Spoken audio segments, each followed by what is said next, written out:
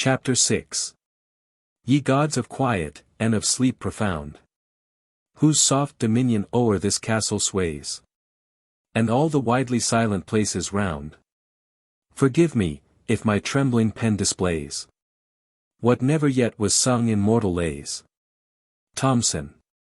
The Count gave orders for the north apartments to be opened and prepared for the reception of Ludovico. But Dorothée, remembering what she had lately witnessed there, feared to obey, and, not one of the other servants daring to venture thither, the rooms remained shut up till the time when Ludovico was to retire thither for the night, an hour for which the whole household waited with impatience. After supper, Ludovico, by the order of the Count, attended him in his closet, where they remained alone for near half an hour, and, on leaving which, his lord delivered to him a sword. "It has seen service in mortal quarrels," said the Count, jocosely. "You will use it honorably, no doubt, in a spiritual one. Tomorrow, let me hear that there is not one ghost remaining in the chateau." Ludovico received it with a respectful bow. "You shall be obeyed, my lord," said he. "I will engage that no spectre shall disturb the peace of the chateau after this night." They now returned to the supper-room, where the Count's guests awaited to accompany him and Ludovico to the door of the north apartments, and Dorothée, being summoned for the keys, delivered them to Ludovico, who then led the way, followed by most of the inhabitants of the chateau. Having reached the back staircase, several of the servants shrunk back, and refused to go further, but the rest followed him to the top of the staircase, where a broad landing-place allowed them to flock round him, while he applied the key to the door, during which they watched him with as much eager curiosity as if he had been performing some magical rite. Ludovico, unaccustomed to the lock, could not turn it, and Dorothée, who had lingered far behind, was called forward, under whose hand the door opened slowly, and, her eye glancing within the dusky chamber, she uttered a sudden shriek, and retreated. At this signal of alarm, the greater part of the crowd hurried down the stairs, and the Count, Henri and Ludovico were left alone to pursue the inquiry, who instantly rushed into the apartment, Ludovico with a drawn sword, which he had just time to draw from the scabbard, the Count with the lamp in his hand, and Henri carrying a basket, containing provisions for the courageous adventurer. Having looked hastily round the first room, where nothing appeared to justify alarm, they passed on to the second, and, here too all being quiet, they proceeded to a third with a more temperate step. The Count had now leisure to smile at the discomposure, into which he had been surprised, and to ask Ludovico in which room he designed to pass the night. "There are several chambers beyond these, your Excellenza," said Ludovico, pointing to a door, "and in one of them is a bed, they say. I will pass the night there, and when I am weary of watching, I can lie down."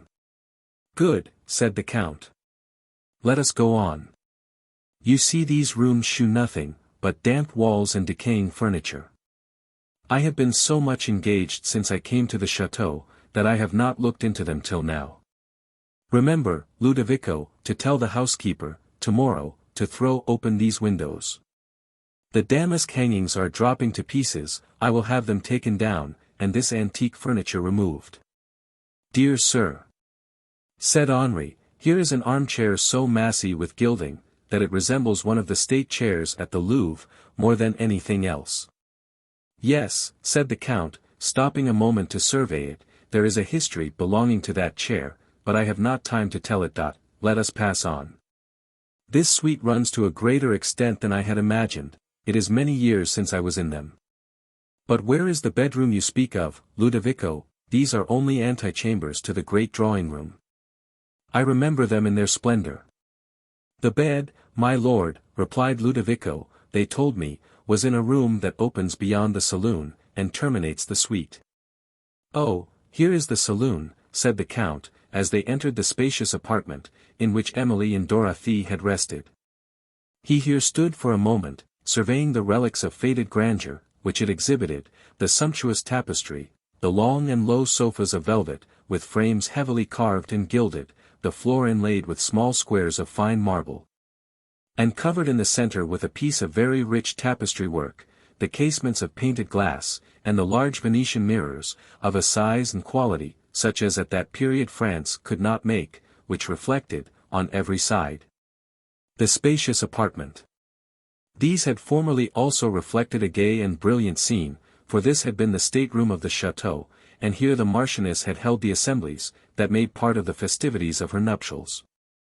If the wand of a magician could have recalled the vanished groups, many of them vanished even from the earth.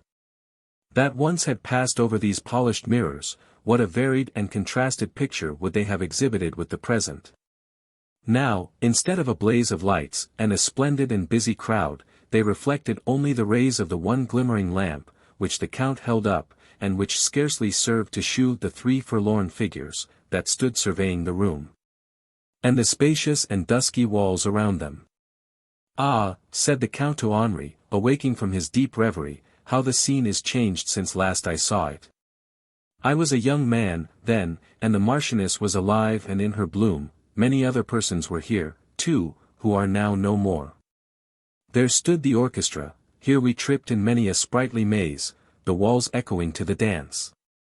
Now, they resound only one feeble voice, and even that will, ere long, be heard no more.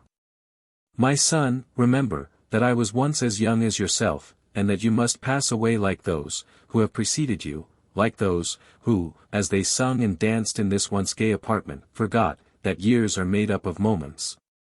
And that every step they took carried them nearer to their graves.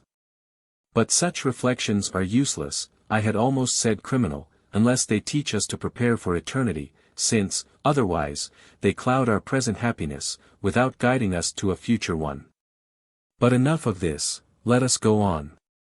Ludovico now opened the door of the bedroom, and the Count, as he entered, was struck with the funereal appearance, which the dark heiress gave to it.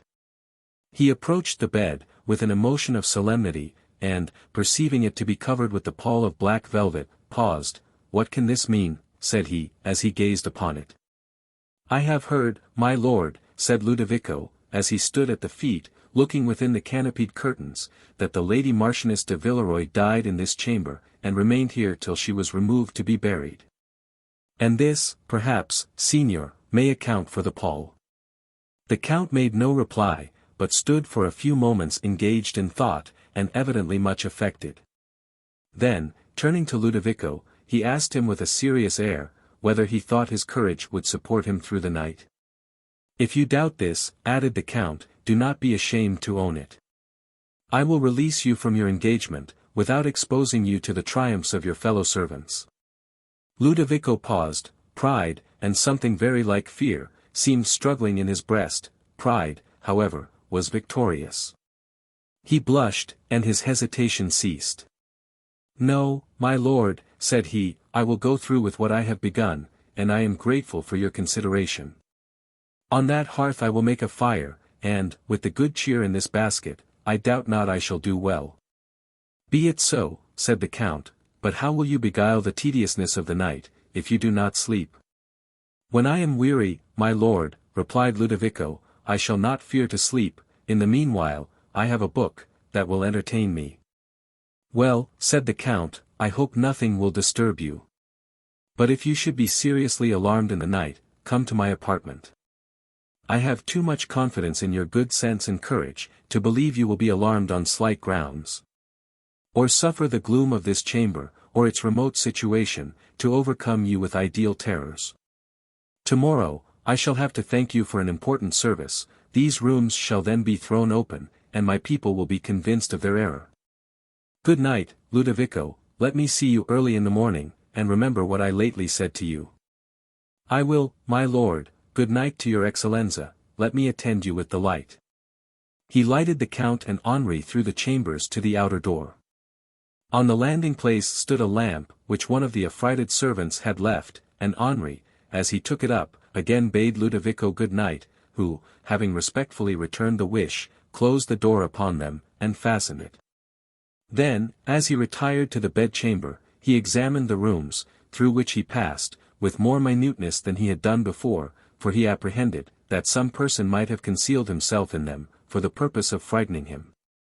No one, however, but himself, was in these chambers, and, leaving open the doors, through which he passed, he came again to the great drawing-room, whose spaciousness and silent gloom somewhat awed him. For a moment he stood, looking back through the long suite of rooms he had quitted, and, as he turned, perceiving a light in his own figure, reflected in one of the large mirrors, he started. Other objects too were seen obscurely on its dark surface, but he paused not to examine them, and returned hastily into the bedroom, as he surveyed which, he observed the door of the oriel, and opened it. All within was still. On looking round, his eye was arrested by the portrait of the deceased Marchioness, upon which he gazed, for a considerable time, with great attention and some surprise. And then, having examined the closet, he returned into the bedroom, where he kindled a wood fire, the bright blaze of which revived his spirits, which had begun to yield to the gloom and silence of the place. For gusts of wind alone broke at intervals this silence. He now drew a small table and a chair near the fire, took a bottle of wine, and some cold provision out of his basket, and regaled himself. When he had finished his repast, he laid his sword upon the table, and, not feeling disposed to sleep, drew from his pocket the book he had spoken of. It was a volume of old Provençal tales. Having stirred the fire upon the hearth, he began to read, and his attention was soon wholly occupied by the scenes, which the page disclosed. The Count, meanwhile, had returned to the supper-room, whither those of the party, who had attended him to the north apartment, had retreated, upon hearing Dorothy's scream, and who were now earnest in their inquiries concerning those chambers. The Count rallied his guests on their precipitate retreat, and on the superstitious inclination which had occasioned it, and this led to the question, whether the spirit, after it has quitted the body, is ever permitted to revisit the earth. And if it is, whether it was possible for spirits to become visible to the sense. The Baron was of opinion, that the first was probable, and the last was possible, and he endeavored to justify this opinion by respectable authorities, both ancient and modern, which he quoted. The Count, however, was decidedly against him, and a long conversation ensued, in which the usual arguments on these subjects were on both sides brought forward with skill, and discussed with candor. But without converting either party to the opinion of his opponent. The effect of their conversation on their auditors was various. Though the Count had much the superiority of the Baron in point of argument, he had considerably fewer adherents. For that love, so natural to the human mind, of whatever is able to distend its faculties with wonder and astonishment, attached the majority of the company to the side of the Baron. And, though many of the Count's propositions were unanswerable, his opponents were inclined to believe this the consequence of their own want of knowledge, on so abstracted a subject, rather than that arguments did not exist, which were forcible enough to conquer his. Blanche was pale with attention, till the ridicule in her father's glance called a blush upon her countenance, and she then endeavored to forget the superstitious tales she had been told in her convent. Meanwhile, Emily had been listening with deep attention to the discussion of what was to her a very interesting question, and, remembering the appearance she had witnessed in the apartment of the late Marchioness, she was frequently chilled with awe. Several times she was on the point of mentioning what she had seen, but the fear of giving pain to the Count, and the dread of his ridicule, restrained her. And, awaiting in anxious expectation the event of Ludovico's intrepidity, she determined that her future silence should depend upon it. When the party had separated for the night, and the Count retired to his dressing-room, the remembrance of the desolate scenes he had lately witnessed in his own mansion deeply affected him. But at length he was aroused from his reverie and his silence. "What music is that I hear?" said he suddenly to his valet, "who plays at this late hour?" The man made no reply, and the Count continued to listen, and then added, "That is no common musician, he touches the instrument with a delicate hand." "Who is it, Pierre?" "My lord," said the man, hesitatingly. "Who plays that instrument?" repeated the Count. "Does not your lordship know, then?" said the valet. "What mean you?" said the Count, somewhat sternly. "Nothing, my lord, I meant nothing," rejoined the man submissively, "only, that music goes about the house at midnight often, and I thought your lordship might have heard it before." "Music goes about the house at midnight? Poor fellow! Does nobody dance to the music, too?" "It is not in the chateau, I believe, my lord, the sounds come from the woods, they say, though they seem so near, but then a spirit can do anything." "Ah, poor fellow! said the Count, "I perceive you are as silly as the rest of them. Tomorrow, you will be convinced of your ridiculous error. But hark, what voice is that?" "Oh my lord! That is the voice we often hear with the music." "Often?" said the Count, "how often, pray?" "It is a very fine one." "Why, my lord, I myself have not heard it more than 2 or 3 times, but there are those who have lived here longer, that have heard it often enough." "What a swell was that!" exclaimed the Count, as he still listened, "and now, what a dying cadence! This is surely something more than mortal." "That is what they say, my lord," said the valet, "they say it is nothing mortal, that utters it. And if I might say my thoughts—" "Peace," said the Count, and he listened till the strain died away. "This is strange," said he, as he turned from the window, closed the casements, Pierre. Pierre obeyed, and the Count soon after dismissed him, but did not so soon lose the remembrance of the music, which long vibrated in his fancy in tones of melting sweetness, while surprise and perplexity engaged his thoughts. Ludovico, meanwhile, in his remote chamber, heard, now and then, the faint echo of a closing door, as the family retired to rest, and then the hall clock, at a great distance, strike 12. "It is midnight," said he, and he looked suspiciously round the spacious chamber. The fire on the hearth was now nearly expiring, for his attention having been engaged by the book before him, he had forgotten everything besides. But he soon added fresh wood, not because he was cold, though the night was stormy, but because he was cheerless. And, having again trimmed his lamp, he poured out a glass of wine, drew his chair nearer to the crackling blaze, tried to be deaf to the wind, that howled mournfully at the casements, endeavored to abstract his mind from the melancholy that was stealing upon him, and again took up his book. It had been lent to him by Dorothée, who had formerly picked it up in an obscure corner of the Marquis's library, and who, having opened it and perceived some of the marvels it related, had carefully preserved it for her own entertainment.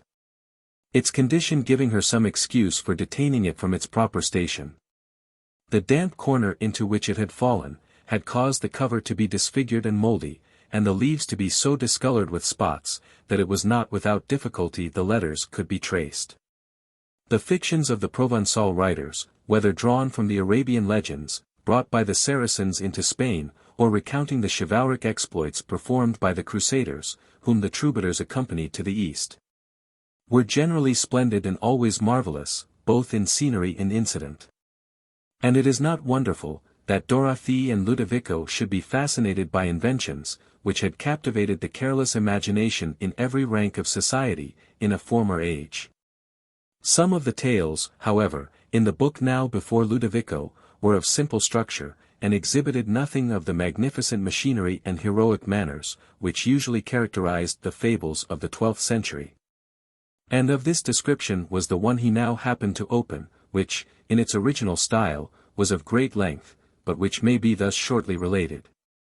The reader will perceive, that it is strongly tinctured with the superstition of the times. The Provençal Tale. There lived, in the province of Bretagne, a noble baron, famous for his magnificence and courtly hospitalities. His castle was graced with ladies of exquisite beauty, and thronged with illustrious knights. For the honor he paid to feats of chivalry invited the brave of distant countries to enter his lists, and his court was more splendid than those of many princes. 8 minstrels were retained in his service, who used to sing to their harps romantic fictions, taken from the Arabians, or adventures of chivalry, that befell knights during the Crusades, or the martial deeds of the Baron, their lord. While he, surrounded by his knights and ladies, banqueted in the great hall of his castle, where the costly tapestry, that adorned the walls with pictured exploits of his ancestors, the casements of painted glass, enriched with armorial bearings. The gorgeous banners, that waved along the roof, the sumptuous canopies, the profusion of gold and silver, that glittered on the sideboards, the numerous dishes, that covered the tables, the number and gay liveries of the attendants, with the chivalric and splendid attire of the guests, united to form a scene of magnificence, such as we may not hope to see in these degenerate days. Of the Baron, the following adventure is related. One night, having retired late from the banquet to his chamber, and dismissed his attendants, he was surprised by the appearance of a stranger of a noble air, but of a sorrowful and dejected countenance.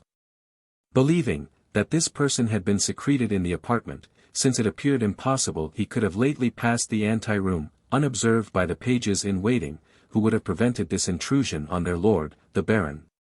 Calling loudly for his people, drew his sword, which he had not yet taken from his side, and stood upon his defence. The stranger slowly advancing, told him, that there was nothing to fear. That he came with no hostile design, but to communicate to him a terrible secret, which it was necessary for him to know. The Baron, appeased by the courteous manners of the stranger, after surveying him, for some time, in silence, returned his sword into the scabbard, and desired him to explain the means, by which he had obtained access to the chamber, and the purpose of this extraordinary visit. Without answering either of these inquiries, the stranger said, that he could not then explain himself, but that, if the Baron would follow him to the edge of the forest, at a short distance from the castle walls, he would there convince him that he had something of importance to disclose. This proposal again alarmed the Baron, who could scarcely believe, that the stranger meant to draw him to so solitary a spot, at this hour of the night, without harboring a design against his life, and he refused to go, observing at the same time, that, if the stranger's purpose was an honorable one, he would not persist in refusing to reveal the occasion of his visit, in the apartment where they were.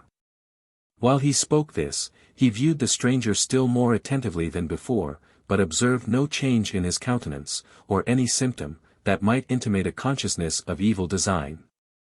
He was habited like a knight, was of a tall and majestic stature, and of dignified and courteous manners.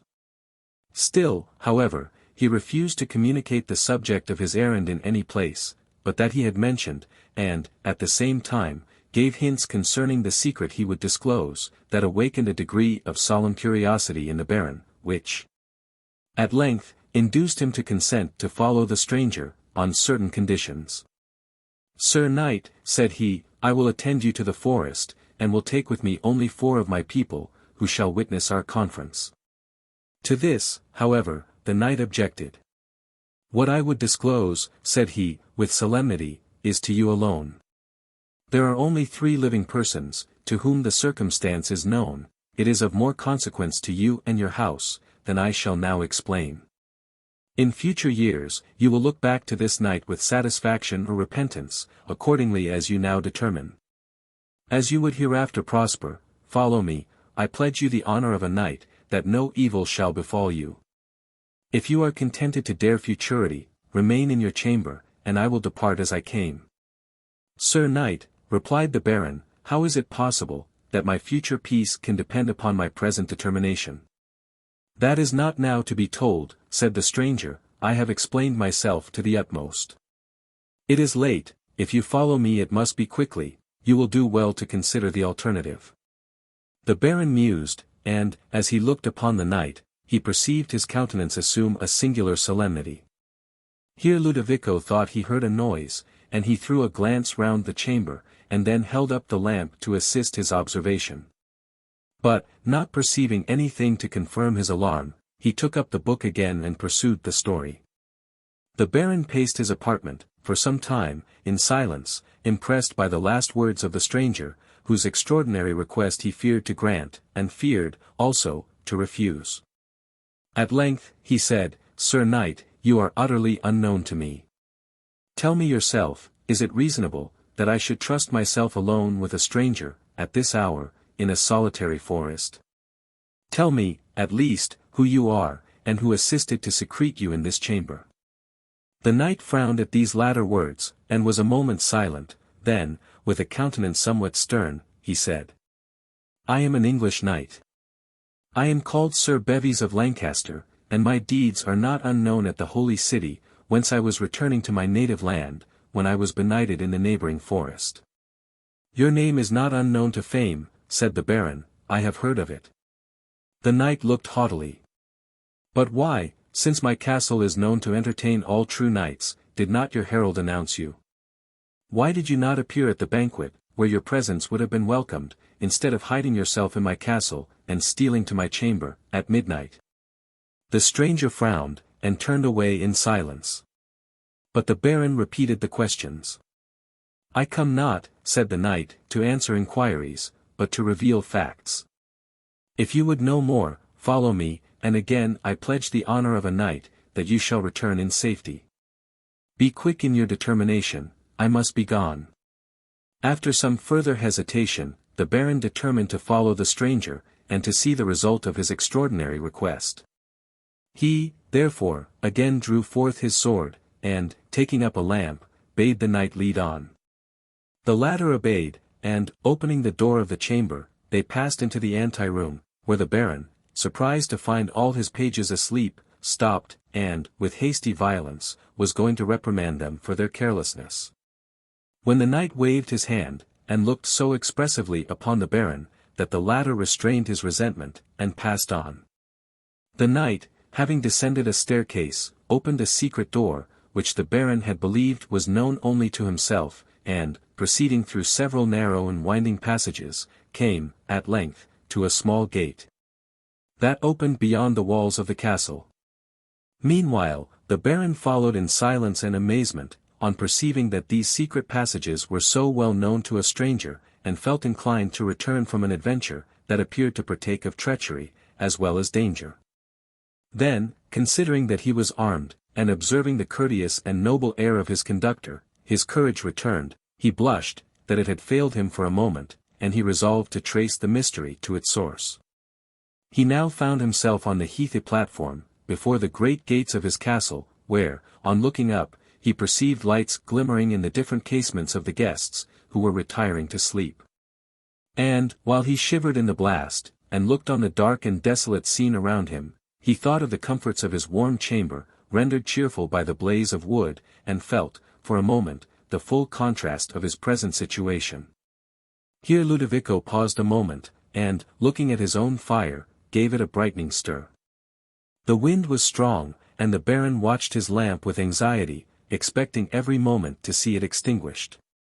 But, though the flame wavered, it did not expire, and he still followed the stranger, who often sighed as he went, but did not speak. When they reached the borders of the forest, the knight turned, and raised his head, as if he meant to address the Baron, but then, closing his lips in silence, he walked on. As they entered, beneath the dark and spreading boughs, the Baron, affected by the solemnity of the scene, hesitated whether to proceed, and demanded how much further they were to go. The knight replied only by a gesture, and the Baron, with hesitating steps and a suspicious eye, followed through an obscure and intricate path, till, having proceeded a considerable way, he again demanded whither they were going, and refused to proceed unless he was informed. As he said this, he looked at his own sword, and at the knight alternately, who shook his head, and whose dejected countenance disarmed the Baron, for a moment, of suspicion.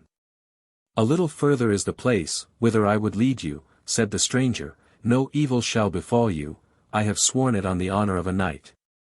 The Baron, reassured, again followed in silence, and they soon arrived at a deep recess of the forest, where the dark and lofty chestnuts entirely excluded the sky, and which was so overgrown with underwood, that they proceeded with difficulty. The knight sighed deeply as he passed, and sometimes paused. And having, at length, reached a spot, where the trees crowded into a knot, he turned, and, with a terrific look, pointing to the ground, the Baron saw there the body of a man, stretched at its length, and weltering in blood.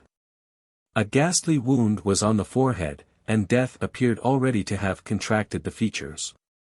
The Baron, on perceiving the spectacle, started in horror, looked at the knight for explanation, and was then going to raise the body and examine if there were yet any remains of life. But the stranger, waving his hand, fixed upon him a look so earnest and mournful, as not only much surprised him, but made him desist. But, what were the Baron's emotions, when, on holding the lamp near the features of the corpse, he discovered the exact resemblance of the stranger his conductor, to whom he now looked up in astonishment and inquiry. As he gazed, he perceived the countenance of the knight change, and begin to fade, till his whole form gradually vanished from his astonished sense. While the Baron stood, fixed to the spot, a voice was heard to utter these words. Ludovico started, and laid down the book, for he thought he heard a voice in the chamber, and he looked toward the bed, where, however, he saw only the dark curtains and the pall. He listened, scarcely daring to draw his breath, but heard only the distant roaring of the sea and the storm, and the blast, that rushed by the casements. When, concluding, that he had been deceived by its sighings, he took up his book to finish the story. While the Baron stood, fixed to the spot, a voice was heard to utter these words. This repetition seems to be intentional. Ludovico is picking up the thread.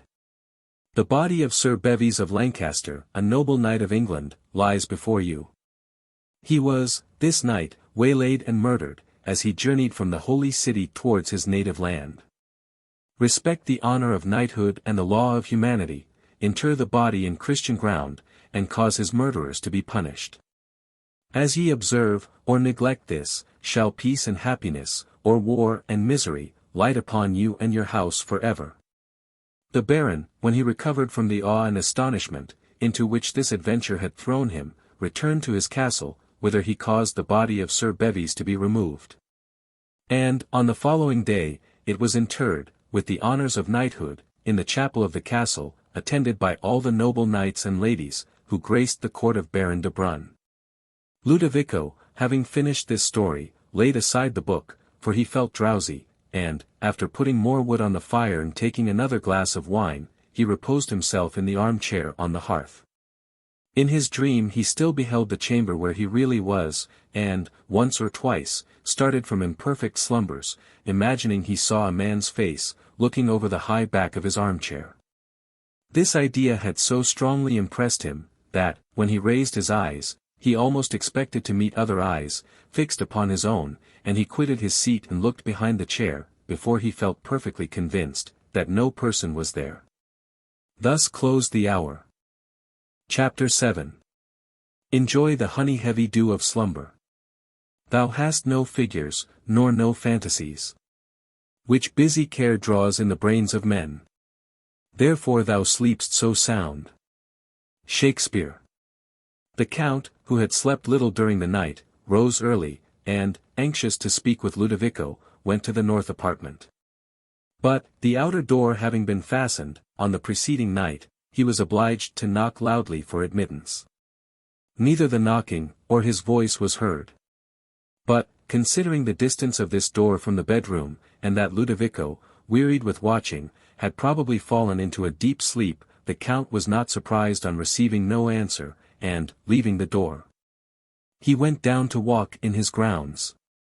It was a grey autumnal morning. The sun, rising over Provence, gave only a feeble light, as his rays struggled through the vapors that ascended from the sea, and floated heavily over the wood-tops, which were now varied with many a mellow tint of autumn.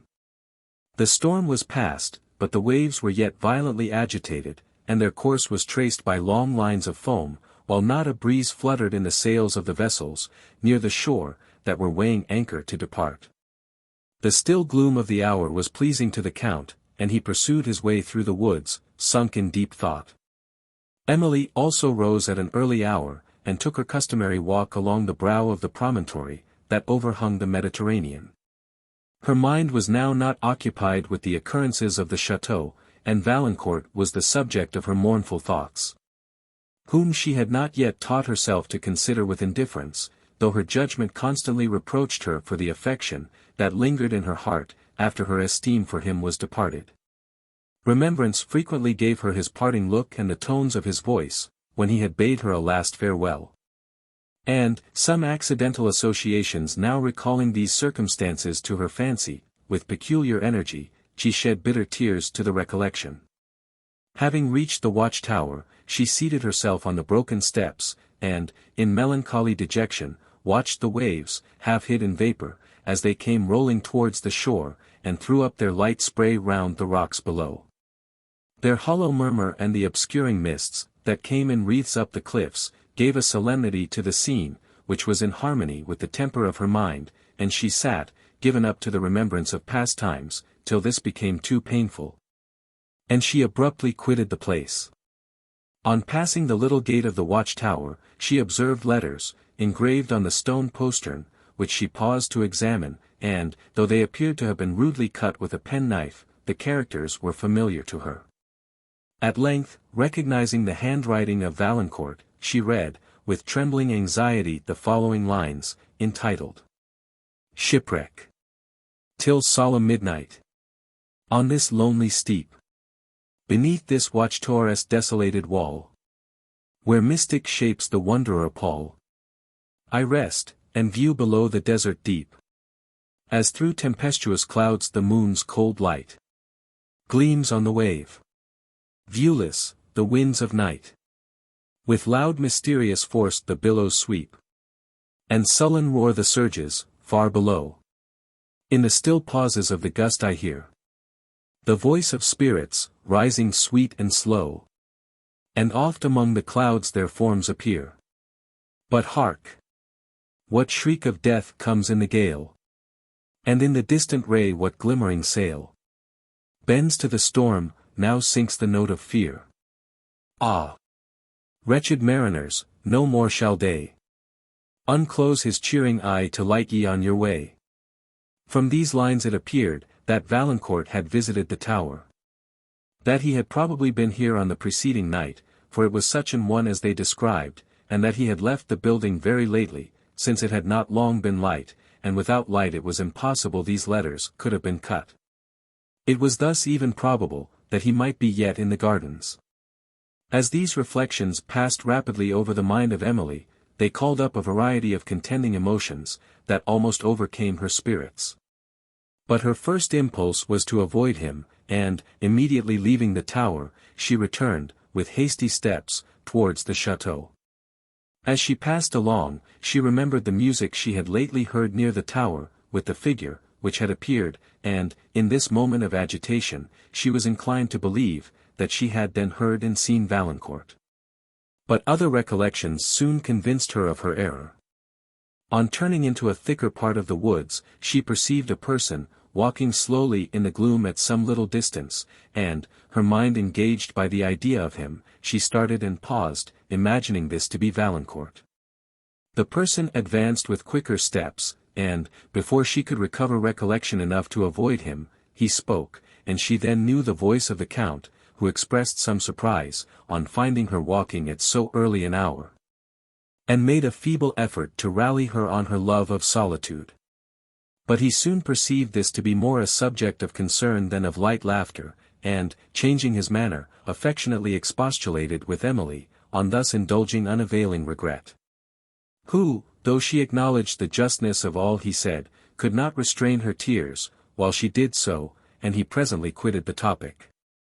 Expressing surprise at not having yet heard from his friend, the advocate at Avignon, in answer to the questions proposed to him, respecting the estates of the late Madame Montoni, he, with friendly zeal, endeavoured to cheer Emily with hopes of establishing her claim to them. While she felt, that the estates could now contribute little to the happiness of a life, in which Valancourt had no longer an interest. When they returned to the chateau, Emily retired to her apartment, and Count de Villefort to the door of the north chambers. This was still fastened, but, being now determined to arouse Ludovico, he renewed his calls more loudly than before, after which a total silence ensued, and the Count, finding all his efforts to be heard ineffectual, at length began to fear that some accident had befallen Ludovico, whom terror of an imaginary being might have deprived of his senses. He, therefore, left the door with an intention of summoning his servants to force it open, some of whom he now heard moving in the lower part of the chateau. To the Count's inquiries, whether they had seen or heard Ludovico, they replied in a fright, that not one of them had ventured on the north side of the chateau, since the preceding night. "He sleeps soundly then," said the Count, "and is at such a distance from the outer door, which is fastened, that to gain admittance to the chambers it will be necessary to force it. Bring an instrument, and follow me." The servants stood mute and dejected, and it was not till nearly all the household were assembled, that the Count's orders were obeyed. In the meantime, Dorothée was telling of a door, that opened from a gallery, leading from the great staircase into the last anteroom of the saloon, and, this being much nearer to the bedchamber, it appeared probable that Ludovico might be easily awakened by an attempt to open it. Thither, therefore, the Count went, but his voice was as ineffectual at this door as it had proved at the remoter one. And now, seriously interested for Ludovico, he was himself going to strike upon the door with the instrument, when he observed its singular beauty, and withheld the blow. It appeared, on the first glance, to be of ebony, so dark and close was its grain and so high its polish, but it proved to be only of larch wood, of the growth of Provence, then famous for its forests of larch. The beauty of its polished hue and of its delicate carvings determined the Count to spare this door, and he returned to that leading from the back staircase, which being, at length, forced, he entered the first anteroom. Followed by Henri and a few of the most courageous of his servants, the rest awaiting the event of the inquiry on the stairs and landing place. All was silent in the chambers, through which the Count passed, and, having reached the saloon, he called loudly upon Ludovico, after which, still receiving no answer, he threw open the door of the bedroom, and entered. The profound stillness within confirmed his apprehensions for Ludovico, for not even the breathings of a person in sleep were heard. And his uncertainty was not soon terminated, since the shutters being all closed, the chamber was too dark for any object to be distinguished in it.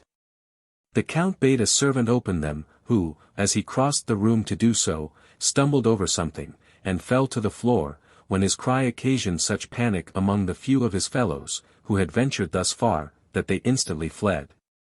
And the Count and Henri were left to finish the adventure.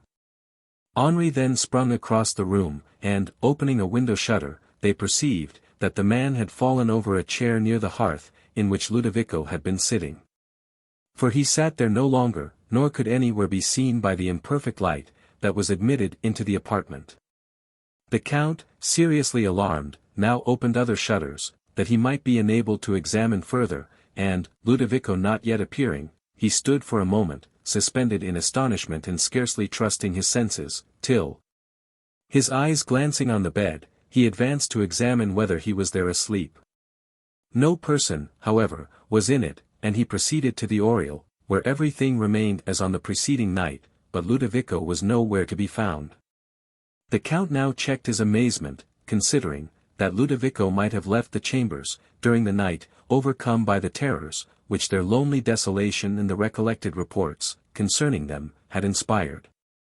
Yet, if this had been the fact, the man would naturally have sought society, and his fellow servants had all declared they had not seen him. The door of the outer room also had been found fastened, with the key on the inside. It was impossible, therefore, for him to have passed through that, and all the outer doors of this suite were found, on examination, to be bolted and locked, with the keys also within them. The Count, being then compelled to believe, that the lad had escaped through the casements, next examined them, but such as opened wide enough to admit the body of a man were found to be carefully secured either by iron bars, or by shutters. And no vestige appeared of any person having attempted to pass them. Neither was it probable, that Ludovico would have incurred the risque of breaking his neck, by leaping from a window, when he might have walked safely through a door. The Count's amazement did not admit of words. But he returned once more to examine the bedroom, where was no appearance of disorder, except that occasioned by the late overthrow of the chair, near which had stood a small table, and on this Ludovico's sword, his lamp, the book he had been reading, and the remnant of his flask of wine still remained. At the foot of the table, too, was the basket with some fragments of provision and wood. Henri and the servant now uttered their astonishment without reserve, and, though the Count said little, there was a seriousness in his manner, that expressed much. It appeared, that Ludovico must have quitted these rooms by some concealed passage, for the Count could not believe, that any supernatural means had occasioned this event, yet, if there was any such passage, it seemed inexplicable why he should retreat through it, and it was equally surprising, that not even the smallest vestige should appear, by which his progress could be traced. In the rooms everything remained as much in order as if he had just walked out by the common way. The Count himself assisted in lifting the arras, with which the bedchamber, saloon and one of the anterooms were hung, that he might discover if any door had been concealed behind it. But, after a laborious search, none was found, and he, at length, quitted the apartments, having secured the door of the last antechamber, the key of which he took into his own possession. He then gave orders, that strict search should be made for Ludovico not only in the chateau, but in the neighborhood, and, retiring with Henri to his closet, they remained there in conversation for a considerable time. And whatever was the subject of it, Henri from this hour lost much of his vivacity, and his manners were particularly grave and reserved, whenever the topic, which now agitated the Count's family with wonder and alarm, was introduced. On the disappearing of Ludovico, Baron St. Foy seemed strengthened in all his former opinions concerning the probability of apparitions, though it was difficult to discover what connection there could possibly be between the two subjects. Or to account for this effect otherwise than by supposing, that the mystery attending Ludovico, by exciting awe and curiosity, reduced the mind to a state of sensibility, which rendered it more liable to the influence of superstition in general. It is, however, certain, that from this period the Baron and his adherents became more bigoted to their own systems than before, while the terrors of the Count's servants increased to an excess. That occasioned many of them to quit the mansion immediately, and the rest remained only till others could be procured to supply their places. The most strenuous search after Ludovico proved unsuccessful, and, after several days of indefatigable inquiry, poor Annette gave herself up to despair, and the other inhabitants of the chateau to amazement. Emily, whose mind had been deeply affected by the disastrous fate of the late Marchioness and with the mysterious connection, which she fancied had existed between her and St. Aubert, was particularly impressed by the late extraordinary event, and much concerned for the loss of Ludovico, whose integrity and faithful services claimed both her esteem and gratitude. She was now very desirous to return to the quiet retirement of her convent, but every hint of this was received with real sorrow by the Lady Blanche, and affectionately set aside by the Count, for whom she felt much of the respectful love and admiration of a daughter, and to whom, by Dorothy's consent, she, at length, mentioned the appearance, which they had witnessed in the chamber of the deceased Marchioness.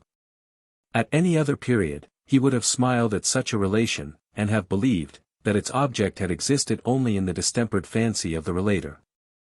But he now attended to Emily with seriousness, and, when she concluded, requested of her a promise, that this occurrence should rest in silence. Whatever may be the cause and the import of these extraordinary occurrences, added the Count, time only can explain them. I shall keep a wary eye upon all that passes in the chateau, and shall pursue every possible means of discovering the fate of Ludovico. Meanwhile, we must be prudent and be silent. I will myself watch in the north chambers, but of this we will say nothing, till the night arrives, when I purpose doing so. The Count then sent for Dorothée, and required of her also a promise of silence, concerning what she had already, or might in future witness of an extraordinary nature. And this ancient servant now related to him the particulars of the Marchioness de Villeroy's death, with some of which he appeared to be already acquainted, while by others he was evidently surprised and agitated. After listening to this narrative, the Count retired to his closet, where he remained alone for several hours, and, when he again appeared, the solemnity of his manner surprised and alarmed Emily, but she gave no utterance to her thoughts.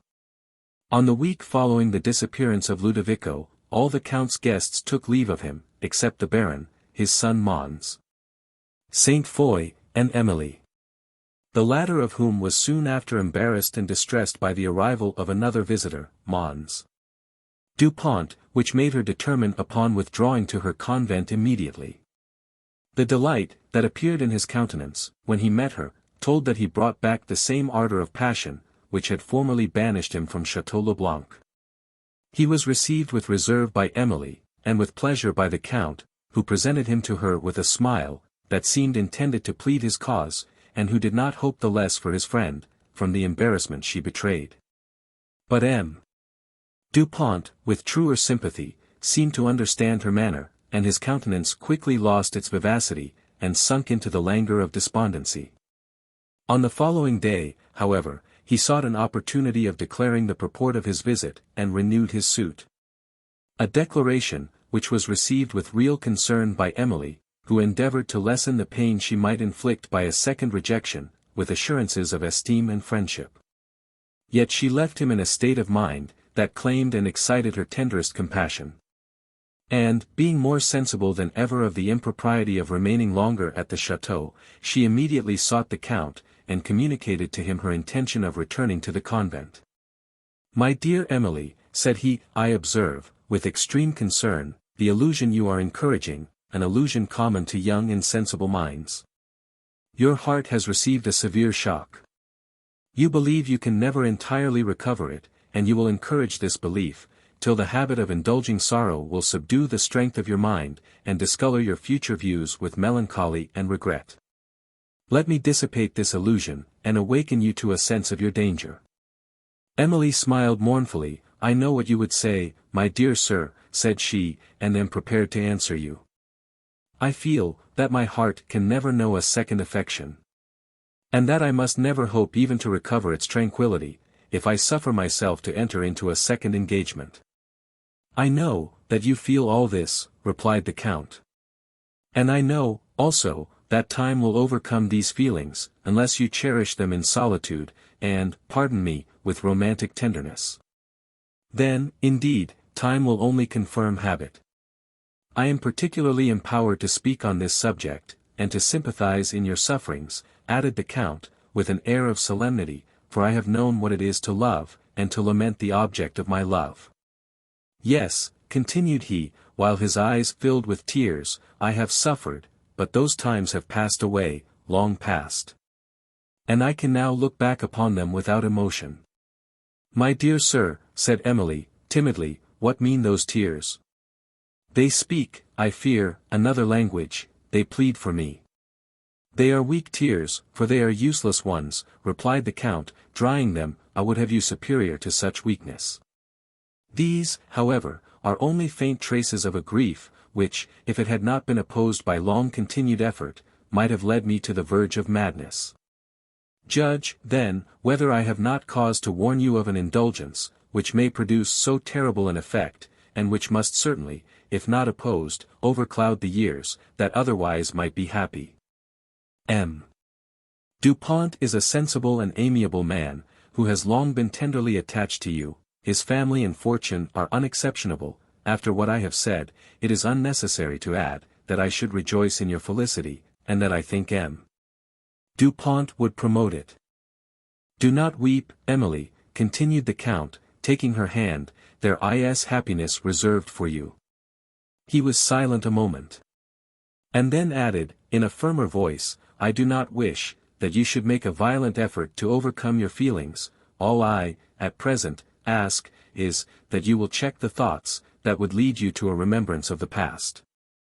That you will suffer your mind to be engaged by present objects, that you will allow yourself to believe it possible you may yet be happy. And that you will sometimes think with complacency of poor Dupont, and not condemn him to the state of despondency, from which, my dear Emily, I am endeavoring to withdraw you. Ah! My dear sir, said Emily, while her tears still fell, do not suffer the benevolence of your wishes to mislead Mons. Dupont with an expectation that I can ever accept his hand. If I understand my own heart, this never can be. Your instruction I can obey in almost every other particular, than that of adopting a contrary belief. Leave me to understand your heart, replied the Count, with a faint smile. If you pay me the compliment to be guided by my advice in other instances, I will pardon your incredulity, respecting your future conduct towards Mons. Dupont. I will not even press you to remain longer at the chateau than your own satisfaction will permit, but though I forbear to oppose your present retirement, I shall urge the claims of friendship for your future visits. Tears of gratitude mingled with those of tender regret, while Emily thanked the Count for the many instances of friendship she had received from him. Promised to be directed by his advice upon every subject but one, and assured him of the pleasure, with which she should, at some future period, accept the invitation of the Countess and himself, if Mons. Dupont was not at the chateau. The Count smiled at this condition. Be it so, said he, meanwhile the convent is so near the chateau, that my daughter and I shall often visit you, and if, sometimes, we should dare to bring you another visitor, will you forgive us? Emily looked distressed, and remained silent. Well, rejoined the Count, I will pursue this subject no further, and must now entreat your forgiveness for having pressed it thus far. You will, however, do me the justice to believe, that I have been urged only by a sincere regard for your happiness, and that of my amiable friend Mons. Dupont.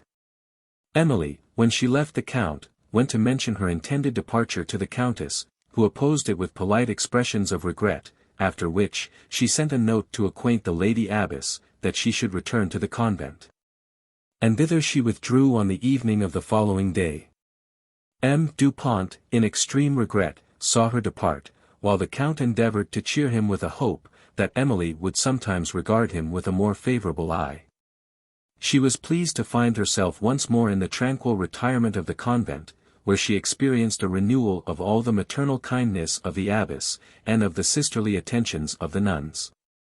A report of the late extraordinary occurrence at the château had already reached them, and, after supper, on the evening of her arrival, it was the subject of conversation in the convent parlour, where she was requested to mention some particulars of that unaccountable event. Emily was guarded in her conversation on this subject, and briefly related a few circumstances concerning Ludovico, whose disappearance, her auditors almost unanimously agreed, had been effected by supernatural means. A belief had so long prevailed, said a nun, who was called Sister Frances, that the château was haunted, that I was surprised, when I heard the Count had the temerity to inhabit it. Its former possessor, I fear, had some deed of conscience to atone for. Let us hope, that the virtues of its present owner will preserve him from the punishment due to the errors of the last, if, indeed, he was a criminal. Of what crime, then, was he suspected, said a Mademoiselle Feydeau, a boarder at the convent. Let us pray for his soul, said a nun, who had till now sat in silent attention. If he was criminal, his punishment in this world was sufficient. There was a mixture of wildness and solemnity in her manner of delivering this, which struck Emily exceedingly, but Mademoiselle repeated her question, without noticing the solemn eagerness of the nun. I dare not presume to say what was his crime, replied Sister Frances. But I have heard many reports of an extraordinary nature, respecting the late Marquis de Villeroy, and among others, that, soon after the death of his lady, he quitted Château Leblanc, and never afterwards returned to it. I was not here at the time, so I can only mention it from report, and so many years have passed since the Marchioness died, that few of our sisterhood, I believe, can do more. But I can, said the nun, who had before spoke, and whom they called Sister Agnes. You then, said Mademoiselle Feydeau, are possibly acquainted with circumstances, that enable you to judge, whether he was criminal or not, and what was the crime imputed to him. I am, replied the nun. But who shall dare to scrutinize my thoughts, who shall dare to pluck out my opinion? God only is his judge, and to that judge he is gone. Emily looked with surprise at Sister Frances, who returned her a significant glance. I only requested your opinion, said Mademoiselle Feydeau, mildly. If the subject is displeasing to you, I will drop it. Displeasing, said the nun, with emphasis. We are idle talkers, we do not weigh the meaning of the words we use. Displeasing is a poor word. I will go pray. As she said this she rose from her seat, and with a profound sigh quitted the room. What can be the meaning of this, said Emily, when she was gone. It is nothing extraordinary, replied Sister Frances, she is often thus, but she had no meaning in what she says. Her intellects are at times deranged. Did you never see her thus before? Never, said Emily. I have, indeed, sometimes, thought, that there was the melancholy of madness in her look, but never before perceived it in her speech. Poor soul, I will pray for her. Your prayers then, my daughter, will unite with ours, observed the Lady Abbess, she has need of them. Dear lady, said Mademoiselle Feydeau, addressing the abbess, what is your opinion of the late Marquis? The strange circumstances, that have occurred at the château, have so much awakened my curiosity, that I shall be pardoned the question. What was his imputed crime, and what the punishment, to which Sister Agnes alluded? We must be cautious of advancing our opinion, said the abbess, with an air of reserve, mingled with solemnity, we must be cautious of advancing our opinion on so delicate a subject. I will not take upon me to pronounce, that the late Marquis was criminal, or to say what was the crime of which he was suspected, but, concerning the punishment our daughter Agnes hinted, I know of none he suffered. She probably alluded to the severe one, which an exasperated conscience can inflict. Beware, my children, of incurring so terrible a punishment, it is the purgatory of this life. The late Marchioness I knew well. She was a pattern to such as live in the world, nay, our sacred order need not have blushed to copy her virtues. Our holy convent received her mortal part, her heavenly spirit, I doubt not, ascended to its sanctuary. As the abbess spoke this, the last bell of vespers struck up, and she rose. Let us go, my children, said she, and intercede for the wretched. Let us go and confess our sins, and endeavor to purify our souls for the heaven, to which she is gone. Emily was affected by the solemnity of this exhortation, and, remembering her father, the heaven, to which he, too, is gone, said she, faintly, as she suppressed her sighs, and followed the abbess and the nuns to the chapel. Chapter 8. Be thou a spirit of health, or goblin damned. Bring with thee airs from heaven, or blasts from hell. Be thy intents wicked, or charitable. I will speak to thee. Hamlet. Count de Villefort, at length, received a letter from the advocate at Avignon, encouraging Emily to assert her claim to the estates of the late Madame Montoni. And, about the same time, a messenger arrived from Monsieur Quesnel with intelligence, that made an appeal to the law on this subject unnecessary, since it appeared, that the only person, who could have opposed her claim, was now no more. A friend of Monsieur Quesnel, who resided at Venice, had sent him an account of the death of Montoni, who had been brought to trial with Orsino, as his supposed accomplice in the murder of the Venetian nobleman. Orsino was found guilty, condemned and executed upon the wheel, but, nothing being discovered to criminate Montoni, and his colleagues, on this charge, they were all released, except Montoni, who, being considered by the Senate as a very dangerous person, was, for other reasons, ordered again into confinement, where, it was said, he had died in a doubtful and mysterious manner, and not without suspicion of having been poisoned. The authority, from which M.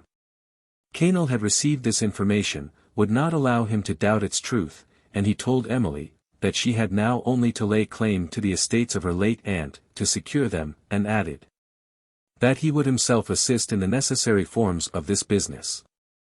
The term, for which La Vallée had been let being now also nearly expired, he acquainted her with the circumstance, and advised her to take the road thither, through Thoulouse, where he promised to meet her, and where it would be proper for her to take possession of the estates of the late Madame Montoni. Adding, that he would spare her any difficulties, that might occur on that occasion from the want of knowledge on the subject, and that he believed it would be necessary for her to be at Thoulouse, in about 3 weeks from the present time. An increase of fortune seemed to have awakened this sudden kindness in M. Quesnel towards his niece, and it appeared, that he entertained more respect for the rich heiress, than he had ever felt compassion for the poor and unfriended orphan.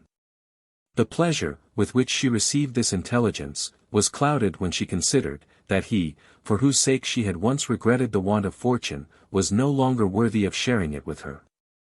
But, remembering the friendly admonition of the Count, she checked this melancholy reflection, and endeavored to feel only gratitude for the unexpected good, that now attended her. While it formed no inconsiderable part of her satisfaction to know, that La Vallée, her native home, which was endeared to her by its having been the residence of her parents, would soon be restored to her possession. There she meant to fix her future residence, for, though it could not be compared with the chateau at Thoulouse either for extent, or magnificence, its pleasant scenes and the tender remembrances, that haunted them, had claims upon her heart, which she was not inclined to sacrifice to ostentation. She wrote immediately to thank M. Quesnel for the active interest he took in her concerns, and to say, that she would meet him at Thoulouse at the appointed time.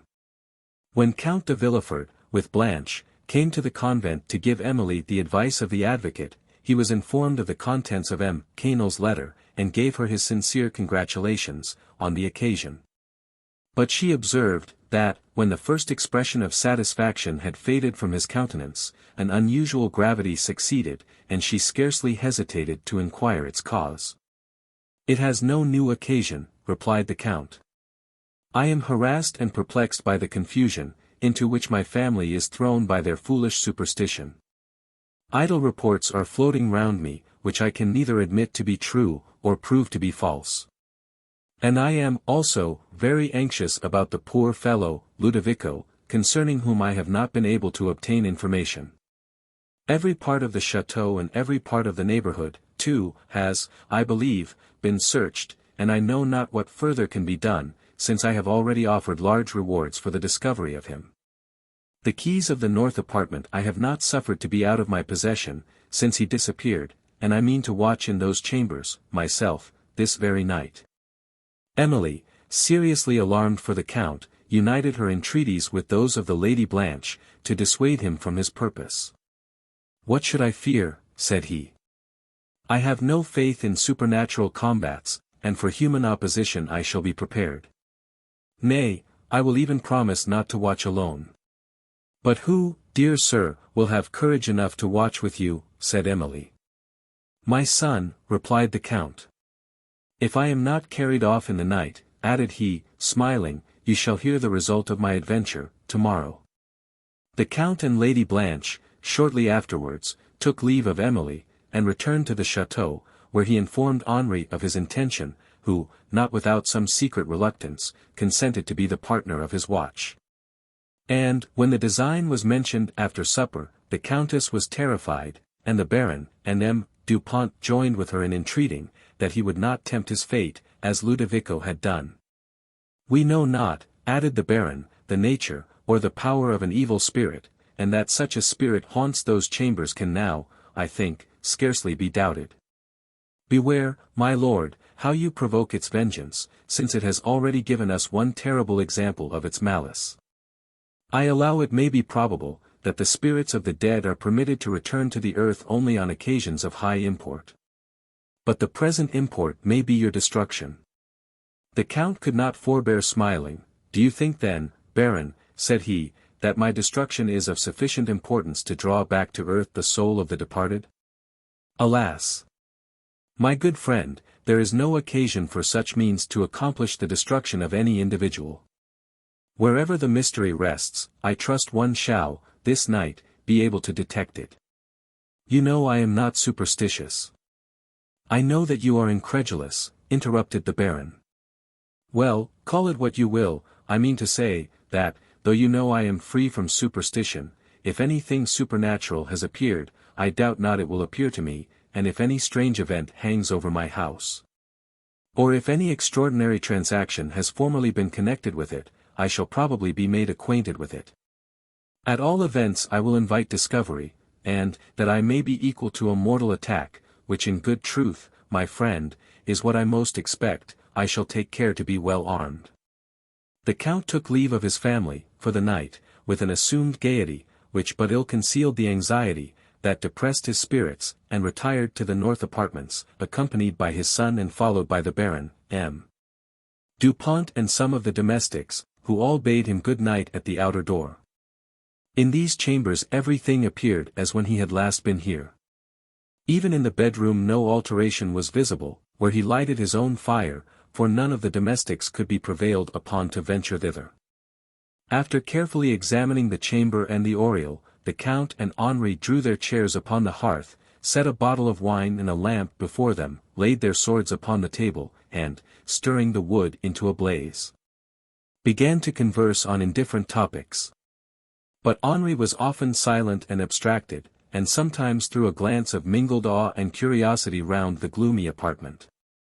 While the Count gradually ceased to converse, and sat either lost in thought, or reading a volume of Tacitus, which he had brought to beguile the tediousness of the night. Chapter 9. Give thy thoughts no tongue. Shakespeare. The Baron St.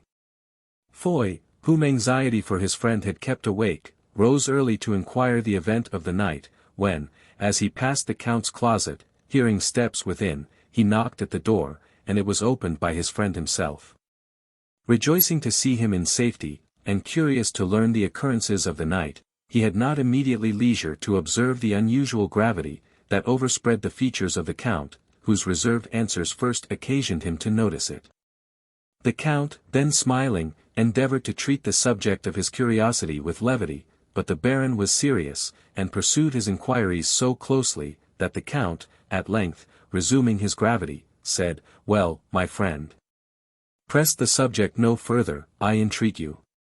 And let me request also, that you will hereafter be silent upon anything you may think extraordinary in my future conduct. I do not scruple to tell you, that I am unhappy, and that the watch of the last night has not assisted me to discover Ludovico. Upon every occurrence of the night you must excuse my reserve." "But where is Henri?" said the Baron, with surprise and disappointment at this denial. "He is well in his own apartment," replied the Count. "You will not question him on this topic, my friend, since you know my wish." "Certainly not," said the Baron, somewhat chagrined, "since it would be displeasing to you, but methinks, my friend, you might rely on my discretion, and drop this unusual reserve.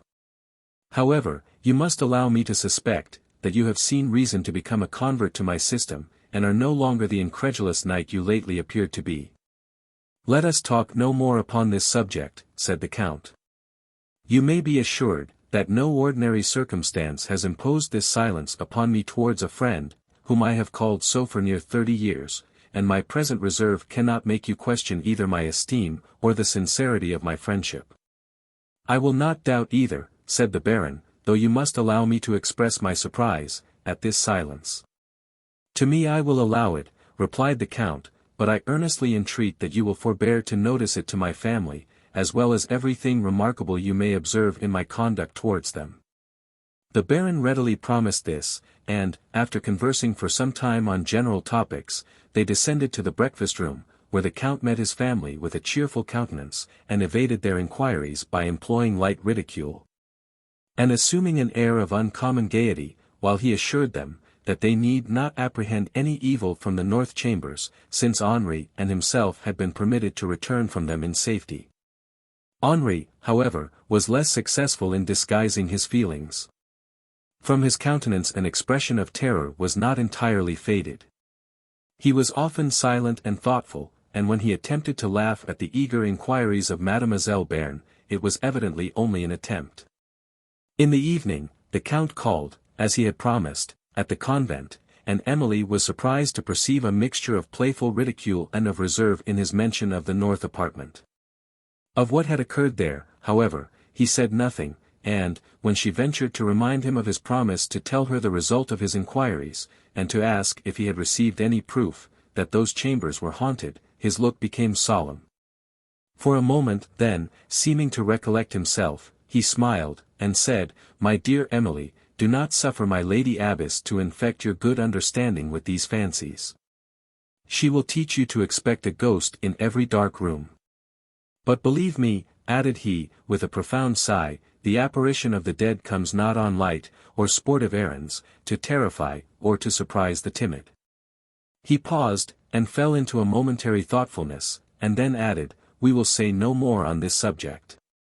Soon after, he took leave, and, when Emily joined some of the nuns, she was surprised to find them acquainted with a circumstance, which she had carefully avoided to mention, and expressing their admiration of his intrepidity in having dared to pass a night in the apartment, whence Ludovico had disappeared. For she had not considered with what rapidity a tale of wonder circulates. The nuns had acquired their information from peasants, who brought fruit to the monastery, and whose whole attention had been fixed, since the disappearance of Ludovico, on what was passing in the castle. Emily listened in silence to the various opinions of the nuns, concerning the conduct of the Count, most of whom condemned it as rash and presumptuous, affirming, that it was provoking the vengeance of an evil spirit, thus to intrude upon its haunts. Sister Frances contended, that the Count had acted with the bravery of a virtuous mind. He knew himself guiltless of aught that should provoke a good spirit, and did not fear the spells of an evil one, since he could claim the protection of an higher power, of him, who can command the wicked, and will protect the innocent. "The guilty cannot claim that protection," said Sister Agnes, "let the Count look to his conduct, that he do not forfeit his claim. Yet who is he, that shall dare to call himself innocent? All earthly innocence is but comparative. Yet still how wide asunder are the extremes of guilt, and to what an horrible depth may we fall.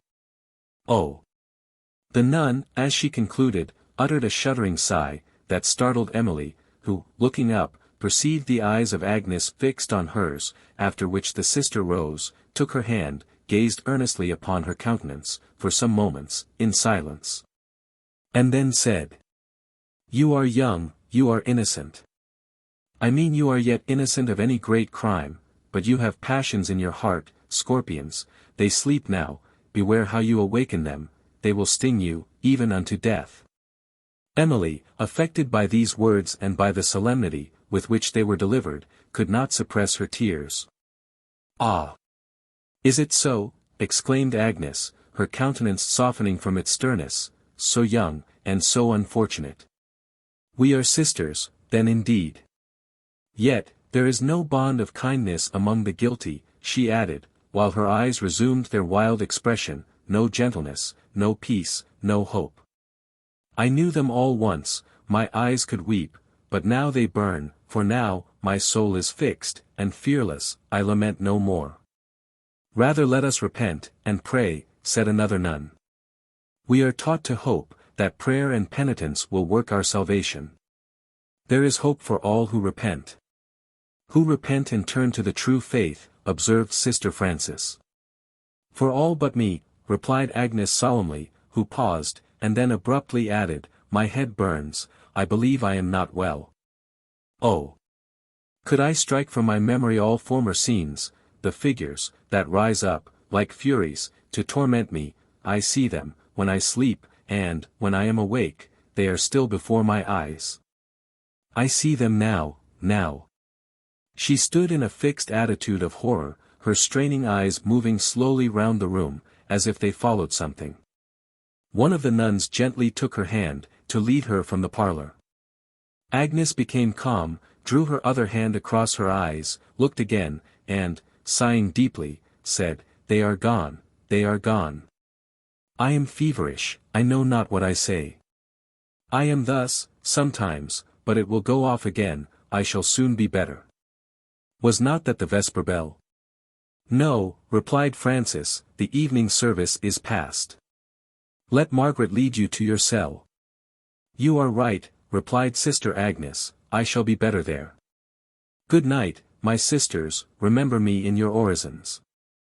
When they had withdrawn, Frances, observing Emily's emotion, said, "Do not be alarmed, our sister is often thus deranged, though I have not lately seen her so frantic, her usual mood is melancholy. This fit has been coming on, for several days. Seclusion and the customary treatment will restore her." "But how rationally she conversed, at first," observed Emily, "her ideas followed each other in perfect order." "Yes," replied the nun, "this is nothing new. Nay, I have sometimes known her argue not only with method, but with acuteness, and then, in a moment, start off into madness." "Her conscience seems afflicted," said Emily. "Did you ever hear what circumstance reduced her to this deplorable condition?" "I have," replied the nun, who said no more till Emily repeated the question, when she added in a low voice, and looking significantly towards the other boarders, "I cannot tell you now, but, if you think it worth your while, come to my cell tonight, when our sisterhood are at rest, and you shall hear more. But remember we rise to midnight prayers, and come either before, or after midnight." Emily promised to remember, and, the abbess soon after appearing, they spoke no more of the unhappy nun. The Count meanwhile, on his return home, had found M. Dupont in one of those fits of despondency, which his attachment to Emily frequently occasioned him, an attachment, that had subsisted too long to be easily subdued, and which had already outlived the opposition of his friends. M. Dupont had first seen Emily in Gascony, during the lifetime of his parent. On discovering his son's partiality for Mademoiselle St. Aubert, his inferior in point of fortune, forbade him to declare it to her family, or to think of her more. During the life of his father, he had observed the first command, but had found it impracticable to obey the second, and had, sometimes, soothed his passion by visiting her favorite haunts, among which was the fishing-house, where, once or twice, he addressed her in verse, concealing his name, in obedience to the promise he had given his father. There too he played the pathetic air, to which she had listened with such surprise and admiration, and there he found the miniature, that had since cherished a passion fatal to his repose. During his expedition into Italy, his father died. But he received his liberty at a moment, when he was the least enabled to profit by it, since the object, that rendered it most valuable, was no longer within the reach of his vows. By what accident he discovered Emily, and assisted to release her from a terrible imprisonment, has already appeared, and also the unavailing hope, with which he then encouraged his love, and the fruitless efforts that he had since made to overcome it. The Count still endeavored, with friendly zeal, to soothe him with a belief, that patience, perseverance and prudence would finally obtain for him happiness, and Emily, time, said he, will wear away the melancholy impression which disappointment has left on her mind, and she will be sensible of your merit. Your services have already awakened her gratitude, and your sufferings her pity, and trust me, my friend, in a heart so sensible as hers, gratitude and pity lead to love. When her imagination is rescued from its present delusion, she will readily accept the homage of a mind like yours. Dupont sighed, while he listened to these words. And, endeavoring to hope what his friend believed, he willingly yielded to an invitation to prolong his visit at the chateau, which we now leave for the monastery of St. Clare. When the nuns had retired to rest, Emily stole to her appointment with Sister Frances, whom she found in her cell, engaged in prayer, before a little table, where appeared the image she was addressing, and, above, the dim lamp that gave light to the place. Turning her eyes, as the door opened, she beckoned to Emily to come in, who, having done so, seated herself in silence beside the nun's little mattress of straw, till her orisons should conclude. The latter soon rose from her knees, and, taking down the lamp and placing it on the table, Emily perceived there a human skull and bones, lying beside an hourglass. But the nun, without observing her emotion, sat down on the mattress by her, saying, "Your curiosity, sister, has made you punctual, but you have nothing remarkable to hear in the history of poor Agnes, of whom I avoided to speak in the presence of my lay sisters, only because I would not publish her crime to them." "I shall consider your confidence in me as a favor," said Emily, "and will not misuse it." "Sister Agnes," resumed the nun, "is of a noble family, as the dignity of her heir must already have informed you, but I will not dishonor their names so much as to reveal it. Love was the occasion of her crime and of her madness. She was beloved by a gentleman of inferior fortune, and her father, as I have heard, bestowing her on a nobleman, whom she disliked, an ill-governed passion proved her destruction. Every obligation of virtue and of duty was forgotten, and she profaned her marriage vows. But her guilt was soon detected, and she would have fallen a sacrifice to the vengeance of her husband, had not her father contrived to convey her from his power. By what means he did this, I never could learn. But he secreted her in this convent, where he afterwards prevailed with her to take the veil, while a report was circulated in the world, that she was dead, and the father, to save his daughter, assisted the rumor, and employed such means as induced her husband to believe she had become a victim to his jealousy. You look surprised," added the nun, observing Emily's countenance. "I allow the story is uncommon, but not, I believe, without a parallel." "Pray proceed," said Emily, "I am interested." "The story is already told," resumed the nun. "I have only to mention, that the long struggle, which Agnes suffered, between love, remorse and a sense of the duties she had taken upon herself in becoming of our order, at length unsettled her reason. At first, she was frantic and melancholy by quick alternatives, then, she sunk into a deep and settled melancholy, which still, however, has, at times, been interrupted by fits of wildness, and, of late, these have again been frequent. Emily was affected by the history of the sister, some parts of whose story brought to her remembrance that of the Marchioness de Villeroy, who had also been compelled by her father to forsake the object of her affections for a nobleman of his choice. But, from what Dorothée had related, there appeared no reason to suppose, that she had escaped the vengeance of a jealous husband, or to doubt for a moment the innocence of her conduct. But Emily, while she sighed over the misery of the nun, could not forbear shedding a few tears to the misfortunes of the Marchioness.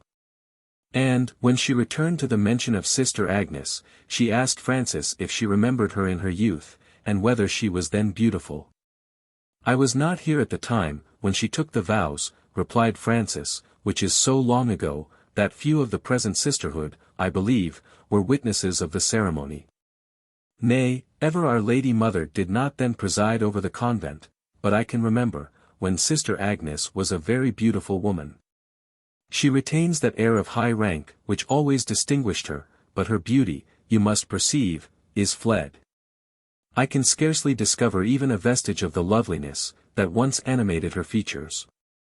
"It is strange," said Emily, "but there are moments, when her countenance has appeared familiar to my memory. You will think me fanciful, and I think myself so, for I certainly never saw Sister Agnes, before I came to this convent, and I must, therefore, have seen some person, whom she strongly resembles, though of this I have no recollection." "You have been interested by the deep melancholy of her countenance," said Francis, "and its impression has probably deluded your imagination. For I might as reasonably think I perceive a likeness between you and Agnes, as that you have seen her anywhere but in this convent, since this has been her place of refuge, for nearly as many years as make your age." "Indeed," said Emily. "Yes," rejoined Francis, "and why does that circumstance excite your surprise?" Emily did not appear to notice this question, but remained thoughtful, for a few moments, and then said, "It was about that same period that the Marchioness de Villeroy expired." "That is an odd remark," said Francis. Emily, recalled from her reverie, smiled, and gave the conversation another turn, but it soon came back to the subject of the unhappy nun, and Emily remained in the cell of Sister Francis, till the midnight bell aroused her. When, apologizing for having interrupted the sisters' repose, till this late hour, they quitted the cell together. Emily returned to her chamber, and the nun, bearing a glimmering taper, went to her devotion in the chapel. Several days followed, during which Emily saw neither the Count, or any of his family, and, when, at length, he appeared, she remarked, with concern, that his air was unusually disturbed. "My spirits are harassed," said he, in answer to her anxious inquiries, "and I mean to change my residence, for a little while, an experiment, which, I hope, will restore my mind to its usual tranquillity. My daughter and myself will accompany the Baron Saint Foy to his chateau. It lies in a valley of the Pyrenees, that opens towards Gascony, and I have been thinking, Emily, that, when you set out for La Vallée, we may go part of the way together. It would be a satisfaction to me to guard you towards your home." She thanked the Count for his friendly consideration, and lamented, that the necessity for her going first to Thoulouse would render this plan impracticable. "But, when you are at the Baron's residence," she added, "you will be only a short journey from La Vallée, and I think, sir, you will not leave the country without visiting me. It is unnecessary to say with what pleasure I should receive you and the Lady Blanche."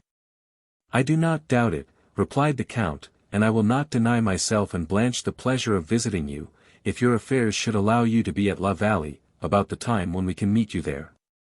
When Emily said that she should hope to see the Countess also, she was not sorry to learn that this lady was going, accompanied by Mademoiselle Bearn, to pay a visit, for a few weeks, to a family in Lower Languedoc. The Count, after some further conversation on his intended journey and on the arrangement of Emily's, took leave, and many days did not succeed this visit, before a second letter from M. Quesnel informed her, that he was then at Thoulouse, that La Vallée was at liberty, and that he wished her to set off for the former place, where he awaited her arrival, with all possible dispatch, since his own affairs pressed him to return to Gascony. Emily did not hesitate to obey him, and, having taken an affecting leave of the Count's family, in which M. Dupont was still included, and of her friends at the convent, she set out for Thoulouse, attended by the unhappy Annette, and guarded by a steady servant of the Count. Chapter 10. Lulled in the countless chambers of the brain. Our thoughts are linked by many a hidden chain. Awake but one, and lo! What myriads rise! Each stamps its image as the other flies. Pleasures of memory. Emily pursued her journey, without any accident, along the plains of Languedoc towards the northwest. And, on this her return to Thoulouse, which she had last left with Madame Montoni, she thought much on the melancholy fate of her aunt, who, but for her own imprudence, might now have been living in happiness there. Montoni, too, often rose to her fancy, such as she had seen him in his days of triumph, bold, spirited and commanding, such also as she had since beheld him in his days of vengeance. And now, only a few short months had passed, and he had no longer the power, or the will to afflict, he had become a clod of earth, and his life was vanished like a shadow. Emily could have wept at his fate, had she not remembered his crimes. For that of her unfortunate aunt she did weep, and all sense of her errors was overcome by the recollection of her misfortunes. Other thoughts and other emotions succeeded, as Emily drew near the well-known scenes of her early love, and considered, that Valancourt was lost to her and to himself, for ever. At length, she came to the brow of the hill, whence, on her departure for Italy, she had given a farewell look to this beloved landscape, amongst whose woods and fields she had so often walked with Valancourt, and where he was then to inhabit. When she would be far, far away, she saw, once more, that chain of the Pyrenees, which overlooked La Vallée, rising, like faint clouds, on the horizon. There, too, is Gascony, extended at their feet, said she, O my father, my mother. And there, too, is the Garonne. She added, drying the tears, that obscured her sight, and Thoulouse, and my aunt's mansion, and the groves in her garden, O my friends. Are ye all lost to me, must I never, never see ye more? Tears rushed again to her eyes, and she continued to weep, till an abrupt turn in the road had nearly occasioned the carriage to overset, when, looking up, she perceived another part of the well-known scene around Thoulouse. And all the reflections and anticipations, which she had suffered, at the moment, when she bade it last adieu, came with recollected force to her heart. She remembered how anxiously she had looked forward to the futurity, which was to decide her happiness concerning Valancourt, and what depressing fears had assailed her. The very words she had uttered, as she withdrew her last look from the prospect, came to her memory. Could I but be certain, she had then said, that I should ever return, and that Valancourt would still live for me, I should go in peace. Now, that futurity, so anxiously anticipated, was arrived, she was returned, but what a dreary blank appeared, Valancourt no longer lived for her. She had no longer even the melancholy satisfaction of contemplating his image in her heart, for he was no longer the same Valancourt she had cherished there, the solace of many a mournful hour, the animating friend. That had enabled her to bear up against the oppression of Montoni, the distant hope, that had beamed over her gloomy prospect. On perceiving this beloved idea to be an illusion of her own creation, Valancourt seemed to be annihilated, and her soul sickened at the blank that remained.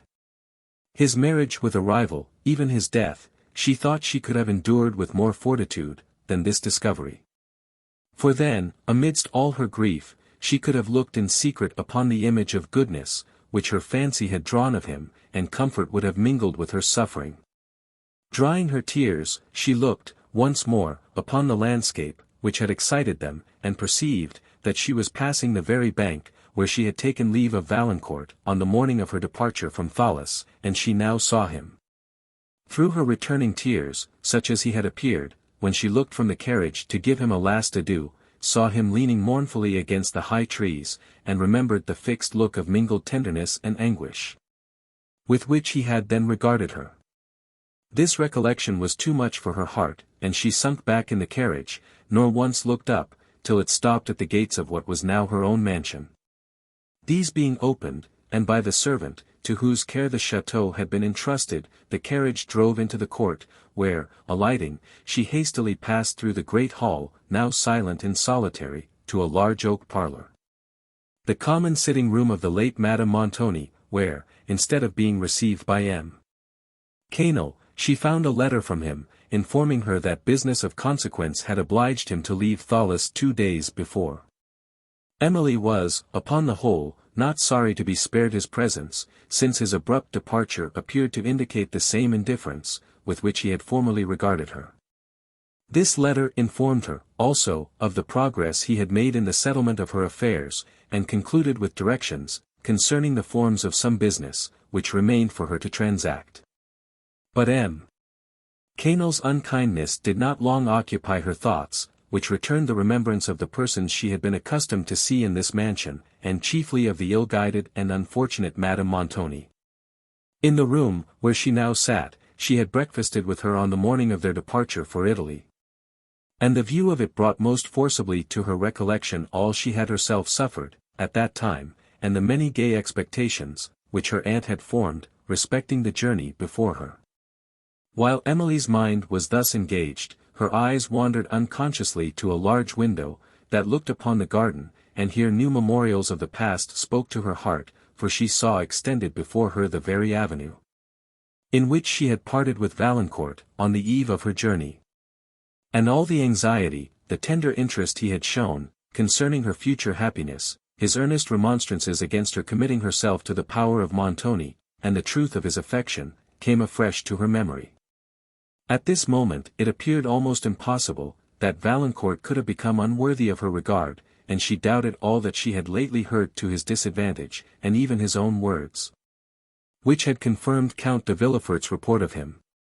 Overcome by the recollections, which the view of this avenue occasioned, she turned abruptly from the window, and sunk into a chair beside it, where she sat, given up to grief, till the entrance of Annette, with coffee, aroused her. "Dear madam, how melancholy this place looks now," said Annette, "to what it used to do. It is dismal coming home, when there is nobody to welcome one." This was not the moment, in which Emily could bear the remark.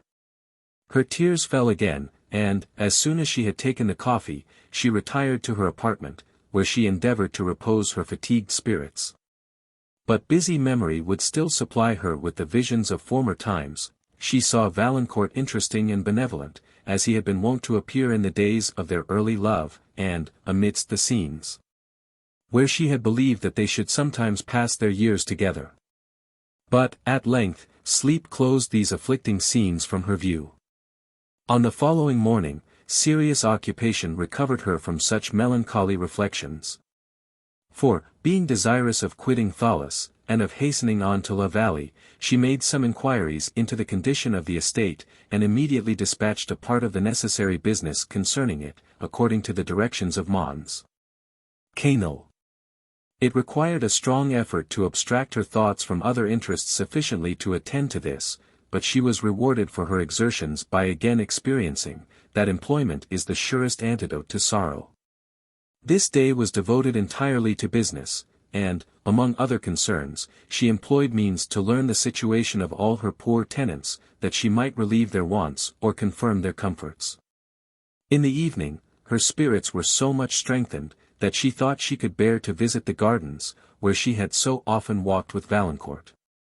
And, knowing, that, if she delayed to do so, their scenes would only affect her the more, whenever they should be viewed, she took advantage of the present state of her mind, and entered them. Passing hastily the gate leading from the court into the gardens, she hurried up the great avenue, scarcely permitting her memory to dwell for a moment on the circumstance of her having here parted with Valancourt. And soon quitted this for other walks less interesting to her heart. These brought her, at length, to the flight of steps, that led from the lower garden to the terrace, on seeing which, she became agitated, and hesitated whether to ascend, but, her resolution returning, she proceeded. "Ah!" said Emily, as she ascended, "these are the same high trees, that used to wave over the terrace, and these the same flowery thickets, the laburnum, the wild rose, and the cerinthe, which were wont to grow beneath them. Ah! And there, too, on that bank, are the very plants, which Valancourt so carefully reared, oh, when last I saw them." She checked the thought, but could not restrain her tears, and, after walking slowly on for a few moments, her agitation, upon the view of this well-known scene, increased so much, that she was obliged to stop, and lean upon the wall of the terrace. It was a mild, and beautiful evening. The sun was setting over the extensive landscape, to which his beams, sloping from beneath a dark cloud, that overhung the west, gave rich and partial coloring, and touched the tufted summits of the groves, that rose from the garden below, with a yellow gleam. Emily and Valancourt had often admired together this scene, at the same hour. And it was exactly on this spot, that, on the night preceding her departure for Italy, she had listened to his remonstrances against the journey, and to the pleadings of passionate affection. Some observations, which she made on the landscape, brought this to her remembrance, and with it all the minute particulars of that conversation. The alarming doubts he had expressed concerning Montoni, doubts, which had since been fatally confirmed, the reasons and entreaties he had employed to prevail with her to consent to an immediate marriage. The tenderness of his love, the paroxysms of this grief, and the conviction that he had repeatedly expressed, that they should never meet again in happiness. All these circumstances rose afresh to her mind, and awakened the various emotions she had then suffered. Her tenderness for Valancourt became as powerful as in the moments, when she thought, that she was parting with him and happiness together, and when the strength of her mind had enabled her to triumph over present suffering. Rather than to deserve the reproach of her conscience by engaging in a clandestine marriage. Alas, said Emily, as these recollections came to her mind, and what have I gained by the fortitude I then practiced? Am I happy now? He said, we should meet no more in happiness, but, oh! He little thought his own misconduct would separate us, and lead to the very evil he then dreaded. Her reflections increased her anguish, while she was compelled to acknowledge, that the fortitude she had formerly exerted, if it had not conducted her to happiness, had saved her from irretrievable misfortune, from Valancourt himself. But in these moments she could not congratulate herself on the prudence, that had saved her. She could only lament, with bitterest anguish, the circumstances, which had conspired to betray Valancourt into a course of life so different from that, which the virtues, the tastes, and the pursuits of his early years had promised.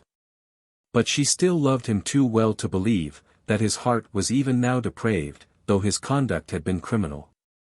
An observation, which had fallen from Saint Aubert more than once, now occurred to her.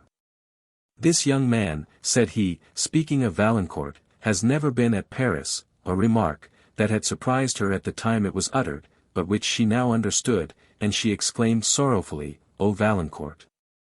If such a friend as my father had been with you at Paris, your noble, ingenuous nature would not have fallen. The sun was now set, and, recalling her thoughts from their melancholy subject, she continued her walk.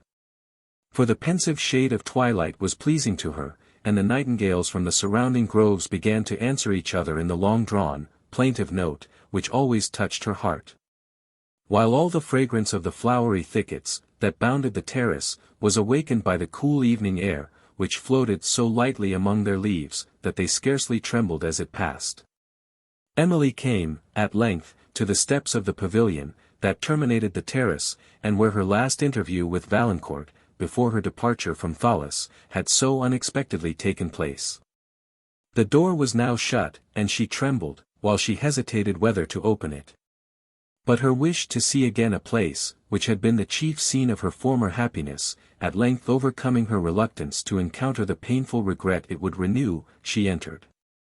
The room was obscured by a melancholy shade. But through the open lattices, darkened by the hanging foliage of the vines, appeared the dusky landscape, the Garonne reflecting the evening light, and the west still glowing.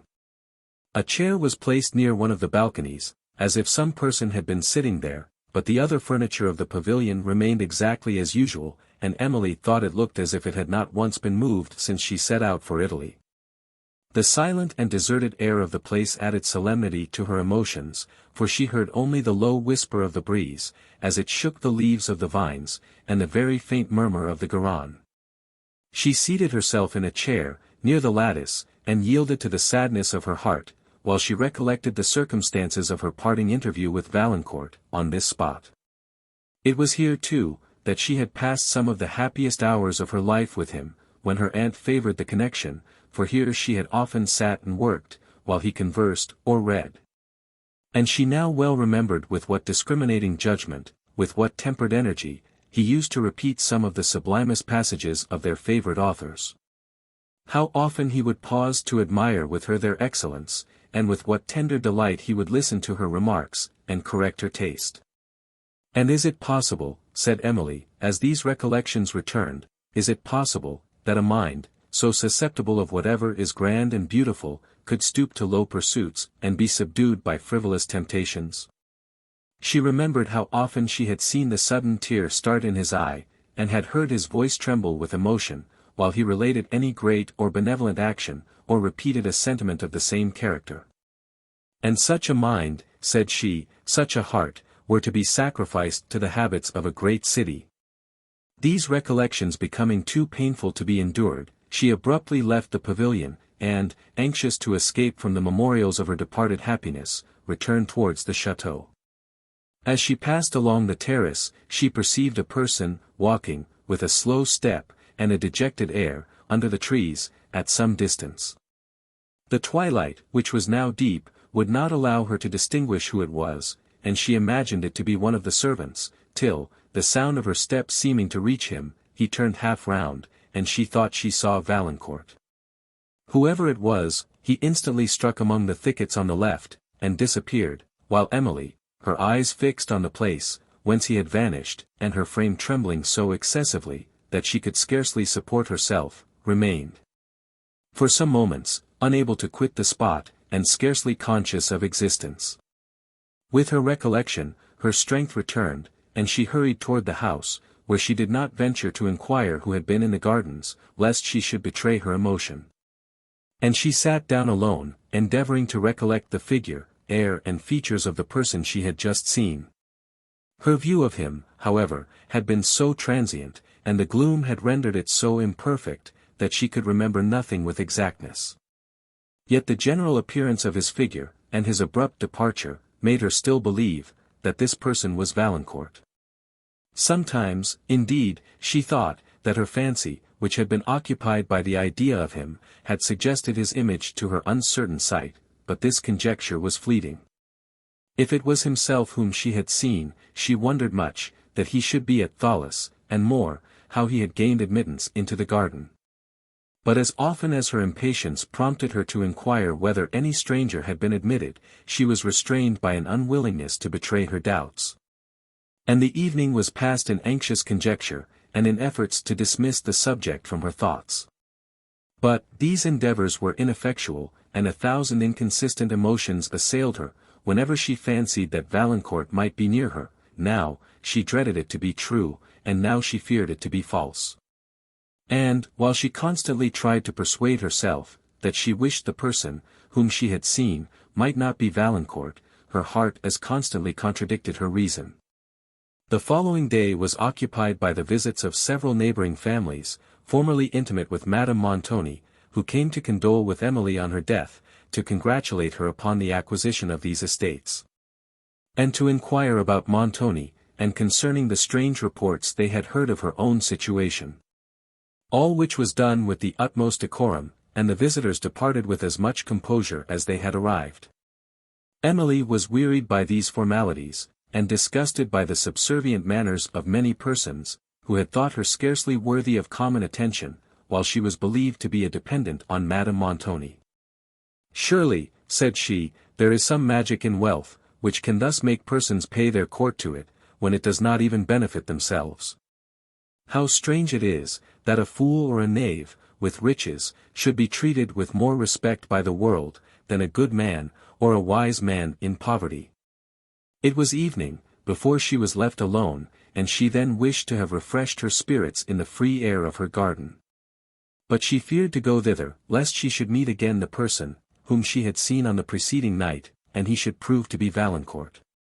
The suspense and anxiety she suffered, on this subject, she found all her efforts unable to control, and her secret wish to see Valancourt once more, though unseen by him, powerfully prompted her to go. But prudence and a delicate pride restrained her, and she determined to avoid the possibility of throwing herself in his way, by forbearing to visit the gardens, for several days. When, after near a week, she again ventured thither, she made Annette her companion, and confined her walk to the lower grounds, but often started as the leaves rustled in the breeze, imagining, that some person was among the thickets. And, at the turn of every alley, she looked forward with apprehensive expectation. She pursued her walk thoughtfully and silently, for her agitation would not suffer her to converse with Annette, to whom, however, thought and silence were so intolerable, that she did not scruple at length to talk to her mistress. "Dear madam," said she, "why do you start so? One would think you knew what has happened. What has happened, said Emily, in a faltering voice, and trying to command her emotion. The night before last, you know, madam. I know nothing, Annette, replied her lady in a more hurried voice. The night before last, madam, there was a robber in the garden. A robber, said Emily, in an eager, yet doubting tone. I suppose he was a robber, madam. What else could he be? Where did you see him, Annette? Rejoined Emily, looking round her, and turning back towards the chateau. It was not I that saw him, madam, it was Jean the gardener. It was 12 o'clock at night, and, as he was coming across the court to go the back way into the house, what should he see, but somebody walking in the avenue, that fronts the garden gate.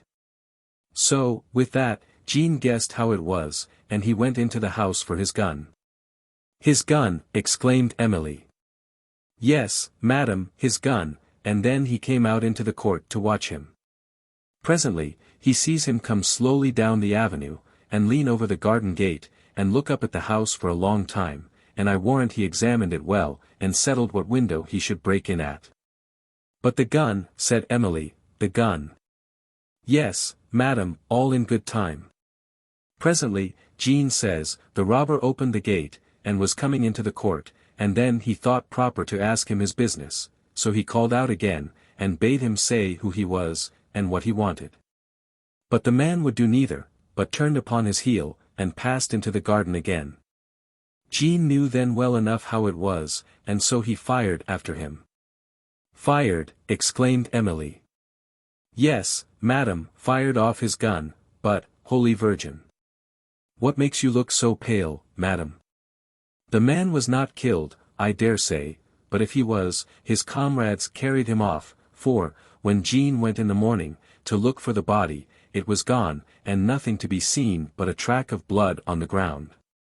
Jean followed it, that he might find out where the man got into the garden, but it was lost in the grass, and... Annette was interrupted, for Emily's spirits died away, and she would have fallen to the ground, if the girl had not caught her, and supported her to a bench, close to them.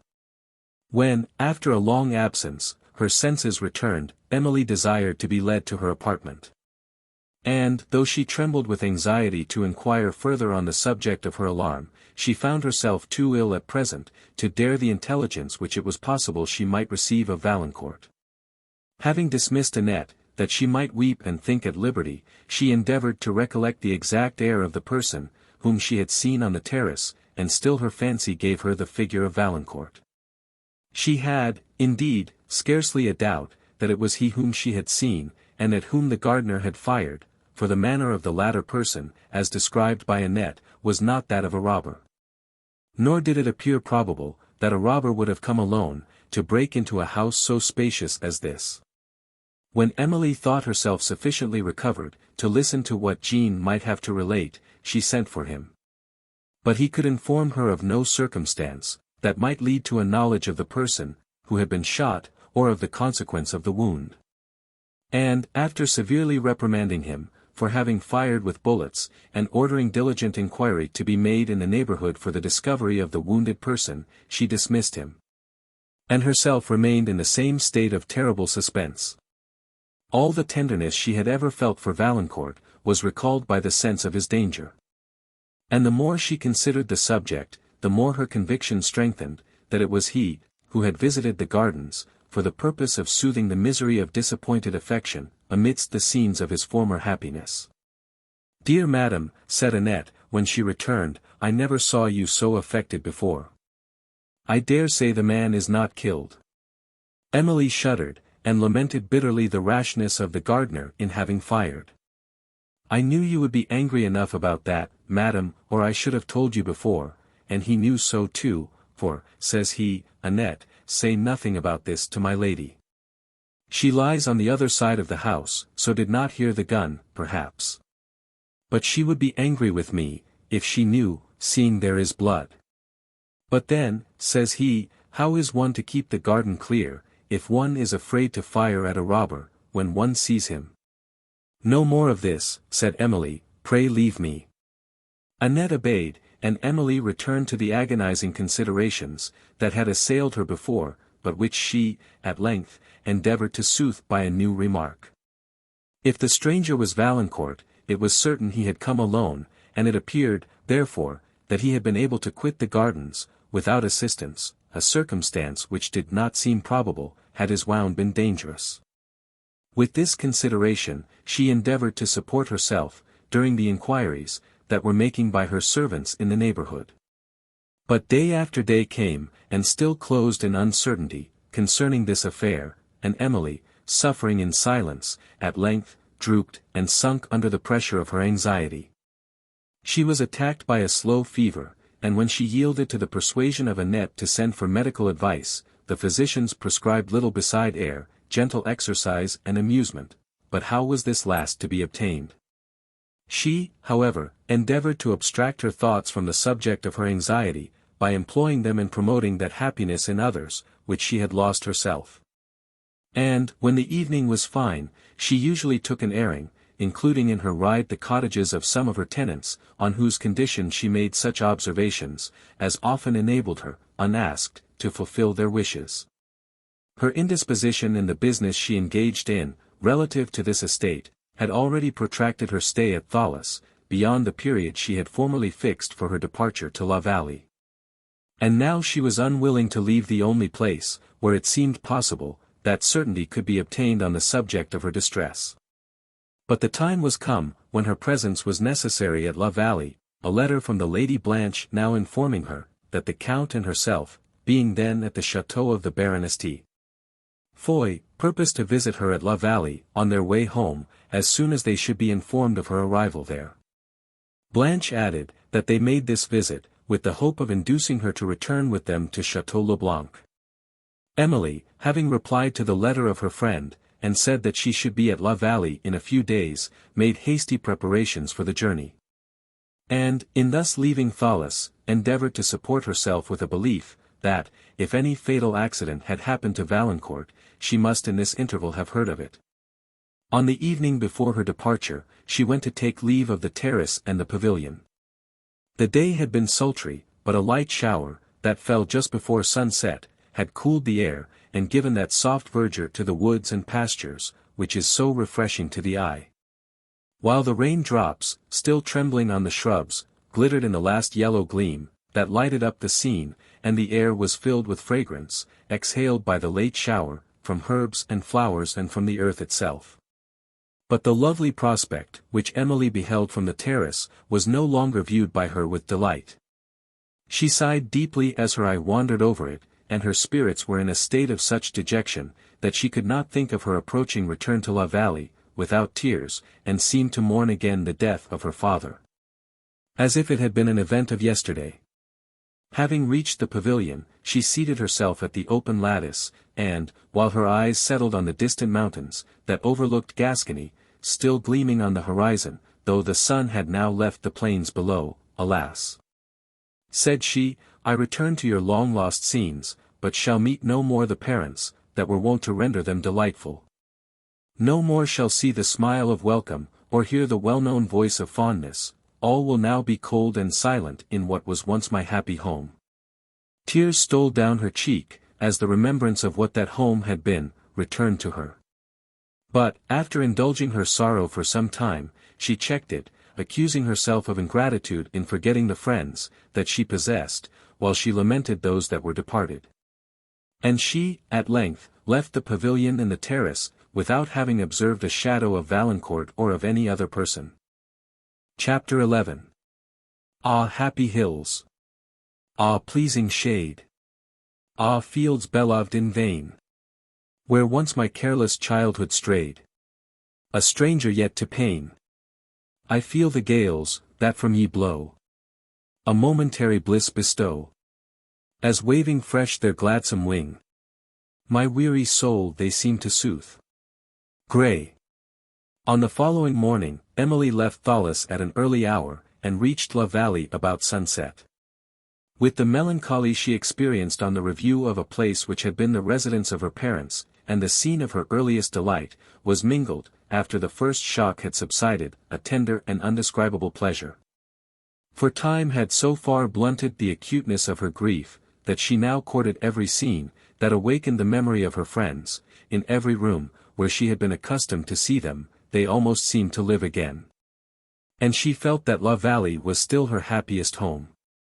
One of the first apartments she visited, was that, which had been her father's library, and here she seated herself in his armchair, and, while she contemplated, with tempered resignation, the picture of past times, which her memory gave. The tears she shed could scarcely be called those of grief.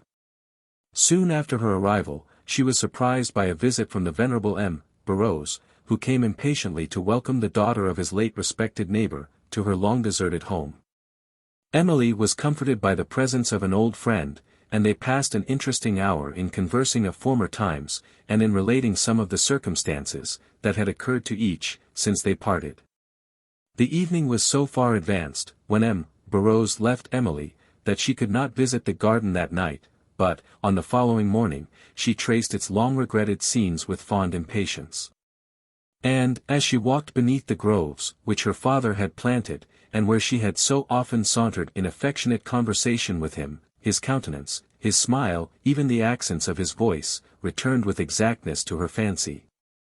And her heart melted to the tender recollections. This, too, was his favorite season of the year, at which they had often together admired the rich and variegated tints of these woods and the magical effect of autumnal lights upon the mountains. And now, the view of these circumstances made memory eloquent. As she wandered pensively on, she fancied the following address. To Autumn. Sweet Autumn! How thy melancholy grace steals on my heart, as through these shades I wind. Soothed by thy breathing sigh, I fondly trace each lonely image of the pensive mind. Loved scenes, loved friends, long lost, around me rise, and wake the melting thought, the tender tear.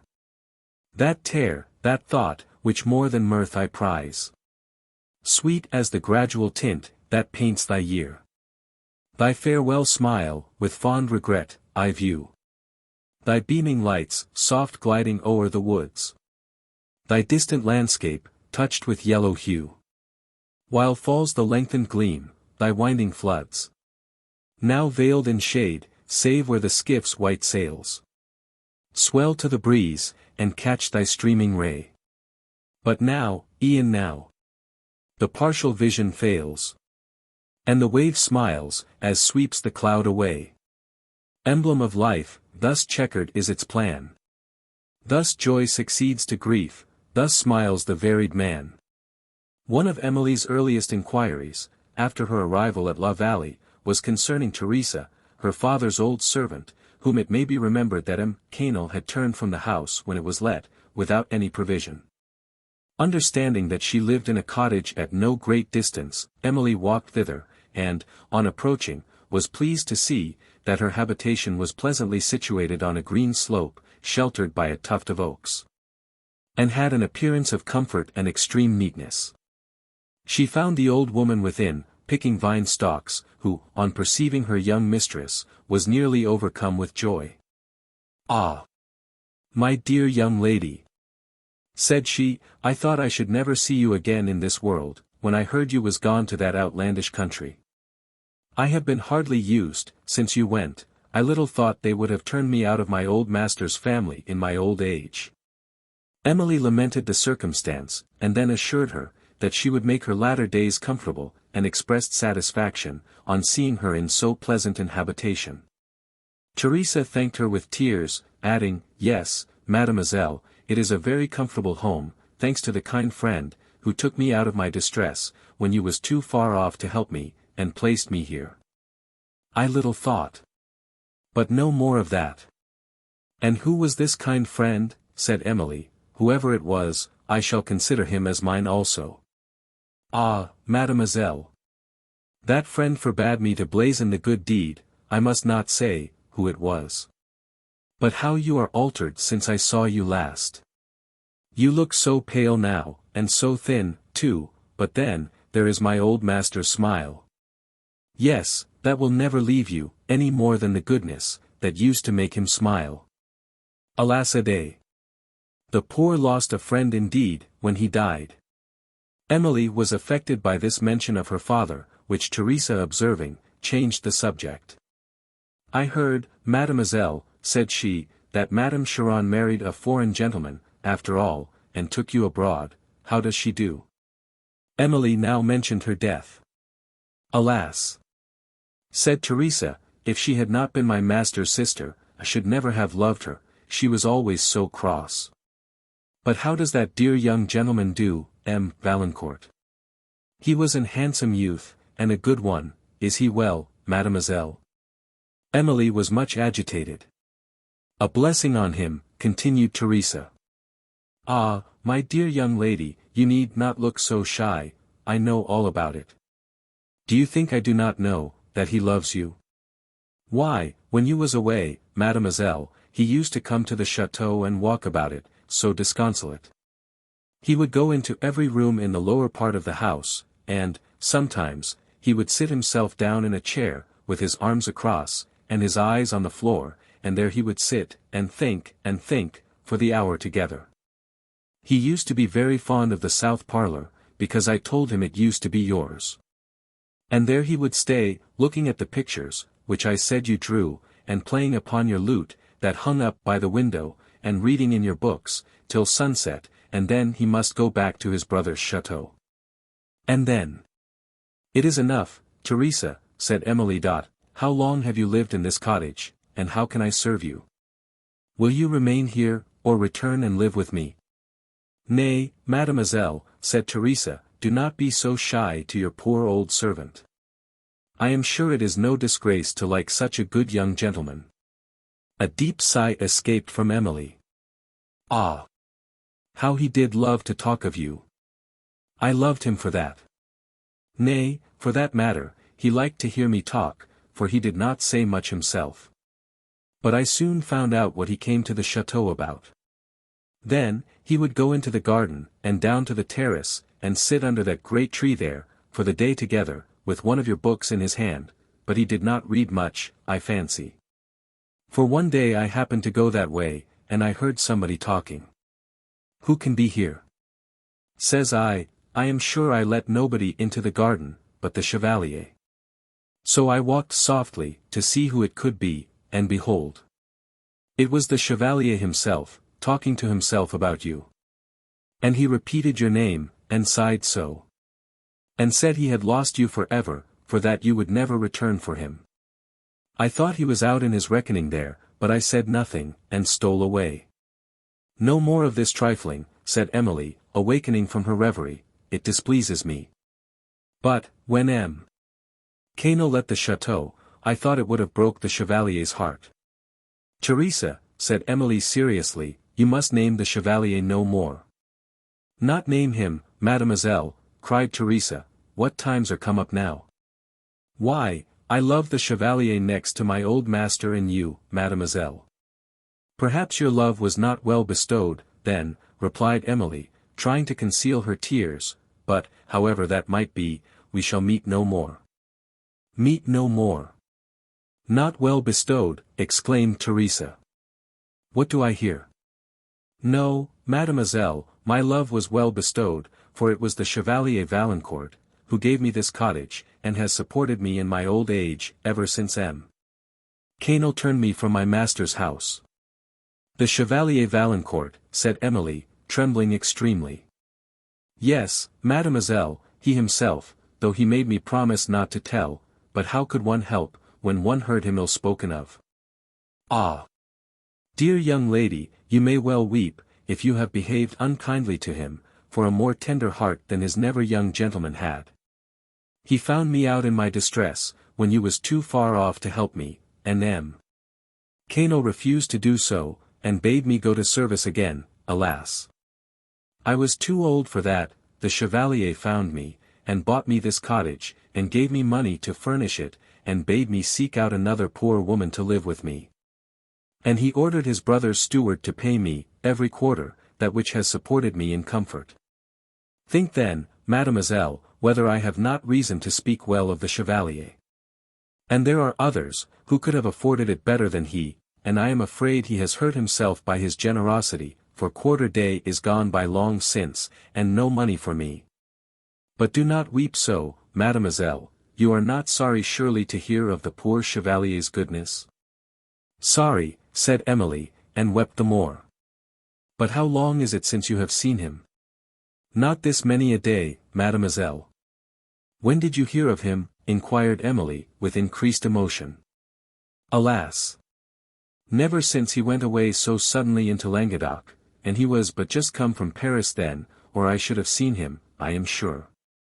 Quarter day is gone by long since, and, as I said, no money for me, and I begin to fear some harm has happened to him, and if I was not so far from Estiviere and so lame, I should have gone to inquire before this time.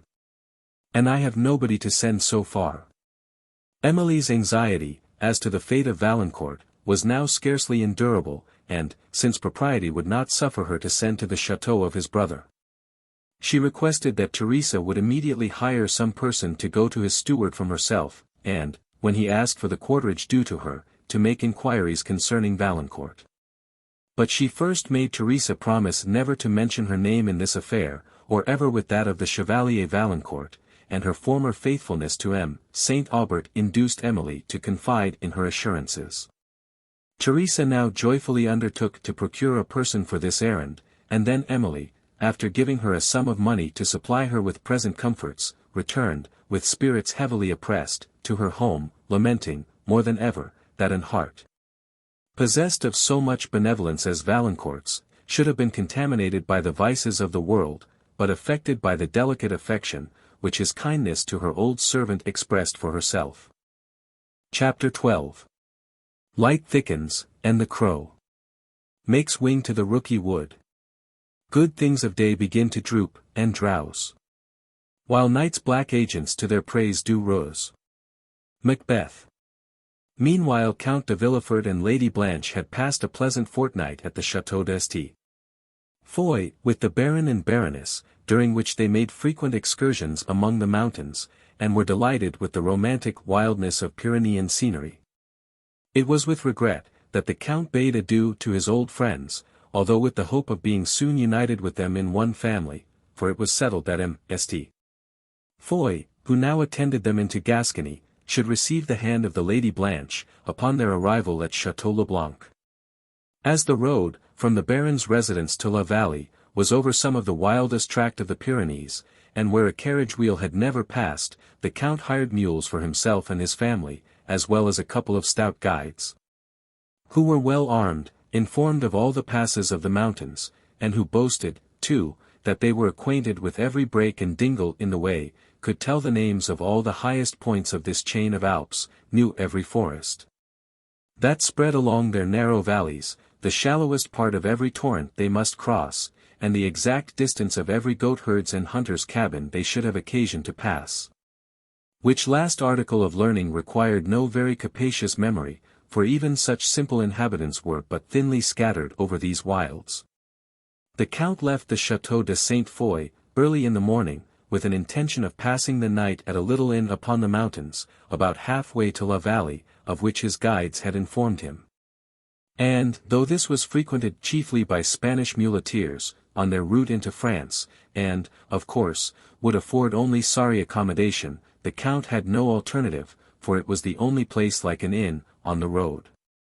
After a day of admiration and fatigue, the travellers found themselves, about sunset, in a woody valley, overlooked, on every side, by abrupt heights. They had proceeded for many leagues, without seeing a human habitation, and had only heard, now and then, at a distance, the melancholy tinkling of a sheep bell. But now they caught the notes of merry music, and presently saw, within a little green recess among the rocks, a group of mountaineers, tripping through a dance.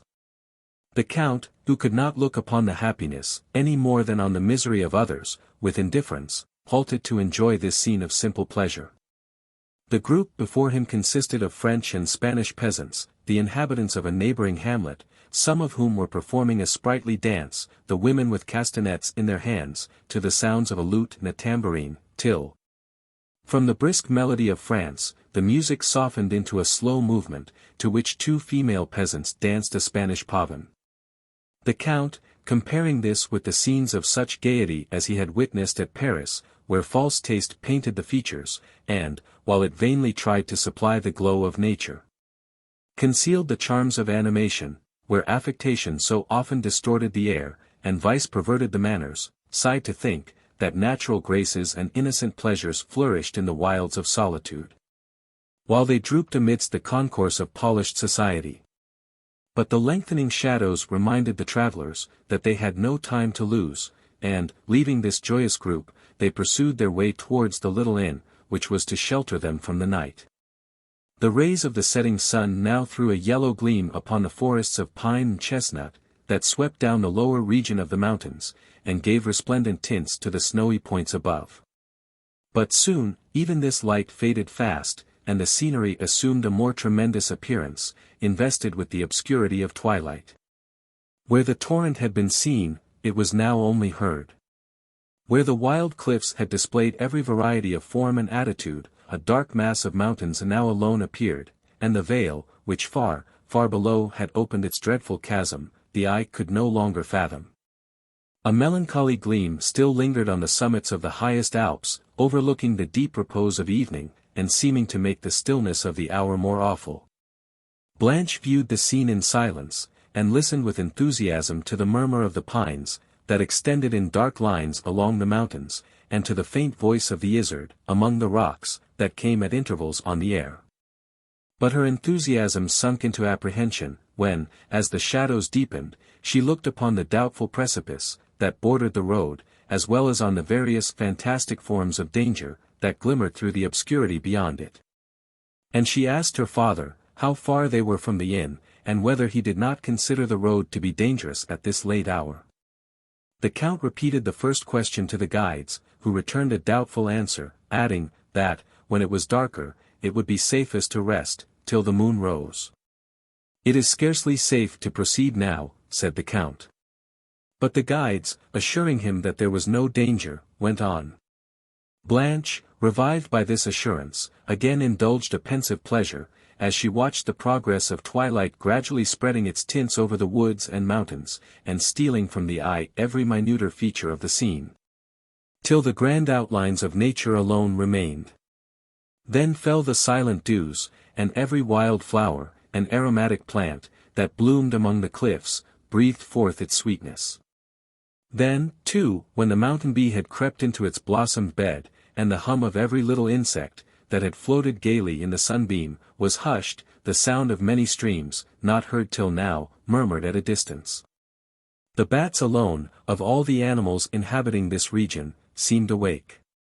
And, while they flitted across the silent path, which Blanche was pursuing, she remembered the following lines, which Emily had given her. To the bat. From haunt of man, from day's obtrusive glare, thou shroud'st thee in the ruins' ivied tower, or in some shadowy glen's romantic bower, where wizard forms their mystic charms prepare, where horror lurks, and ever boding care. But, at the sweet and silent evening hour, when clost in sleep is every languid flower, thou lov'st to sport upon the twilight air, mocking the eye, that would thy course pursue. In many a wanton round, elastic, gay, thou flitst athwart the pensive wanderer's way, as his lone footsteps print the mountain dew. From Indian isles thou comest, with summer's car. Twilight thy love, thy guide her beaming star. To a warm imagination, the dubious forms, that float, half veiled in darkness, afford a higher delight, than the most distinct scenery, that the sun can shew. While the fancy thus wanders over landscapes partly of its own creation, a sweet complacency steals upon the mind, and refines it all to subtlest feeling. Bids the tare of rapture roll. The distant note of a torrent, the weak trembling of the breeze among the woods, or the far-off sound of a human voice, now lost and heard again, are circumstances, which wonderfully heighten the enthusiastic tone of the mind. The youngest Foy, who saw the presentations of a fervid fancy, and felt whatever enthusiasm could suggest, sometimes interrupted the silence, which the rest of the party seemed by mutual consent to preserve. remarking and pointing out to Blanche the most striking effect of the hour upon the scenery. While Blanche, whose apprehensions were beguiled by the conversation of her lover, yielded to the taste so congenial to his, and they conversed in a low restrained voice, the effect of the pensive tranquillity, which twilight and the scene inspired. Rather than of any fear, that they should be heard. But, while the heart was thus soothed to tenderness, Saint Foy gradually mingled, with his admiration of the country, a mention of his affection. And he continued to speak, and Blanche to listen, till the mountains, the woods, and the magical illusions of twilight, were remembered no more. The shadows of evening soon shifted to the gloom of night, which was somewhat anticipated by the vapors, that, gathering fast round the mountains, rolled in dark wreaths along their sides. And the guides proposed to rest, till the moon should rise, adding, that they thought a storm was coming on. As they looked round for a spot, that might afford some kind of shelter, an object was perceived obscurely through the dusk, on a point of rock, a little way down the mountain, which they imagined to be a hunter's or a shepherd's cabin. And the party, with cautious steps, proceeded towards it. Their labor, however, was not rewarded, or their apprehensions soothed, for, on reaching the object of their search, they discovered a monumental cross, which marked the spot to have been polluted by murder. The darkness would not permit them to read the inscription.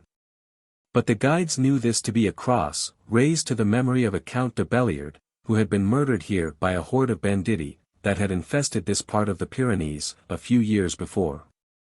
And the uncommon size of the monument seemed to justify the supposition, that it was erected for a person of some distinction.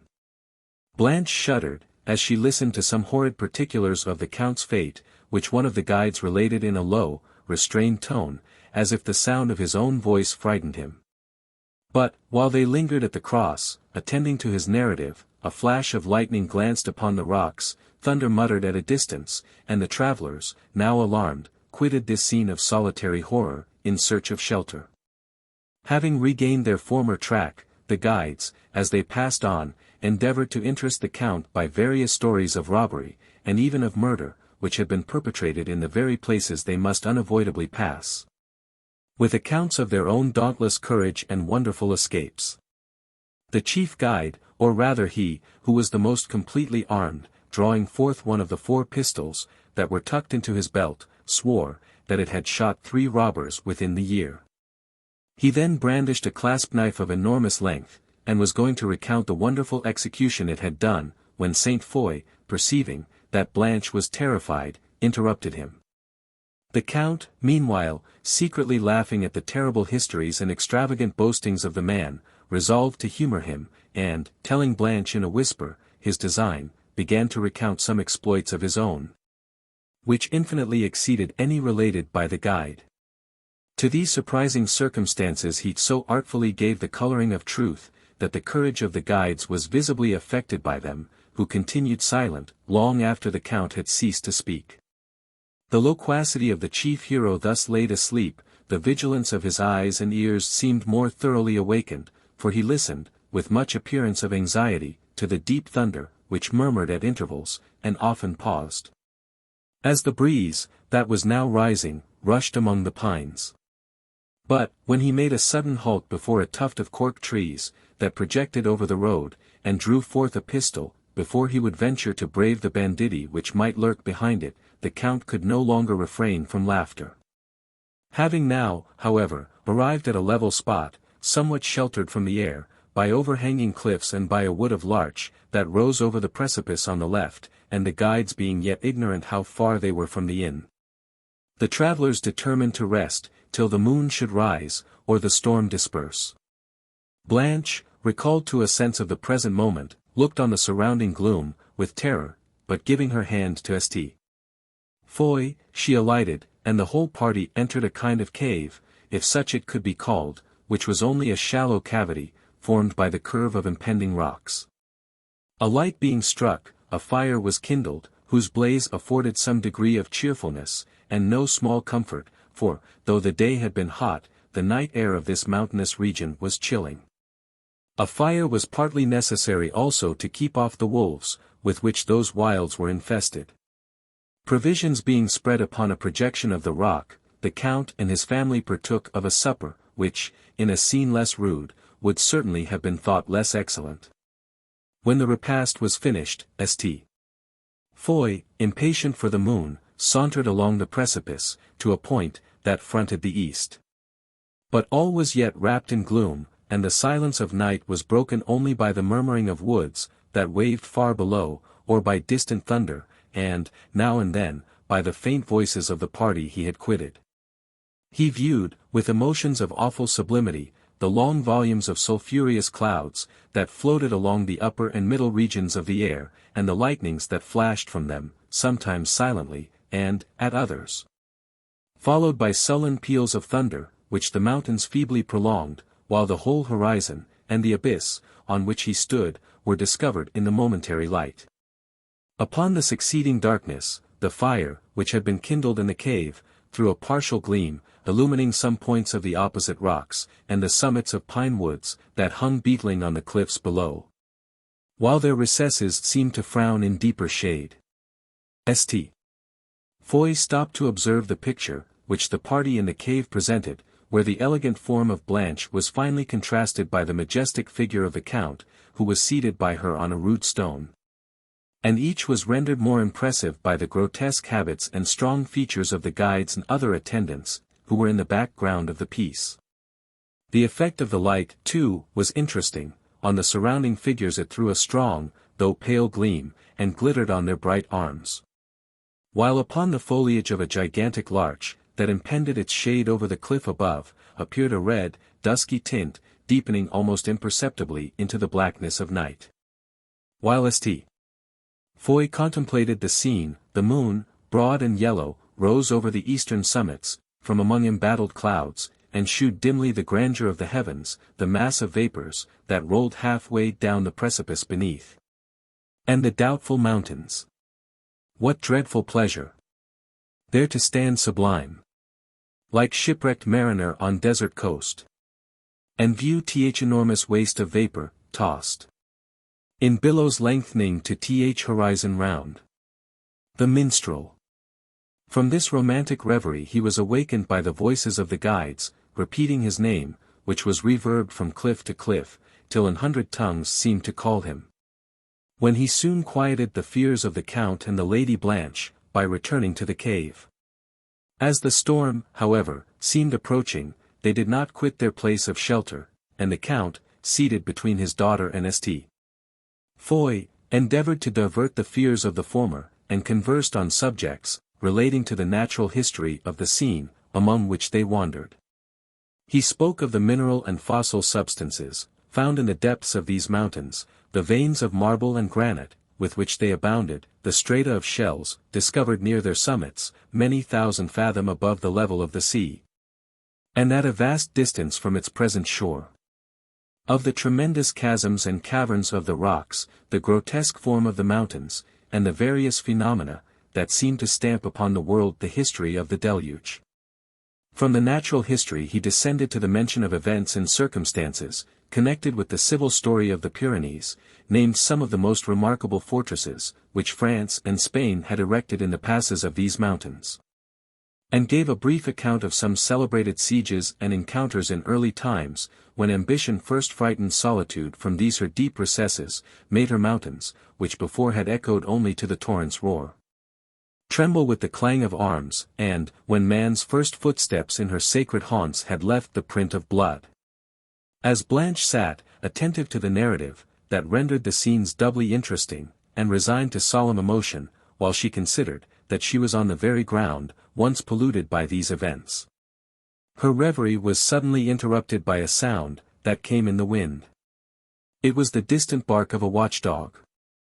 The travelers listened with eager hope, and, as the wind blew stronger, fancied, that the sound came from no great distance. And, the guides having little doubt, that it proceeded from the inn they were in search of, the Count determined to pursue his way. The moon now afforded a stronger, though still an uncertain light, as she moved among broken clouds. And the travelers, led by the sound, recommenced their journey along the brow of the precipice, preceded by a single torch, that now contended with the moonlight. For the guides, believing they should reach the inn soon after sunset, had neglected to provide more. In silent caution they followed the sound, which was heard but at intervals, and which, after some time entirely ceased.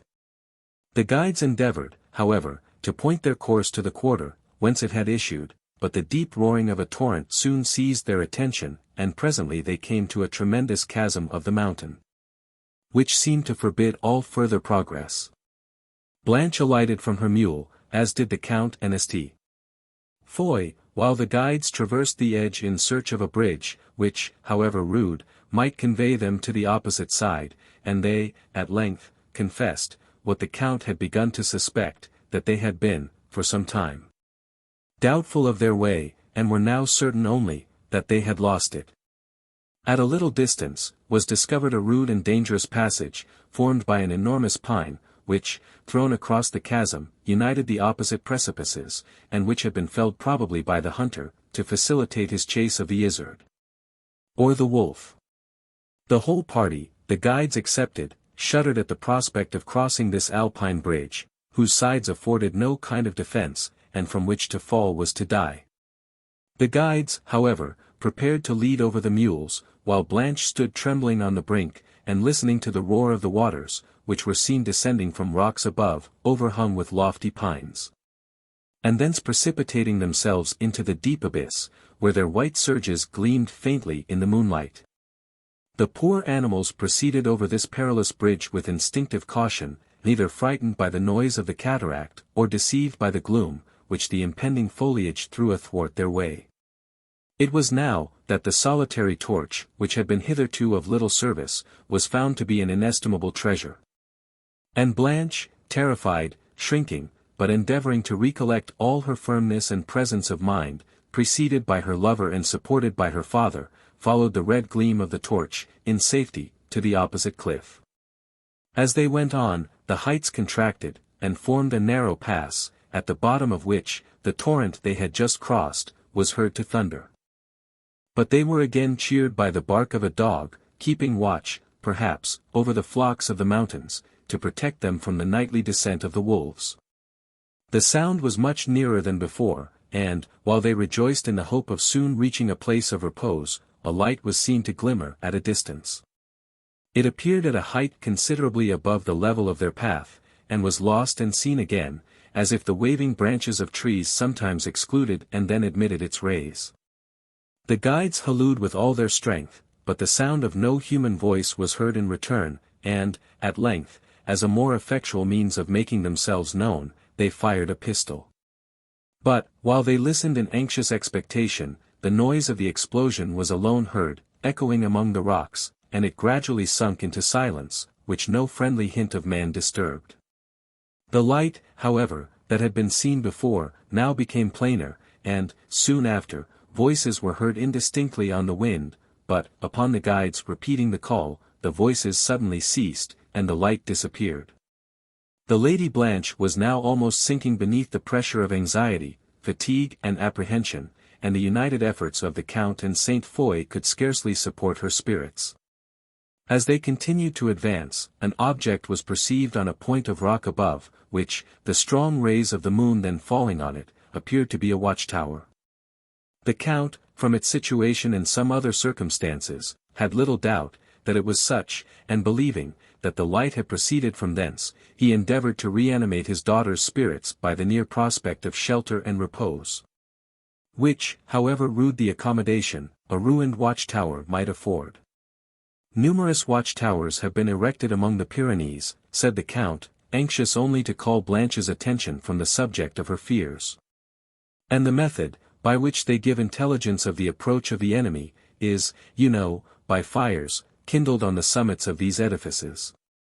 Signals have thus, sometimes, been communicated from post to post, along a frontier line of several hundred miles in length.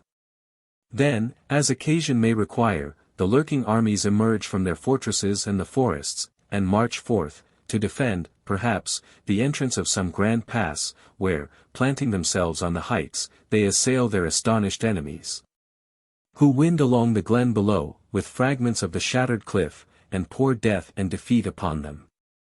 The ancient forts, and watchtowers, overlooking the grand passes of the Pyrenees, are carefully preserved.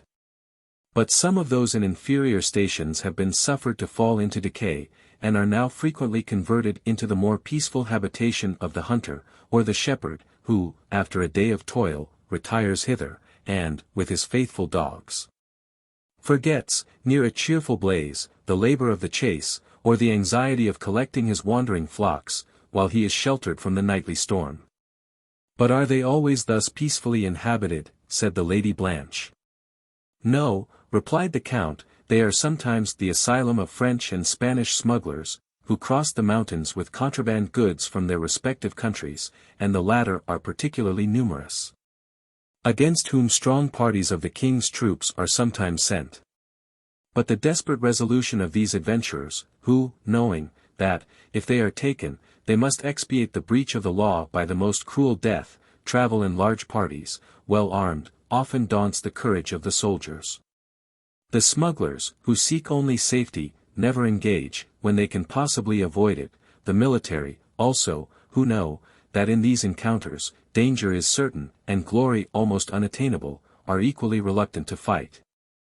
An engagement, therefore, very seldom happens, but, when it does, it never concludes till after the most desperate and bloody conflict. You are inattentive, Blanche, added the Count, I have wearied you with a dull subject. But see, yonder, in the moonlight, is the edifice we have been in search of, and we are fortunate to be so near it, before the storm bursts. Blanche, looking up, perceived, that they were at the foot of the cliff, on whose summit the building stood, but no light now issued from it. The barking of the dog too had, for some time, ceased, and the guides began to doubt, whether this was really the object of their search. From the distance, at which they surveyed it, shown imperfectly by a cloudy moon, it appeared to be of more extent than a single watchtower. But the difficulty was how to ascend the height, whose abrupt declivities seemed to afford no kind of pathway. While the guides carried forward the torch to examine the cliff, the Count, remaining with Blanche and St. Foy at its foot, under the shadow of the woods, endeavored again to beguile the time by conversation, but again anxiety abstracted the mind of Blanche, and he then consulted, apart with St. Foy, whether it would be advisable, should a path be found, to venture to an edifice, which might possibly harbor banditti. They considered, that their own party was not small, and that several of them were well armed. And, after enumerating the dangers, to be incurred by passing the night in the open wild, exposed, perhaps, to the effects of a thunderstorm, there remained not a doubt, that they ought to endeavor to obtain admittance to the edifice above, at any hazard respecting the inhabitants it might harbor. But the darkness, and the dead silence, that surrounded it, appeared to contradict the probability of its being inhabited at all. A shout from the guides aroused their attention, after which, in a few minutes, one of the Count's servants returned with intelligence, that a path was found, and they immediately hastened to join the guides. When they all ascended a little winding way cut in the rock among thickets of dwarf wood, and, after much toil and some danger, reached the summit, where several ruined towers, surrounded by a massy wall, rose to their view, partially illumined by the moonlight. The space around the building was silent, and apparently forsaken, but the Count was cautious. Step softly, said he, in a low voice, while we reconnoiter the edifice. Having proceeded silently along for some paces, they stopped at a gate, whose portals were terrible even in ruins, and, after a moment's hesitation, passed on to the court of entrance, but paused again at the head of a terrace, which, branching from it, ran along the brow of a precipice. Over this, rose the main body of the edifice, which was now seen to be, not a watchtower, but one of those ancient fortresses, that, from age and neglect, had fallen to decay. Many parts of it, however, appeared to be still entire. It was built of grey stone, in the heavy Saxon Gothic style, with enormous round towers, buttresses of proportionable strength, and the arch of the large gate, which seemed to open into the hall of the fabric, was round, as was that of a window above. The air of solemnity, which must so strongly have characterized the pile even in the days of its early strength, was now considerably heightened by its shattered battlements and half-demolished walls, and by the huge masses of ruin scattered in its wide area, now silent and grass-grown. In this court of entrance stood the gigantic remains of an oak, that seemed to have flourished and decayed with the building, which it still appeared frowningly to protect by the few remaining branches, leafless and moss-grown, that crowned its trunk, and whose wide extent told how enormous the tree had been in a former age. This fortress was evidently once of great strength, and, from its situation on a point of rock, impending over a deep glen, had been of great power to annoy, as well as to resist. The Count, therefore, as he stood surveying it, was somewhat surprised, that it had been suffered, ancient as it was, to sink into ruins, and its present lonely and deserted air excited in his breast emotions of melancholy awe. While he indulged, for a moment, these emotions, he thought he heard a sound of remote voices steal upon the stillness, from within the building, the front of which he again surveyed with scrutinizing eyes, but yet no light was visible. He now determined to walk round the fort, to that remote part of it, whence he thought the voices had arisen, that he might examine whether any light could be discerned there, before he ventured to knock at the gate. For this purpose, he entered upon the terrace, where the remains of cannon were yet apparent in the thick walls, but he had not proceeded many paces, when his steps were suddenly arrested by the loud barking of a dog within, and which he fancied to be the same, whose voice had been the means of bringing the travellers thither. It now appeared certain, that the place was inhabited, and the Count returned to consult again with Saint Foy, whether he should try to obtain admittance, for its wild aspect had somewhat shaken his former resolution. But, after a second consultation, he submitted to the considerations, which before determined him, and which were strengthened by the discovery of the dog, that guarded the fort, as well as by the stillness that pervaded it. He, therefore, ordered one of his servants to knock at the gate, who was advancing to obey him, when a light appeared through the loophole of one of the towers, and the Count called loudly, but, receiving no answer, he went up to the gate himself, and struck upon it with an iron-pointed pole, which had assisted him to climb the steep. When the echoes had ceased, that this blow had awakened, the renewed barking, and there were now more than one dog, was the only sound that was heard. The Count stepped back, a few paces, to observe whether the light was in the tower, and, perceiving that it was gone, he returned to the portal, and had lifted the pole to strike again, when again he fancied he heard the murmur of voices within, and paused to listen. He was confirmed in the supposition, but they were too remote, to be heard otherwise than in a murmur, and the Count now let the pole fall heavily upon the gate, when almost immediately a profound silence followed. It was apparent, that the people within had heard the sound, and their caution in admitting strangers gave him a favorable opinion of them. "They are either hunters or shepherds," said he, "who, like ourselves, have probably sought shelter from the night within these walls, and are fearful of admitting strangers, lest they should prove robbers. I will endeavor to remove their fears." So saying, he called aloud, "We are friends, who ask shelter from the night." In a few moments, steps were heard within, which approached, and a voice then inquired, "Who calls?" "Friends," repeated the Count. "Open the gates, and you shall know more." Strong bolts were now heard to be undrawn, and a man, armed with a hunting spear, appeared. "What is it you want at this hour?" said he. The Count beckoned his attendants, and then answered, that he wished to inquire the way to the nearest cabin. "Are you so little acquainted with these mountains," said the man, "as not to know, that there is none, within several leagues? I cannot shew you the way, you must seek it, there's a moon." Saying this, he was closing the gate, and the Count was turning away, half disappointed and half afraid, when another voice was heard from above, and, on looking up, he saw a light and a man's face, at the grate of the portal. "Stay, friend, you have lost your way," said the voice. "You are hunters, I suppose, like ourselves, I will be with you presently." The voice ceased, and the light disappeared. Blanche had been alarmed by the appearance of the man, who had opened the gate, and she now entreated her father to quit the place, but the Count had observed the hunter's spear, which he carried, and the words from the tower encouraged him to await the event.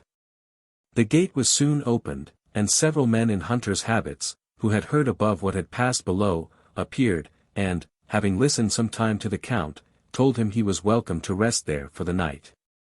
They then pressed him, with much courtesy, to enter, and to partake of such fare as they were about to sit down to. The Count, who had observed them attentively while they spoke, was cautious, and somewhat suspicious. But he was also weary, fearful of the approaching storm, and of encountering alpine heights in the obscurity of night. Being likewise somewhat confident in the strength and number of his attendants, he, after some further consideration, determined to accept the invitation. With this resolution he called his servants, who, advancing round the tower, behind which some of them had silently listened to this conference, followed their lord, the Lady Blanche, and Saint Foy into the fortress. The strangers led them on to a large and rude hall, partially seen by a fire that blazed at its extremity, round which 4 men, in the hunter's dress, were seated, and on the hearth were several dogs stretched in sleep. In the middle of the hall stood a large table, and over the fire some part of an animal was boiling. As the Count approached, the men arose, and the dogs, half raising themselves, looked fiercely at the strangers, but, on hearing their masters' voices, kept their postures on the hearth. Blanche looked round this gloomy and spacious hall. Then at the men, and to her father, smiling cheerfully at her, addressed himself to the hunters. "This is an hospitable hearth," said he, "the blaze of a fire is reviving after having wandered so long in these dreary wilds. Your dogs are tired. What success have you had?" "Such as we usually have," replied one of the men, who had been seated in the hall, "we kill our game with tolerable certainty." "These are fellow hunters," said one of the men who had brought the Count hither, "that have lost their way, and I have told them there is room enough in the fort for us all." very true," replied his companion, "what luck have you had in the chase, brothers?" "We have killed 2 izzards, and that, you will say, is pretty well." "You mistake, friend," said the Count, "we are not hunters, but travelers. But, if you will admit us to hunters' fare, we shall be well contented, and will repay your kindness." "Sit down then, brother," said one of the men, Jacques, "lay more fuel on the fire, the kid will soon be ready, bring a seat for the lady too. Mademoiselle, will you taste our brandy? It is true Barcelona, and as bright as ever flowed from a keg."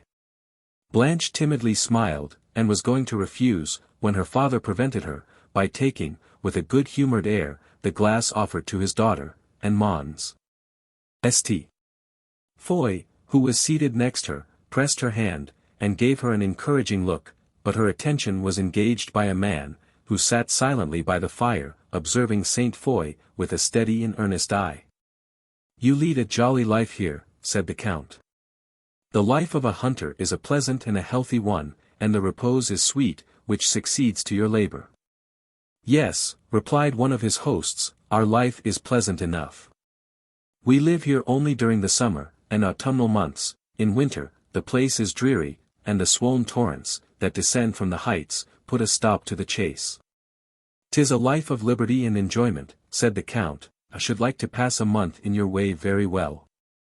"We find employment for our guns too," said a man who stood behind the Count. "Here are plenty of birds, of delicious flavor, that feed upon the wild thyme and herbs, that grow in the valleys. Now I think of it, there is a brace of birds hung up in the stone gallery, go fetch them, Jacques, we will have them dressed."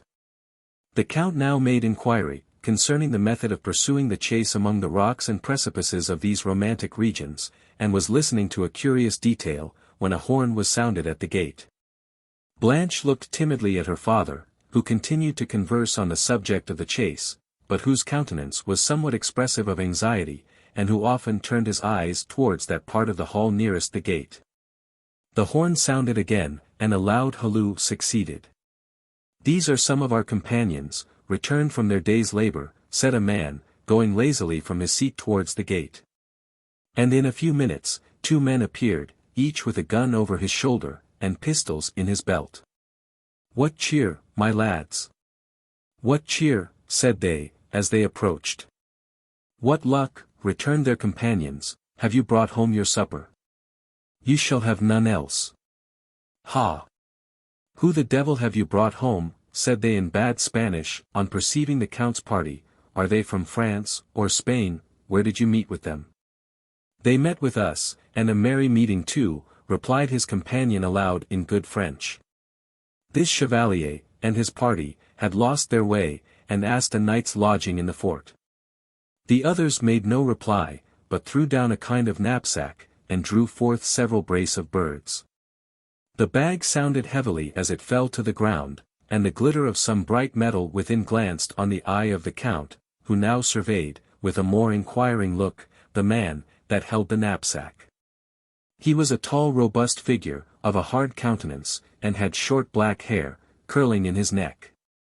Instead of the hunter's dress, he wore a faded military uniform. Sandals were laced on his broad legs, and a kind of short trousers hung from his waist. On his head he wore a leathern cap, somewhat resembling in shape an ancient Roman helmet. But the brows that scowled beneath it, would have characterized those of the barbarians, who conquered Rome, rather than those of a Roman soldier. The Count, at length, turned away his eyes, and remained silent and thoughtful, till, again raising them, he perceived a figure standing in an obscure part of the hall, fixed in attentive gaze on St. Foy, who was conversing with Blanche, and did not observe this, but the Count, soon after, saw the same man looking over the shoulder of the soldier as attentively at himself. He withdrew his eye, when that of the Count met it, who felt mistrust gathering fast upon his mind, but feared to betray it in his countenance, and, forcing his features to assume a smile, addressed Blanche on some indifferent subject. When he again looked round, he perceived, that the soldier and his companion were gone. The man, who was called Jacques, now returned from the stone gallery.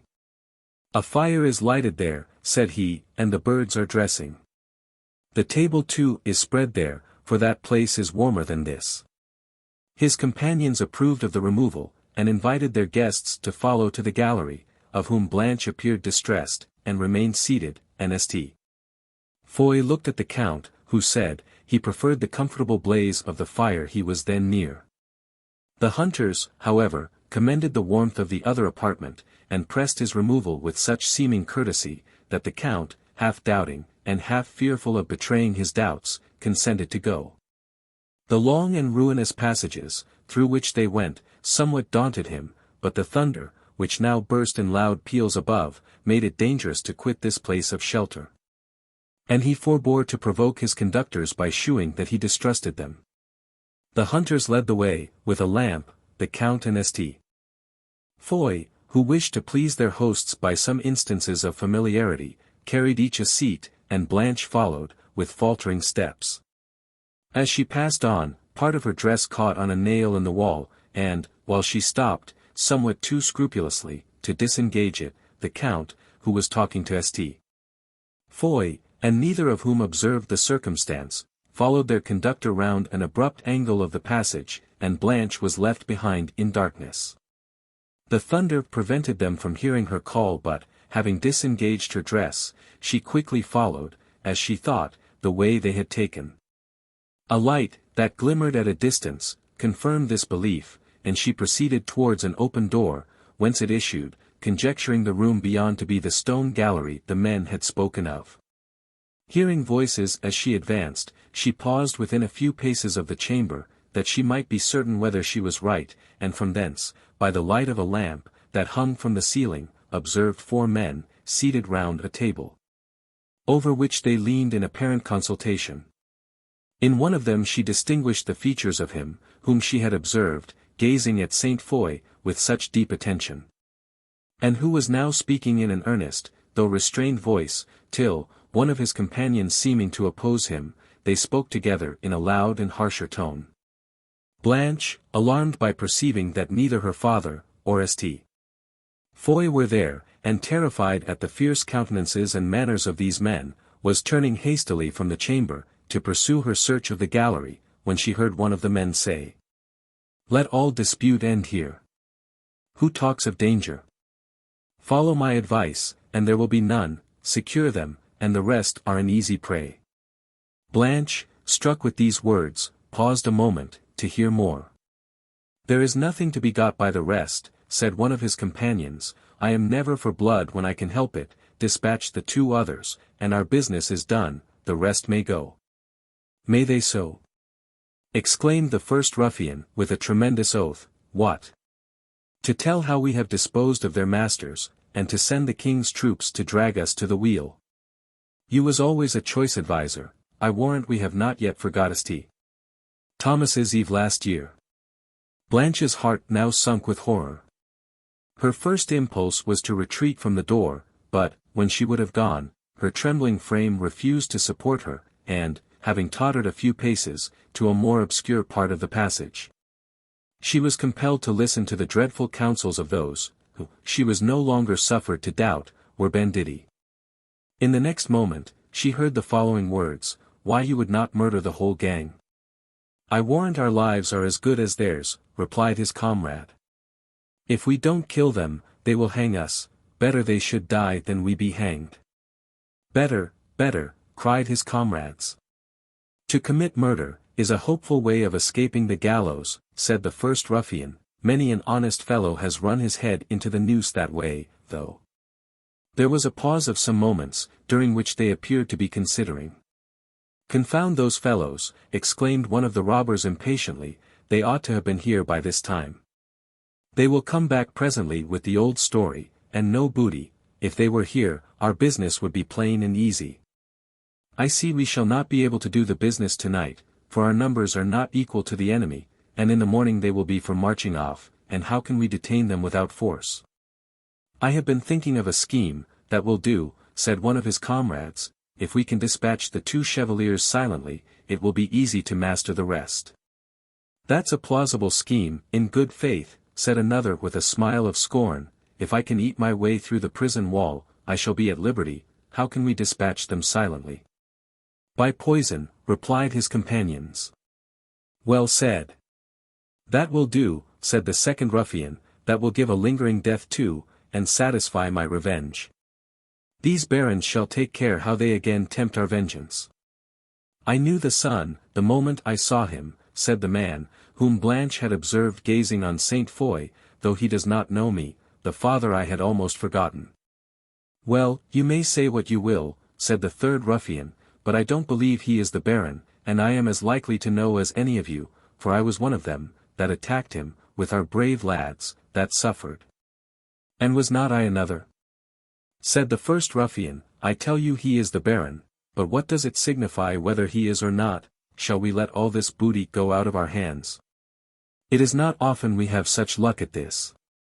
While we run the chance of the wheel for smuggling a few pounds of tobacco, to cheat the king's manufactory, and of breaking our necks down the precipices in the chase of our food. And, now and then, rob a brother smuggler, or a straggling pilgrim, of what scarcely repays us the powder we fire at them, shall we let such a prize as this go? Why, they have enough about them to keep us for." "I am not for that, I am not for that," replied the third robber, "let us make the most of them, only, if this is the baron, I should like to have a flash the more at him. For the sake of our brave comrades, that he brought to the gallows." "Aye, flash as much as you will," rejoined the first man, "but I tell you the baron is a taller man." "Confound your quibbling," said the second ruffian, "shall we let them go or not? If we stay here much longer, they will take the hint, and march off without our leave. Let them be who they will, they are rich, or why all those servants? Did you see the ring, you call the baron, had on his finger? It was a diamond. But he has not got it on now, he saw me looking at it, I warrant, and took it off. Aye, and then there is the picture, did you see that?" "She has not taken that off," observed the first ruffian, "it hangs at her neck. If it had not sparkled so, I should not have found it out, for it was almost hid by her dress. Those are diamonds too, and a rare many of them there must be, to go round such a large picture." "But how are we to manage this business?" said the second ruffian. "Let us talk of that, there is no fear of there being booty enough, but how are we to secure it?" Aye, said his comrades, "let us talk of that, and remember no time is to be lost." "I am still for poison," observed the third, "but consider their number, why there are 9 or 10 of them, and armed too. When I saw so many at the gate, I was not for letting them in, you know, nor you either.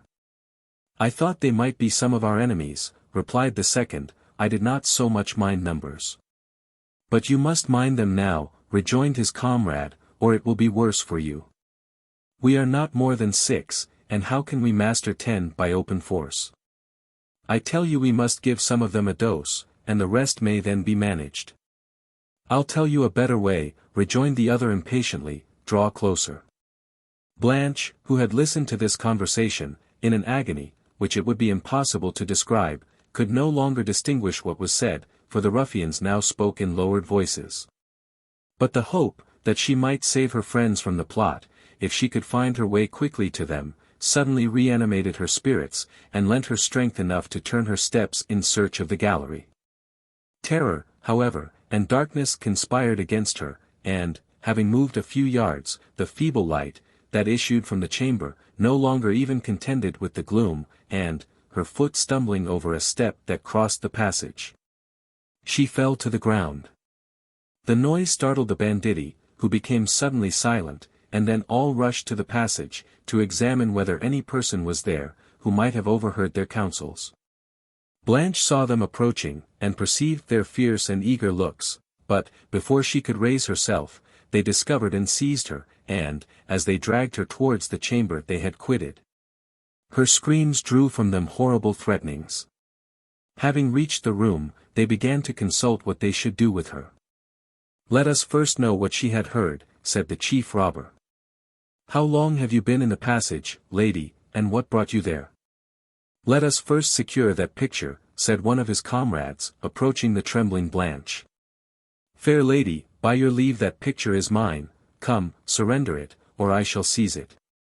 Blanche, entreating their mercy, immediately gave up the miniature, while another of the ruffians fiercely interrogated her, concerning what she had overheard of their conversation, when, her confusion and terror too plainly telling what her tongue feared to confess, the ruffians looked expressively upon one another, and 2 of them withdrew to a remote part of the room, as if to consult further.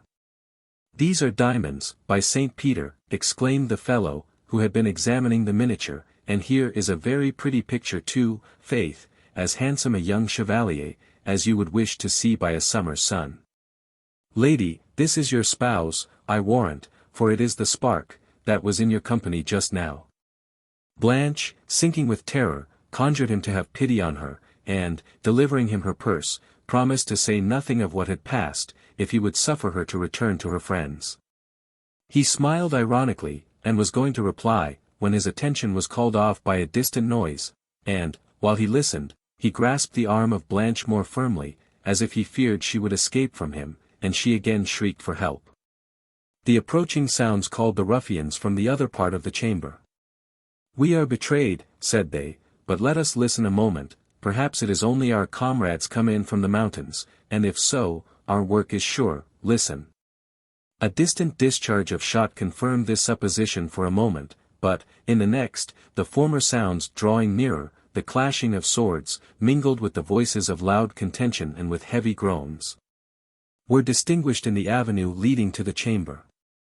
While the ruffians prepared their arms, they heard themselves called by some of their comrades afar off, and then a shrill horn was sounded without the fortress, a signal, it appeared, they too well understood. For 3 of them, leaving the Lady Blanche to the care of the 4th, instantly rushed from the chamber. While Blanche, trembling, and nearly fainting, was supplicating for release, she heard amid the tumult, that approached, the voice of St. Foy, and she had scarcely renewed her shriek, when the door of the room was thrown open, and he appeared, much disfigured with blood, and pursued by several ruffians. Blanche neither saw, or heard any more. Her head swam, her sight failed, and she became senseless in the arms of the robber, who had detained her. When she recovered, she perceived, by the gloomy light, that trembled round her, that she was in the same chamber, but neither the Count, St. Foy, or any other person appeared, and she continued, for some time, entirely still, and nearly in a state of stupefaction. But, the dreadful images of the past returning, she endeavored to raise herself, that she might seek her friends, when a sullen groan, at a little distance, reminded her of St. Foy, and of the condition, in which she had seen him enter this room. Then, starting from the floor, by a sudden effort of horror, she advanced to the place whence the sound had proceeded, where a body was lying stretched upon the pavement, and where, by the glimmering light of a lamp, she discovered the pale and disfigured countenance of St. Foy. Her horrors, at that moment, may be easily imagined. He was speechless, his eyes were half closed, and, on the hand, which she grasped in the agony of despair, cold damps had settled. While she vainly repeated his name, and called for assistance, steps approached, and a person entered the chamber, who, she soon perceived, was not the Count, her father. But, what was her astonishment, when, supplicating him to give his assistance to Saint Foy, she discovered Ludovico. He scarcely paused to recognize her, but immediately bound up the wounds of the Chevalier, and, perceiving, that he had fainted probably from loss of blood, ran for water.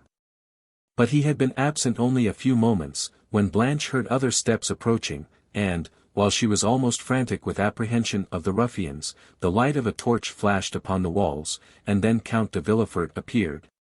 With an affrighted countenance, and breathless with impatience, calling upon his daughter. At the sound of his voice, she rose, and ran to his arms, while he, letting fall the bloody sword he held, pressed her to his bosom in a transport of gratitude and joy, and then hastily inquired for Saint Foy, who now gave some signs of life. Ludovico soon after returning with water and brandy, the former was applied to his lips, and the latter to his temples and hands, and Blanche, at length, saw him unclose his eyes, and then heard him inquire for her. But the joy she felt on this occasion was interrupted by new alarms, when Ludovico said it would be necessary to remove Mons. St. Foy immediately, and added, the banditti, that are out, my lord, were expected home, an hour ago, and they will certainly find us, if we delay. That shrill horn, they know, is never sounded by their comrades but on most desperate occasions, and it echoes among the mountains for many leagues round. I have known them brought home by its sound even from the Pied de Melicant.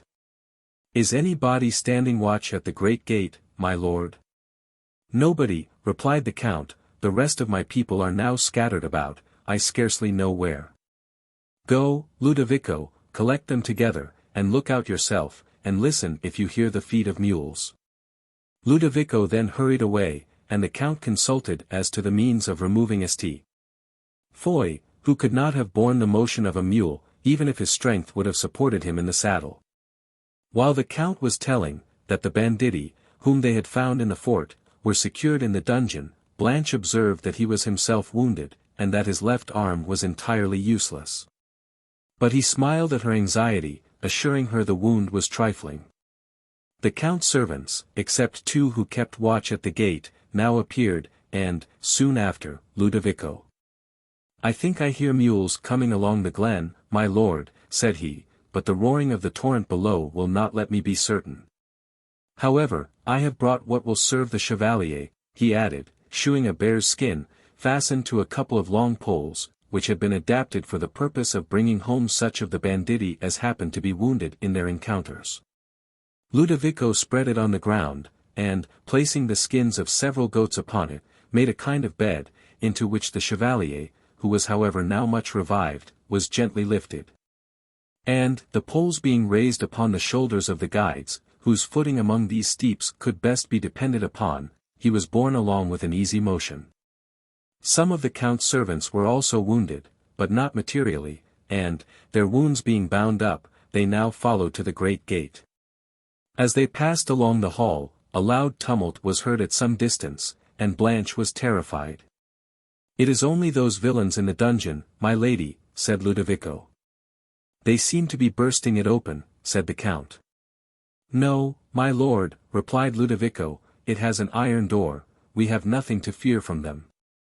But let me go first, and look out from the rampart.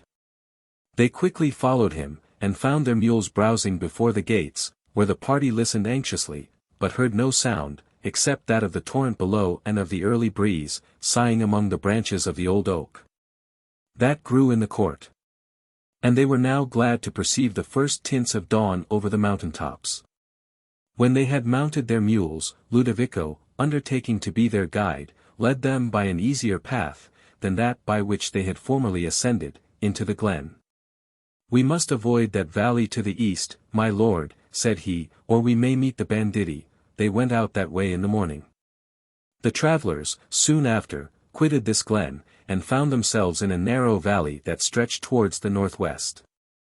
The morning light upon the mountains now strengthened fast, and gradually discovered the green hillocks, that skirted the winding feet of the cliffs, tufted with cork tree, and evergreen oak. The thunder clouds being dispersed, had left the sky perfectly serene, and Blanche was revived by the fresh breeze, and by the view of verdure, which the late rain had brightened. Soon after, the sun arose, when the dripping rocks, with the shrubs that fringed their summits, and many a turfy slope below, sparkled in his rays. A wreath of mist was seen, floating along the extremity of the valley, but the gale bore it before the travellers, and the sunbeams gradually drew it up towards the summit of the mountains. They had proceeded about a league, when, St. Foy having complained of extreme faintness, they stopped to give him refreshment, and, that the men, who bore him, might rest. Ludovico had brought from the fort some flasks of rich Spanish wine, which now proved a reviving cordial not only to St. Foy but to the whole party, though to him it gave only temporary relief, for it fed the fever, that burned in his veins, and he could neither disguise in his countenance the anguish he suffered, or suppress the wish, that he was arrived at the inn where they had designed to pass the preceding night. While they thus reposed themselves under the shade of the dark green pines, the Count desired Ludovico to explain shortly, by what means he had disappeared from the north apartment, how he came into the hands of the banditti, and how he had contributed so essentially to serve him and his family, for to him he justly attributed their present deliverance. Ludovico was going to obey him, when suddenly they heard the echo of a pistol shot, from the way they had passed, and they rose in alarm, hastily to pursue their route. Chapter 13. Ah, why did fate his steps decoy? In stormy paths to Rome, remote from all congenial joy. Beatty. Emily, meanwhile, was still suffering anxiety as to the fate of Valancourt.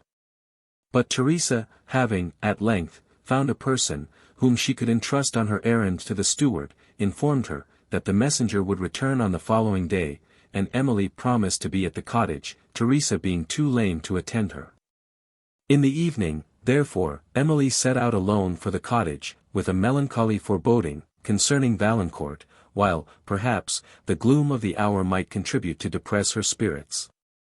It was a grey autumnal evening towards the close of the season, heavy mists partially obscured the mountains, and a chilling breeze, that sighed among the beech woods, strewed her path with some of their last yellow leaves. These, circling in the blast and foretelling the death of the year, gave an image of desolation to her mind, and, in her fancy, seemed to announce the death of Valancourt. Of this she had, indeed, more than once so strong a presentiment, that she was on the point of returning home, feeling herself unequal to an encounter with the certainty she anticipated, but, contending with her emotions, she so far commanded them as to be able to proceed. While she walked mournfully on, gazing on the long volumes of vapour, that poured upon the sky, and watching the swallows, tossed along the wind, now disappearing among tempestuous clouds, and then emerging, for a moment, in circles upon the calmer air, the afflictions and vicissitudes of her late life seemed portrayed in these fleeting images. Thus had she been tossed upon the stormy sea of misfortune for the last year, with but short intervals of peace, if peace that could be called, which was only the delay of evils. And now, when she had escaped from so many dangers, was become independent of the will of those, who had oppressed her, and found herself mistress of a large fortune, now, when she might reasonably have expected happiness, she perceived that she was as distant from it as ever. She would have accused herself of weakness and ingratitude in thus suffering a sense of the various blessings she possessed to be overcome by that of a single misfortune, had this misfortune affected herself alone. But, when she had wept for Valancourt even as living, tears of compassion had mingled with those of regret, and while she lamented a human being degraded to vice, and consequently to misery, reason and humanity claimed these tears, and fortitude had not yet taught her to separate them from those of love. In the present moments, however, it was not the certainty of his guilt, but the apprehension of his death, of a death also, to which she herself, however innocently, appeared to have been in some degree instrumental, that oppressed her. This fear increased, as the means of certainty concerning it approached. And, when she came within view of Teresa's cottage, she was so much disordered, and her resolution failed her so entirely, that, unable to proceed, she rested on a bank, beside her path. Where, as she sat, the wind that groaned sullenly among the lofty branches above, seemed to her melancholy imagination to bear the sounds of distant lamentation, and, in the pauses of the gust, she still fancied she heard the feeble and far-off notes of distress. Attention convinced her, that this was no more than fancy, but the increasing gloom, which seemed the sudden close of day, soon warned her to depart, and, with faltering steps, she again moved toward the cottage. Through the casement appeared the cheerful blaze of a wood fire, and Teresa, who had observed Emily approaching, was already at the door to receive her. "It is a cold evening, madam," said she, "storms are coming on, and I thought you would like a fire. Do take this chair by the hearth." Emily, thanking her for this consideration, sat down, and then, looking in her face, on which the wood fire threw a gleam, she was struck with its expression, and, unable to speak, sunk back in her chair with a countenance so full of woe, that Teresa instantly comprehended the occasion of it, but she remained silent. "Ah," said Emily, at length, "it is unnecessary for me to ask the result of your inquiry, your silence, and that look, sufficiently explain it. He is dead." "Alas! My dear young lady," replied Teresa, while tears filled her eyes, "this world is made up of trouble. The rich have their share as well as the poor. But we must all endeavor to bear what heaven pleases." "He is dead, then?" interrupted Emily. "Valancourt is dead." "Well-a-day." "I fear he is," replied Teresa. "You fear," said Emily, "do you only fear?" "Alas! Yes, madam, I fear he is. Neither the steward, or any of the Eperville family, have heard of him since he left Languedoc, and the Count is in great affliction about him, for he says he was always punctual in writing, but that now he has not received a line from him since he left Languedoc. He appointed to be at home, 3 weeks ago, but he has neither come, or written, and they fear some accident has befallen him. Alas! That ever I should live to cry for his death. I am old, and might have died without being missed, but Emily was faint, and asked for some water, and Teresa, alarmed by the voice, in which she spoke, hastened to her assistance, and, while she held the water to Emily's lips, continued. "My dear young mistress, do not take it so to heart. The Chevalier may be alive and well, for all this, let us hope the best." "Oh no! I cannot hope," said Emily, "I am acquainted with circumstances, that will not suffer me to hope. I am somewhat better now, and can hear what you have to say. Tell me, I entreat, the particulars of what you know." "Stay, till you are a little better, mademoiselle, you look sadly." "Oh no, Teresa, tell me all, while I have the power to hear it," said Emily, "tell me all, I conjure you." "Well, madam, I will then," but the steward did not say much, for Richard says he seemed shy of talking about Mons. Valancourt, and what he gathered was from Gabriel, one of the servants, who said he had heard it from my lord's gentleman. "What did he hear?" said Emily.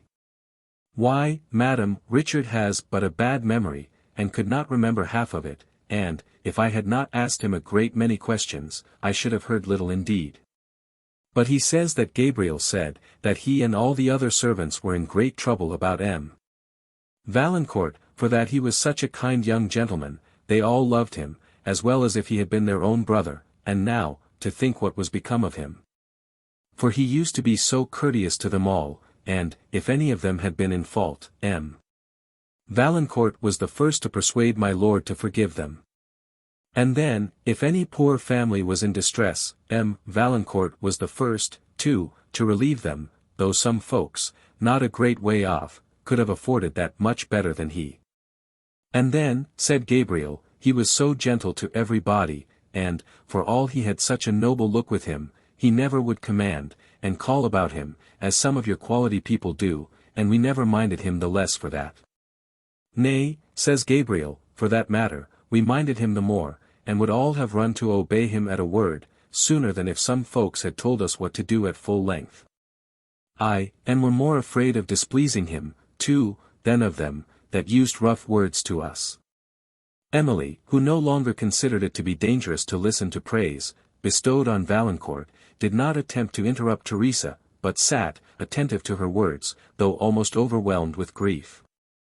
My lord, continued Teresa, frets about Valancourt sadly, and the more, because, they say, he had been rather harsh against him lately. Gabriel says he had it from my lord's valet, that Valancourt had comported himself wildly at Paris, and had spent a great deal of money, more a great deal than my lord liked, for he loves money better than Valancourt, who had been led astray sadly. Nay, for that matter, Valancourt had been put into prison at Paris, and my lord, says Gabriel, refused to take him out, and said he deserved to suffer.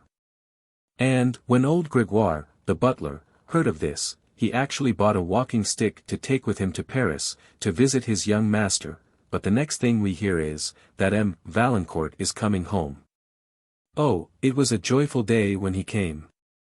But he was sadly altered, and my lord looked very cool upon him, and he was very sad, indeed. And, soon after, he went away again into Languedoc, and, since that time, we have never seen him. Teresa paused, and Emily, sighing deeply, remained with her eyes fixed upon the floor, without speaking. After a long pause, she inquired what further Teresa had heard.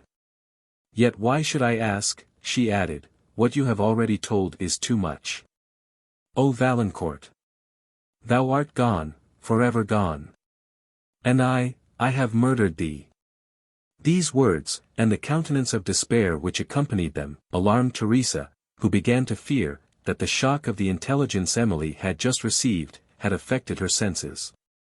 My dear young lady, be composed, said she, and do not say such frightful words. You murder Valancourt, dear heart. Emily replied only by a heavy sigh.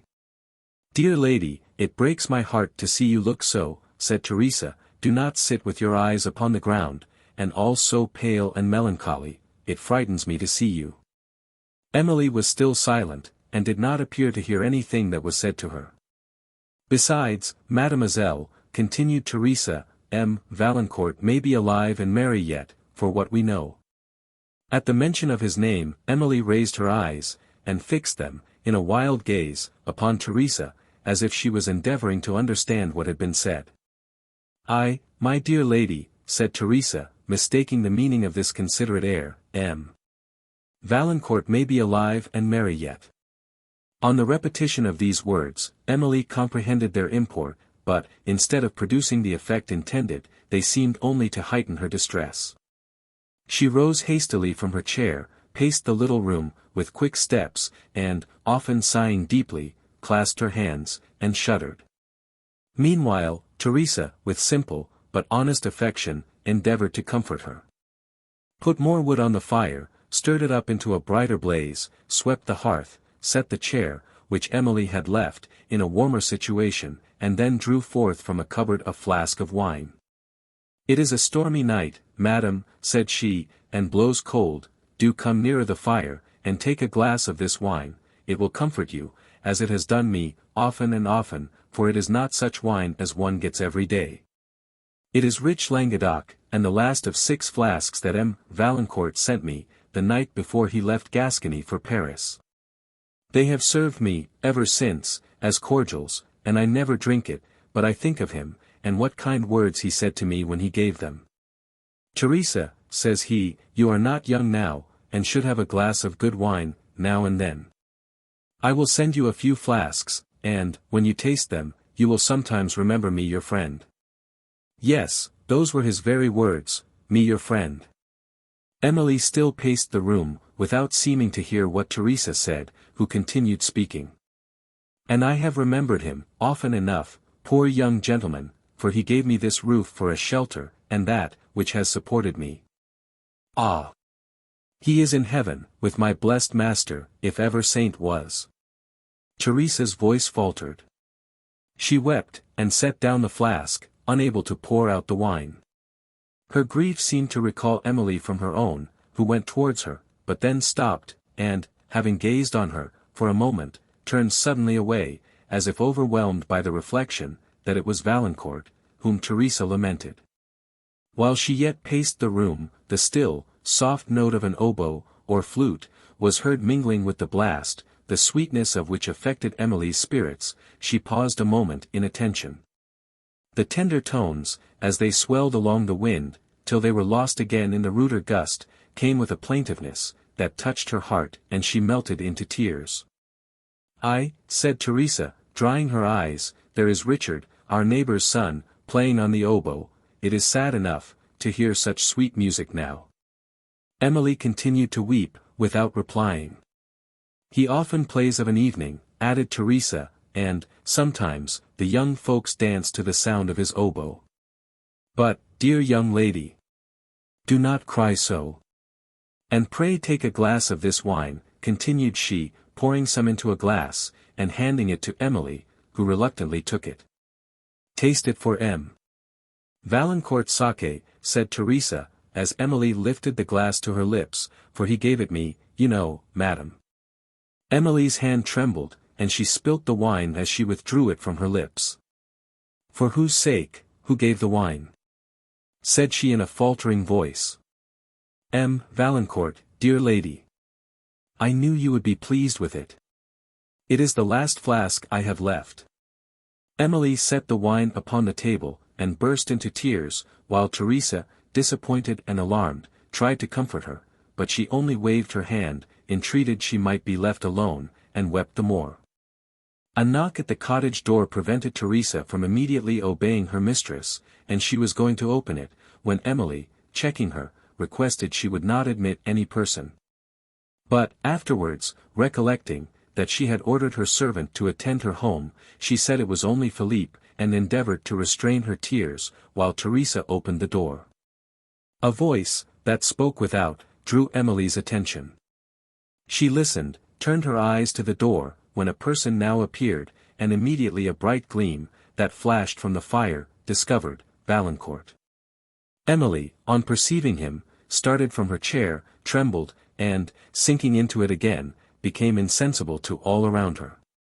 A scream from Teresa now told, that she knew Valancourt, whom her imperfect sight, and the duskiness of the place had prevented her from immediately recollecting.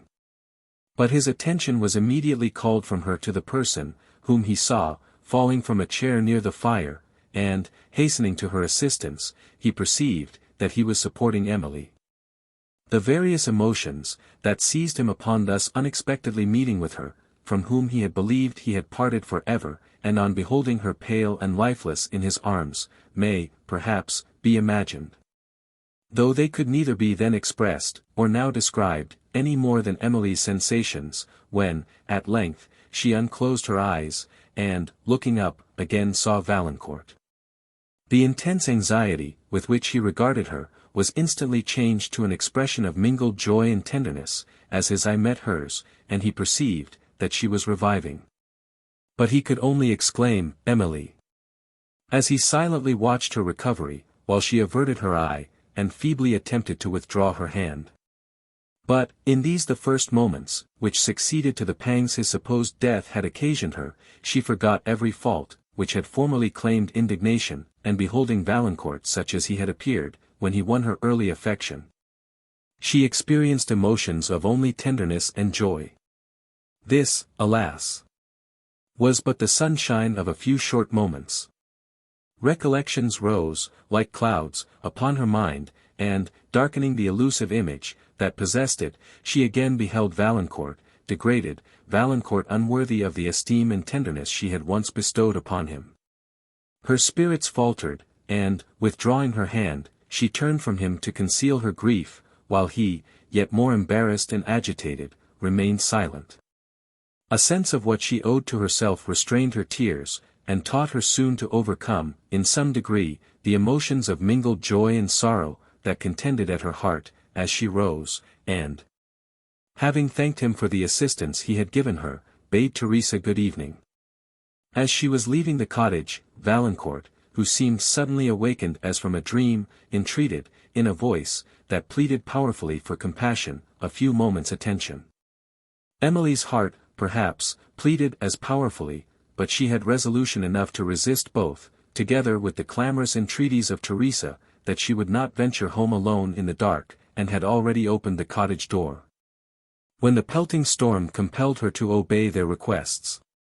Silent and embarrassed, she returned to the fire, while Valancourt, with increasing agitation, paced the room, as if he wished, yet feared, to speak, and Teresa expressed without restraint her joy and wonder upon seeing him. "Dear heart! Sir," said she, "I never was so surprised and overjoyed in my life. We were in great tribulation before you came, for we thought you was dead, and were talking, and lamenting about you, just when you knocked at the door. My young mistress there was crying, fit to break her heart." Emily looked with much displeasure at Teresa, but, before she could speak, Valancourt, unable to repress the emotion, which Teresa's imprudent discovery occasioned, exclaimed, "Oh my Emily! Am I then still dear to you? Did you, indeed, honour me with a thought, a tear? Oh heavens! You weep now." "Teresa, sir," said Emily, with a reserved air, and trying to conquer her tears, "has reason to remember you with gratitude, and she was concerned, because she had not lately heard of you. Allow me to thank you for the kindness you have shown her, and to say, that, since I am now upon the spot, she must not be further indebted to you." "Emily," said Valancourt, no longer master of his emotions, "is it thus you meet him, whom once you meant to honour with your hand, thus you meet him, who has loved you, suffered for you, yet what do I say? Pardon me, Mademoiselle St. Aubert, I know not what I utter. I have no longer any claim upon your remembrance, I have forfeited every pretension to your esteem, your love.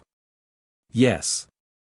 Let me not forget, that I once possessed your affections, though to know that I have lost them, is my severest affliction.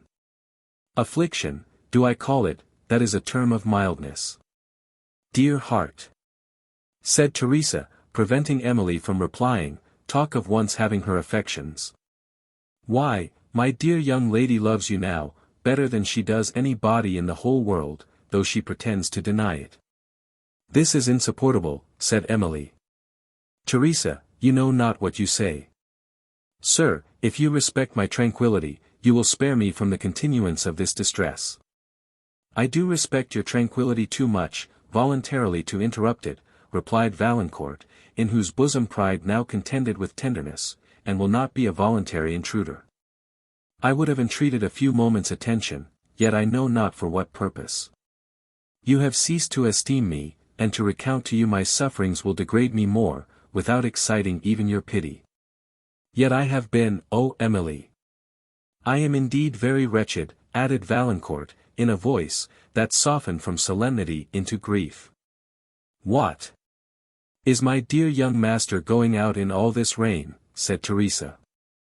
"No, he shall not stir a step. Dear! Dear! To see how gentlefolks can afford to throw away their happiness. Now, if you were poor people, there would be none of this. To talk of unworthiness, and not caring about one another, when I know there are not such a kind-hearted lady and gentleman in the whole province, nor any that love one another half so well, if the truth was spoken." Emily, in extreme vexation, now rose from her chair. "I must be gone," said she, "the storm is over." "Stay, Emily, stay, Mademoiselle St. Aubert," said Valancourt, summoning all his resolution, "I will no longer distress you by my presence. Forgive me, that I did not sooner obey you, and, if you can, sometimes, pity one, who, in losing you, has lost all hope of peace. May you be happy, Emily, however wretched I remain, happy as my fondest wish would have you." His voice faltered with the last words, and his countenance changed, while, with a look of ineffable tenderness and grief, he gazed upon her for an instant, and then quitted the cottage. "Dear heart! Dear heart!" cried Teresa, following him to the door, "Why, Monsieur Valancourt! How it rains! What a night is this to turn him out in! Why, it will give him his death, and it was but now you was crying, mademoiselle, because he was dead."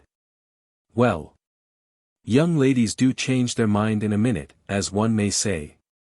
Emily made no reply, for she heard not what was said, while, lost in sorrow and thought, she remained in her chair by the fire, with her eyes fixed, and the image of Valancourt still before them. Valancourt is sadly altered. "Madam," said Teresa, "he looks so thin to what he used to do, and so melancholy, and then he wears his arm in a sling."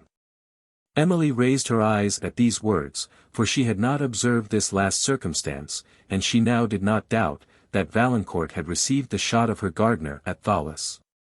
With this conviction her pity for him returning, she blamed herself for having occasioned him to leave the cottage, during the storm. Soon after her servants arrived with the carriage, and Emily, having censured Teresa for her thoughtless conversation to Valancourt, and strictly charging her never to repeat any hints of the same kind to him, withdrew to her home, thoughtful and disconsolate. Meanwhile, Valancourt had returned to a little inn of the village, whither he had arrived only a few moments before his visit to Teresa's cottage, on the way from Thoulouse to the chateau of the Count de Duvarney, where he had not been since he bade adieu to Emily at Chateau Leblanc, in the neighbourhood of which he had lingered for a considerable time, unable to summon resolution enough to quit a place, that contained the object most dear to his heart. There were times, indeed, when grief and despair urged him to appear again before Emily, and, regardless of his ruined circumstances, to renew his suit. Pride, however, and the tenderness of his affection, which could not long endure the thought of involving her in his misfortunes, at length, so far triumphed over passion, that he relinquished this desperate design, and quitted Chateau Leblanc. But still his fancy wandered among the scenes, which had witnessed his early love, and, on his way to Gascony, he stopped at Thoulouse, where he remained when Emily arrived, concealing, yet indulging his melancholy in the gardens, where he had formerly passed with her so many happy hours. Often recurring, with vain regret, to the evening before her departure for Italy, when she had so unexpectedly met him on the terrace, and endeavouring to recall to his memory every word and look, which had then charmed him. The arguments he had employed to dissuade her from the journey, and the tenderness of their last farewell.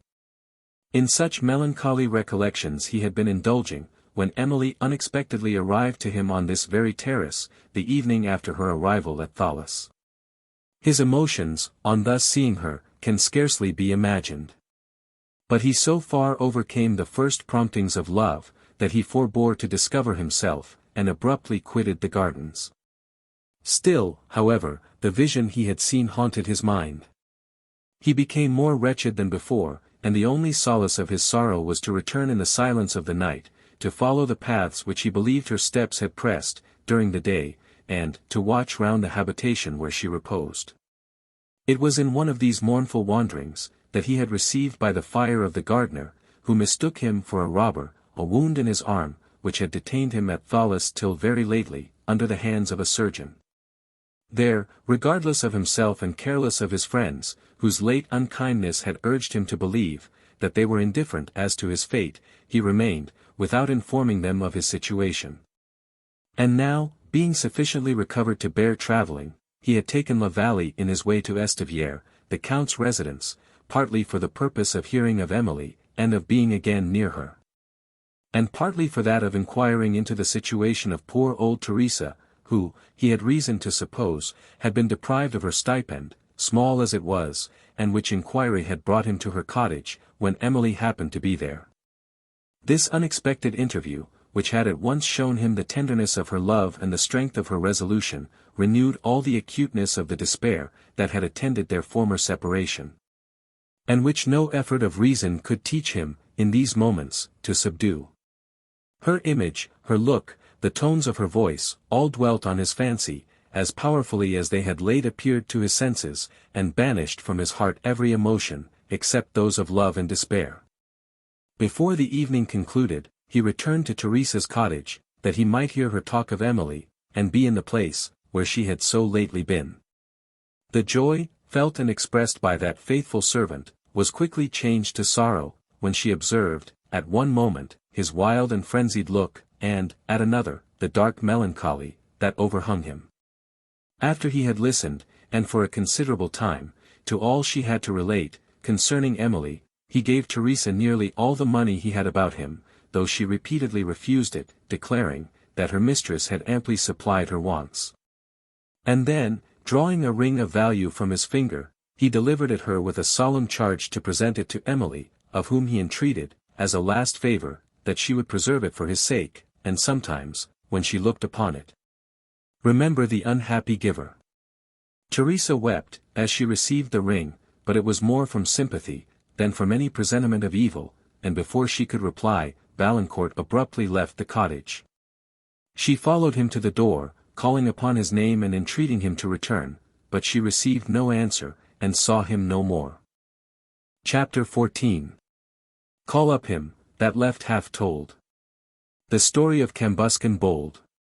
Milton. On the following morning, as Emily sat in the parlour adjoining the library, reflecting on the scene of the preceding night, Annette rushed wildly into the room, and, without speaking, sunk breathless into a chair.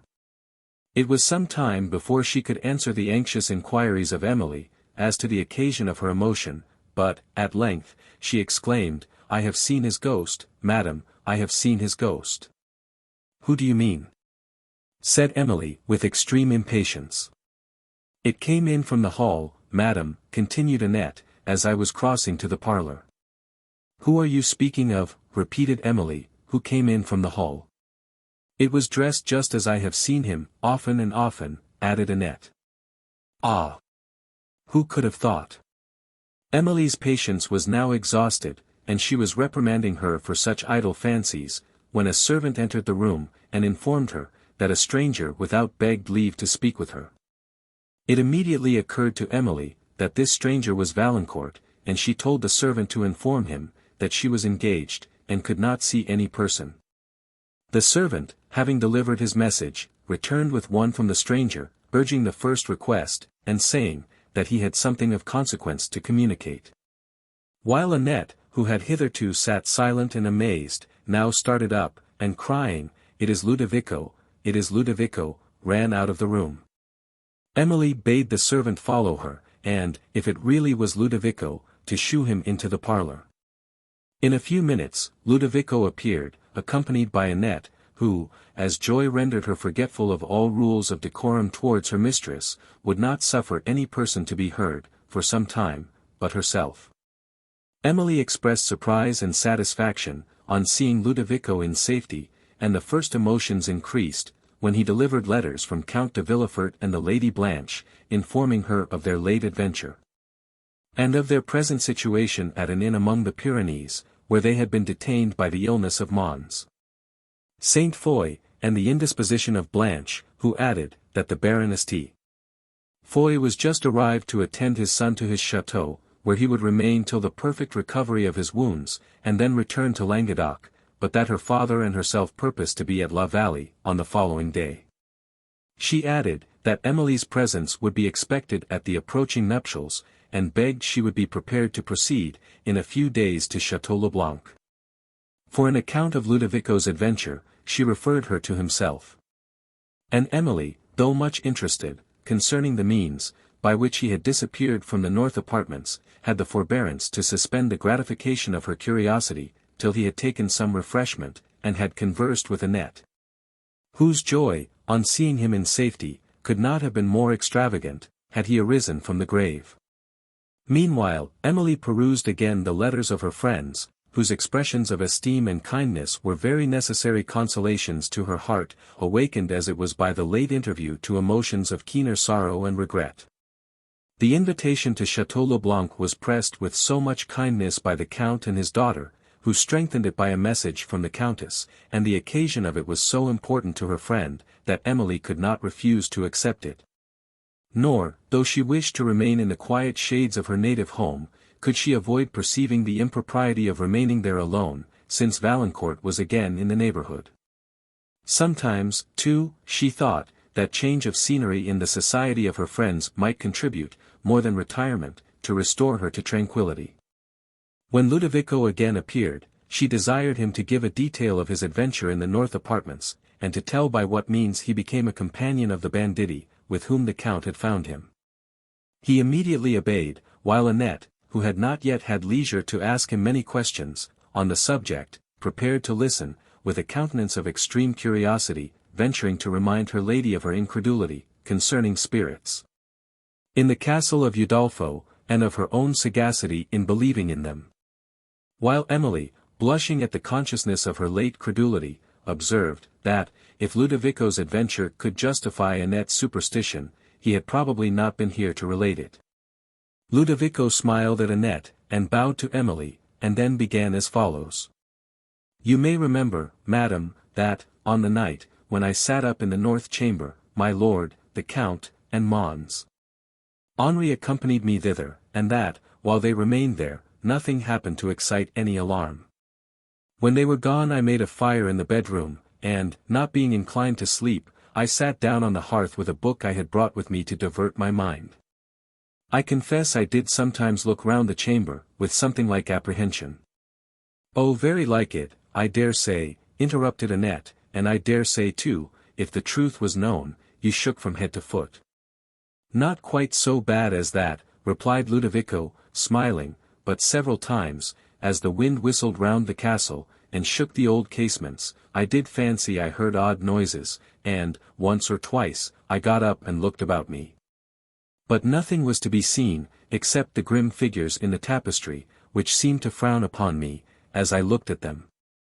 I had sat thus for above an hour, continued Ludovico, when again I thought I heard a noise, and glanced my eyes round the room, to discover what it came from, but, not perceiving anything, I began to read again, and when I had finished the story I was upon, I felt drowsy, and dropped asleep.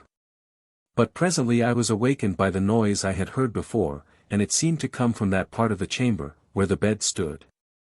And then, whether it was the story I had been reading that affected my spirits, or the strange reports that had been spread of these apartments, I don't know, but, when I looked towards the bed again, I fancied I saw a man's face within the dusky curtains. At the mention of this, Emily trembled, and looked anxiously, remembering the spectacle she had herself witnessed there with Dorothée. I confess, madam, my heart did fail me, at that instant, continued Ludovico, but a return of the noise drew my attention from the bed, and I then distinctly heard a sound, like that of a key, turning in a lock, but what surprised me more was that I saw no door where the sound seemed to come from. In the next moment, however, the arras near the bed was slowly lifted, and a person appeared behind it, entering from a small door in the wall. He stood for a moment as if half retreating, with his head bending under the arras which concealed the upper part of his face except his eyes scowling beneath the tapestry as he held it. And then, while he raised it higher, I saw the face of another man behind, looking over his shoulder. I know not how it was, but, though my sword was upon the table before me, I had not the power just then to seize it, but sat quite still, watching them, with my eyes half shut as if I was asleep. I suppose they thought me so, and were debating what they should do, for I heard them whisper, and they stood in the same posture for the value of a minute, and then, I thought I perceived other faces in the duskiness beyond the door, and heard louder whispers. This door surprises me, said Emily, because I understood, that the Count had caused the arras to be lifted, and the walls examined, suspecting, that they might have concealed a passage through which you had departed. It does not appear so extraordinary to me, madam, replied Ludovico, that this door should escape notice, because it was formed in a narrow compartment, which appeared to be part of the outward wall, and, if the Count had not passed over it, he might have thought it was useless to search for a door where it seemed as if no passage could communicate with one. But the truth was, that the passage was formed within the wall itself. But, to return to the men, whom I saw obscurely beyond the door, and who did not suffer me to remain long in suspense, concerning their design. They all rushed into the room, and surrounded me, though not before I had snatched up my sword to defend myself. But what could one man do against four? They soon disarmed me, and, having fastened my arms, and gagged my mouth, forced me through the private door, leaving my sword upon the table, to assist, as they said, those who should come in the morning to look for me. in fighting against the ghosts. They then led me through many narrow passages, cut, as I fancied, in the walls, for I had never seen them before, and down several flights of steps, till we came to the vaults underneath the castle. And then opening a stone door, which I should have taken for the wall itself, we went through a long passage, and down other steps cut in the solid rock, when another door delivered us into a cave. After turning and twining about, for some time, we reached the mouth of it, and I found myself on the sea beach at the foot of the cliffs, with the chateau above. A boat was in waiting, into which the ruffians got, forcing me along with them, and we soon reached a small vessel, that was at anchor, where other men appeared, when setting me aboard, 2 of the fellows who had seized me, followed. And the other 2 rowed back to the shore, while we set sail. I soon found out what all this meant, and what was the business of these men at the chateau. We landed in Roussillon, and, after lingering several days about the shore, some of their comrades came down from the mountains, and carried me with them to the fort, where I remained till my lord so unexpectedly arrived.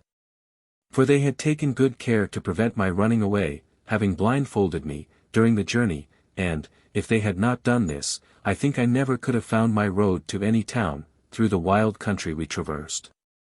After I reached the fort I was watched like a prisoner, and never suffered to go out, without 2 or 3 companions, and I became so weary of life, that I often wished to get rid of it. Well, but they let you talk, said Annette, they did not gag you after they got you away from the chateau, so I don't see what reason there was to be so very weary of living, to say nothing about the chance you had of seeing me again. Ludovico smiled, and Emily also, who inquired what was the motive of these men for carrying him off. I soon found out, madam, resumed Ludovico, that they were pirates, who had, during many years, secreted their spoil in the vaults of the castle, which, being so near the sea, suited their purpose well. To prevent detection they had tried to have it believed, that the chateau was haunted, and, having discovered the private way to the north apartments, which had been shut up ever since the death of the Lady Marchioness, they easily succeeded. The housekeeper and her husband, who were the only persons, that had inhabited the castle, for some years, were so terrified by the strange noises they heard in the nights, that they would live there no longer. A report soon went abroad, that it was haunted, and the whole country believed this the more readily, I suppose, because it had been said, that the Lady Marchioness had died in a strange way. And because my lord never would return to the place afterwards. But why, said Emily, were not these pirates contented with the cave? Why did they think it necessary to deposit their spoil in the castle? The cave, madam, replied Ludovico, was open to any body, and their treasures would not long have remained undiscovered there, but in the vaults they were secure so long as the report prevailed of their being haunted. Thus then, it appears, that they brought at midnight, the spoil they took on the seas, and kept it till they had opportunities of disposing of it to advantage. The pirates were connected with Spanish smugglers and banditti, who live among the wilds of the Pyrenees, and carry on various kinds of traffic, such as nobody would think of. And with this desperate horde of banditti I remained, till my lord arrived. I shall never forget what I felt, when I first discovered him. I almost gave him up for lost. But I knew, that, if I shewed myself, the banditti would discover who he was, and probably murder us all, to prevent their secret in the chateau being detected. I, therefore, kept out of my lord's sight, but had a strict watch upon the ruffians, and determined, if they offered him or his family violence, to discover myself, and fight for our lives. Soon after, I overheard some of them laying a most diabolical plan for the murder and plunder of the whole party, when I contrived to speak to some of my lord's attendants, telling them what was going forward. And we consulted what was best to be done. Meanwhile my lord, alarmed at the absence of the Lady Blanche, demanded her, and the ruffians having given some unsatisfactory answer, my lord and Mons. St. Foy became furious, so then we thought it a good time to discover the plot, and rushing into the chamber, I called out, treachery. My lord Count, defend yourself. His lordship and the chevalier drew their swords directly, and a hard battle we had, but we conquered at last, as, madam, you are already informed of by my lord Count. This is an extraordinary adventure, said Emily, and much praise is due, Ludovico, to your prudence and intrepidity. There are some circumstances, however, concerning the north apartments, which still perplex me. But, perhaps, you may be able to explain them. Did you ever hear the banditti relate anything extraordinary of these rooms? No, madam, replied Ludovico, I never heard them speak about the rooms, except to laugh at the credulity of the old housekeeper, who once was very near catching one of the pirates. It was since the Count arrived at the chateau, he said, and he laughed heartily as he related the trick he had played off. A blush overspread Emily's cheek, and she impatiently desired Ludovico to explain himself. Why, my lady, said he, as this fellow was, one night in the bedroom, he heard somebody approaching through the next apartment, and not having time to lift up the arras, and unfasten the door, he hid himself in the bed just by. There he lay for some time in as great a fright, I suppose. As you was in, interrupted Annette, when you sat up so boldly to watch by yourself. I, said Ludovico, in as great a fright as he ever made anybody else suffer. And presently the housekeeper and some other person came up to the bed, when he, thinking they were going to examine it, bethought him, that his only chance of escaping detection, was by terrifying them. So he lifted up the counterpane, but that did not do, till he raised his face above it, and then they both set off, he said, as if they had seen the devil, and he got out of the rooms undiscovered. Emily could not forbear smiling at this explanation of the deception, which had given her so much superstitious terror, and was surprised, that she could have suffered herself to be thus alarmed, till she considered, that when the mind has once begun to yield to the weakness of superstition, trifles impress it with the force of conviction.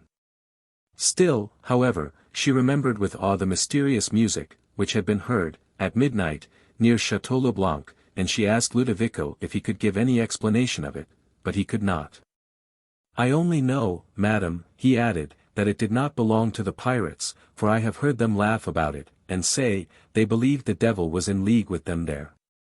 Yes, I will answer for it he was, said Annette, her countenance brightening, I was sure all along, that he or his spirits had something to do with the north apartments, and now you see, madam, I am right at last. It cannot be denied, that his spirits were very busy in that part of the chateau, replied Emily, smiling. But I am surprised, Ludovico, that these pirates should persevere in their schemes, after the arrival of the Count. What could they expect but certain detection? I have reason to believe, madam, replied Ludovico, that it was their intention to persevere no longer than was necessary for the removal of the stores, which were deposited in the vaults. And it appeared, that they had been employed in doing so from within a short period after the Count's arrival. But, as they had only a few hours in the night for this business, and were carrying on other schemes at the same time, the vaults were not above half emptied, when they took me away. They gloried exceedingly in this opportunity of confirming the superstitious reports, that had been spread of the north chambers, were careful to leave everything there as they had found it, the better to promote the deception, and frequently, in their jocose moods, would laugh at the consternation, which they believed the inhabitants of the castle had suffered upon my disappearing, and it was to prevent the possibility of my betraying their secret, that they had removed me to such a distance. From that period they considered the chateau as nearly their own, but I found from the discourse of their comrades, that, though they were cautious, at first, in shewing their power there, they had once very nearly betrayed themselves.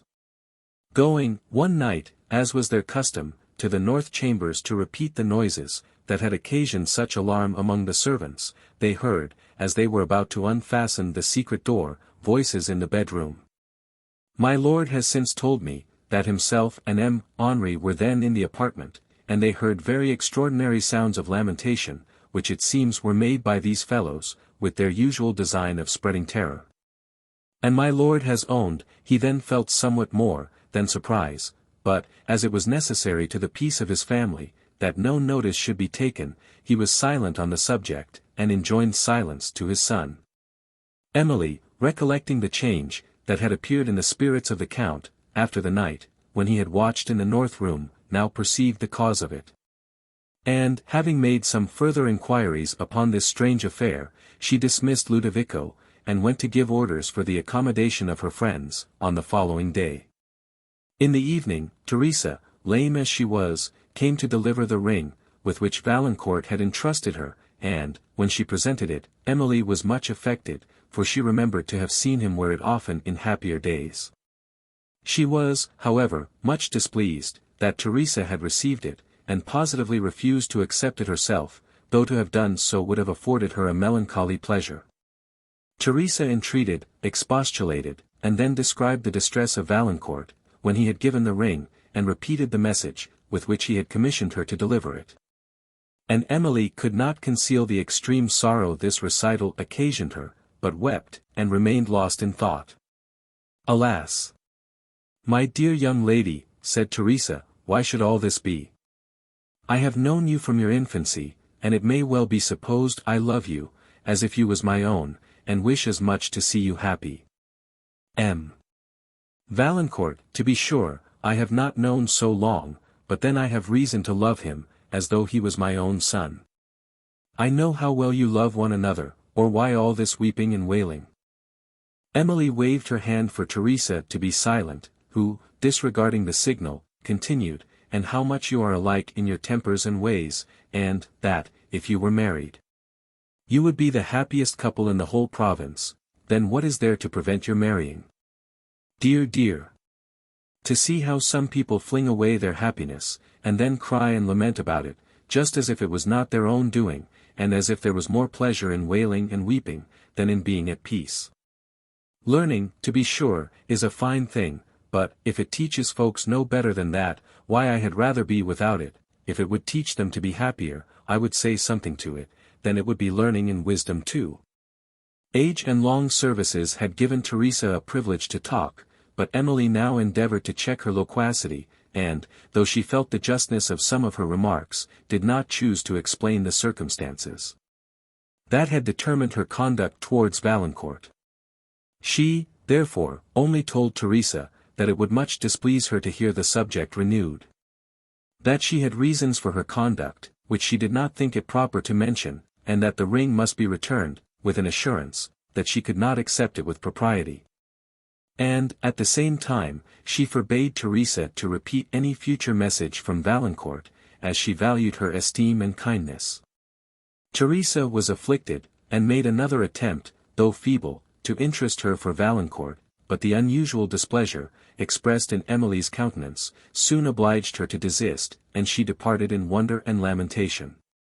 To relieve her mind, in some degree, from the painful recollections that intruded upon it, Emily busied herself in preparations for the journey into Languedoc, and, while Annette, who assisted her, spoke with joy and affection of the safe return of Ludovico, she was considering how she might best promote their happiness, and determined, if it appeared, that his affection was as unchanged as that of the simple and honest Annette, to give her a marriage portion, and settle them on some part of her estate.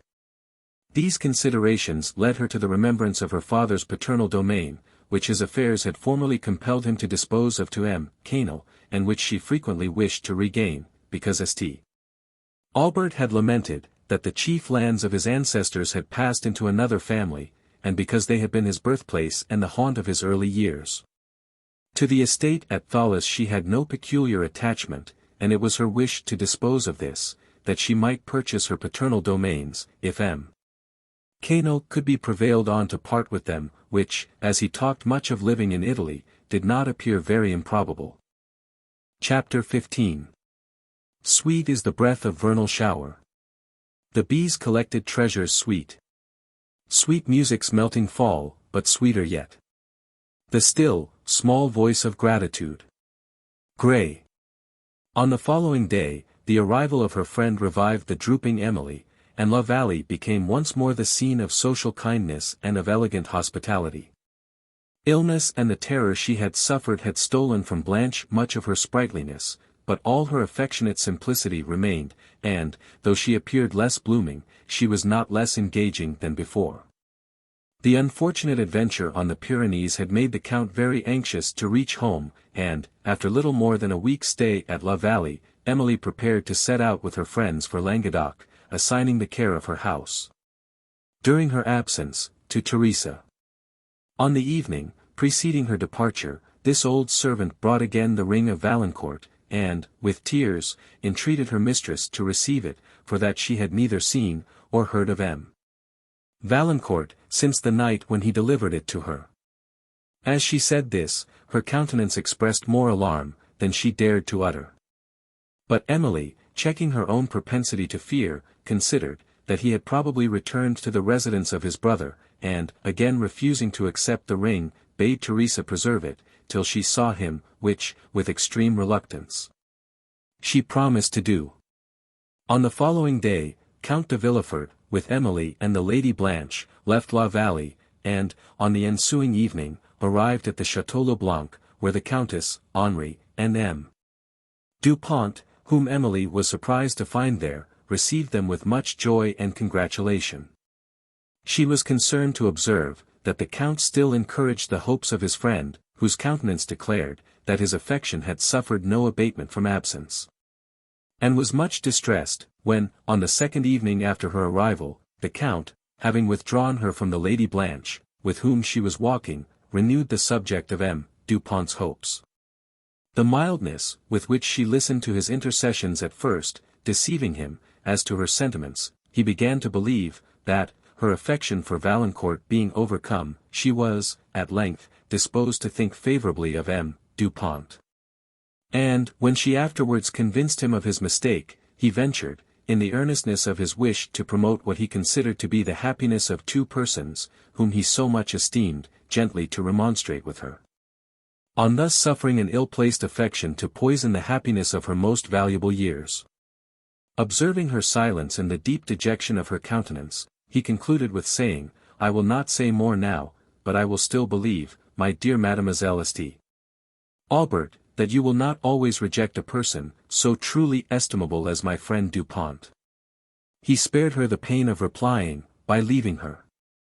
And she strolled on, somewhat displeased with the Count for having persevered to plead for a suit, which she had repeatedly rejected, and lost amidst the melancholy recollections, which this topic had revived. Till she had insensibly reached the borders of the woods, that screened the monastery of St. Claire, when, perceiving how far she had wandered, she determined to extend her walk a little farther, and to inquire about the abbess and some of her friends among the nuns. Though the evening was now drawing to a close, she accepted the invitation of the friar, who opened the gate, and, anxious to meet some of her old acquaintances, proceeded towards the convent parlour. As she crossed the lawn, that sloped from the front of the monastery towards the sea, she was struck with the picture of repose, exhibited by some monks, sitting in the cloisters, which extended under the brow of the woods that crowned this eminence, where, as they meditated, at this twilight hour, holy subjects, they sometimes suffered their attention to be relieved by the scene before them, nor thought it profane to look at nature. Now that it had exchanged the brilliant colours of day for the sober hue of evening. Before the cloisters, however, spread an ancient chestnut, whose ample branches were designed to screen the full magnificence of a scene, that might tempt the wish to worldly pleasures. But still, beneath the dark and spreading foliage, gleamed a wide extent of ocean, and many a passing sail, while, to the right and left, thick woods were seen stretching along the winding shores.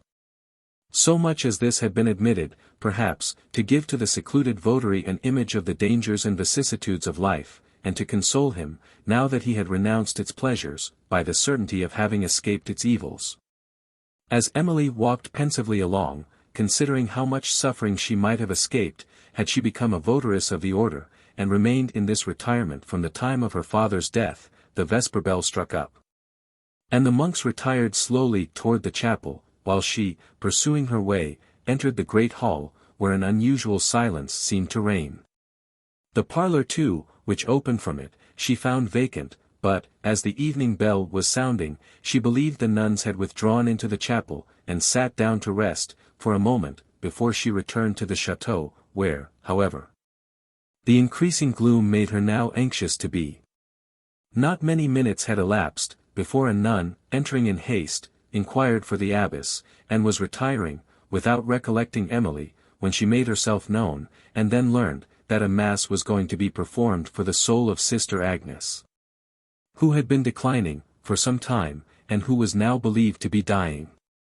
Of her sufferings the sister gave a melancholy account, and of the horrors, into which she had frequently started, but which had now yielded to a dejection so gloomy, that neither the prayers, in which she was joined by the sisterhood, or the assurances of her confessor, had power to recall her from it, or to cheer her mind even with a momentary gleam of comfort. To this relation Emily listened with extreme concern, and, recollecting the frenzied manners and the expressions of horror, which she had herself witnessed of Agnes, together with the history, that Sister Frances had communicated, her compassion was heightened to a very painful degree. As the evening was already far advanced, Emily did not now desire to see her, or to join in the mass, and, after leaving many kind remembrances with the nun, for her old friends, she quitted the monastery, and returned over the cliffs towards the chateau, meditating upon what she had just heard, till, at length she forced her mind upon less interesting subjects. The wind was high, and as she drew near the chateau, she often paused to listen to its awful sound, as it swept over the billows, that beat below, or groaned along the surrounding woods. And, while she rested on a cliff at a short distance from the chateau, and looked upon the wide waters, seen dimly beneath the last shade of twilight, she thought of the following address. To the winds. Viewless. Through heaven's vast vault your course ye steer. Unknown from whence ye come, or whither go. Mysterious powers. I hear ye murmur low, till swells your loud gust on my startled ear. And, awful, seems to say, some god is near. I love to list your midnight voices float in the dread storm, that o'er the ocean rolls. And, while their charm the angry wave controls, mix with its sullen roar, and sink remote. Then, rising in the pause, a sweeter note. The dirge of spirits, who your deeds bewail. A sweeter note oft swells while sleeps the gale. But soon, ye sightless powers, your rest is o'er. Solemn and slow, ye rise upon the air. Speak in the shrouds, and bid the sea boy fear. And the faint warbled dirge, is heard no more. Oh! Then I deprecate your awful reign. The loud lament yet bear not on your breath. Bear not the crash of bark far on the main. Bear not the cry of men, who cry in vain. The crew's dread chorus sinking into death. Oh! Give not these, ye powers. I ask alone. As rapt I climb these dark romantic steeps. The elemental war, the billows moan. I ask the still, sweet tear, that listening fancy weeps. Chapter 16. Unnatural deeds. Do breed unnatural troubles, infected minds. To their deaf pillows will discharge their secrets. More needs she the divine, than the physician. Macbeth. On the following evening, the view of the convent towers, rising among the shadowy woods, reminded Emily of the nun, whose condition had so much affected her. And, anxious to know how she was, as well as to see some of her former friends, she and the Lady Blanche extended their walk to the monastery.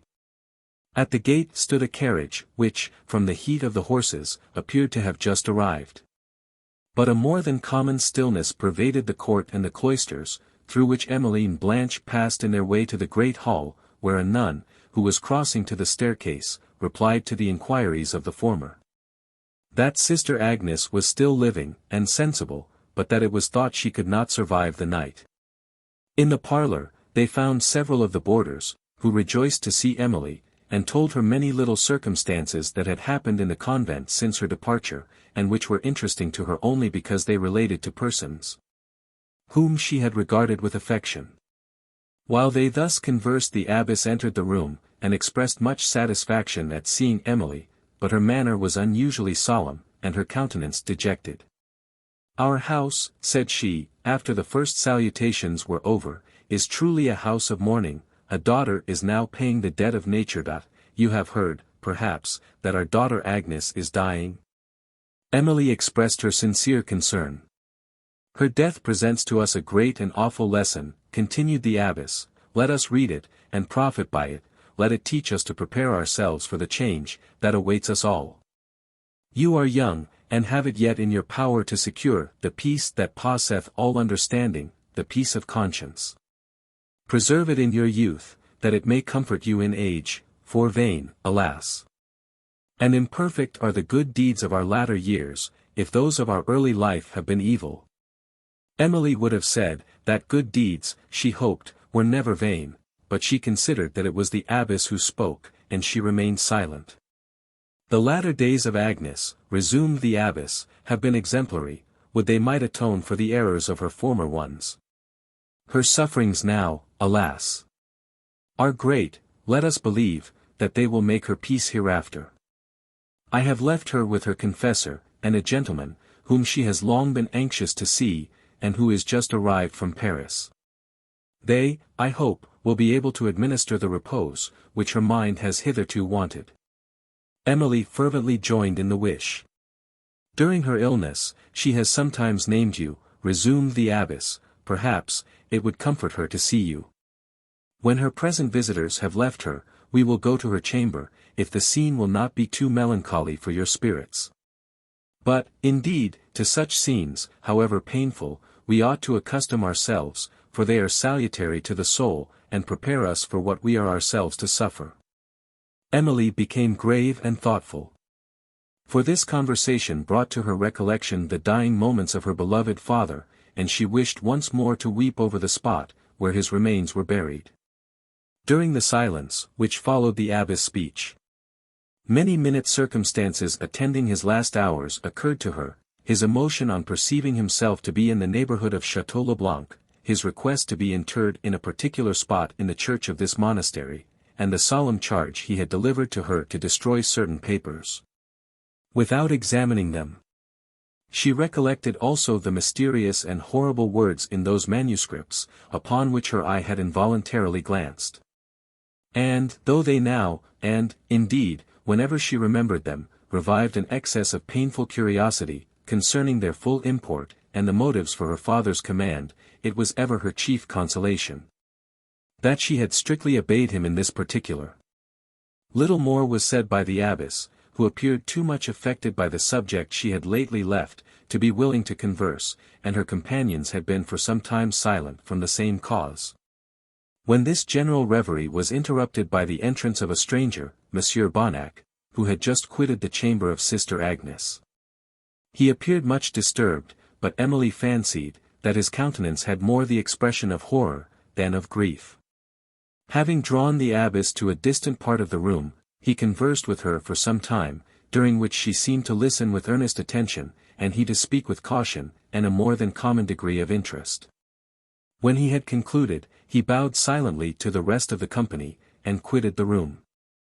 The abbess, soon after, proposed going to the chamber of Sister Agnes, to which Emily consented, though not without some reluctance, and Lady Blanche remained with the boarders below. At the door of the chamber they met the confessor, whom, as he lifted up his head on their approach, Emily observed to be the same that had attended her dying father. But he passed on, without noticing her, and they entered the apartment, where, on a mattress, was laid Sister Agnes, with one nun watching in the chair beside her. Her countenance was so much changed, that Emily would scarcely have recollected her, had she not been prepared to do so. It was ghastly, and overspread with gloomy horror. Her dim and hollow eyes were fixed on a crucifix, which she held upon her bosom, and she was so much engaged in thought, as not to perceive the abbess and Emily, till they stood at the bedside. Then, turning her heavy eyes, she fixed them, in wild horror, upon Emily, and, screaming, exclaimed, "Ah! That vision comes upon me in my dying hours."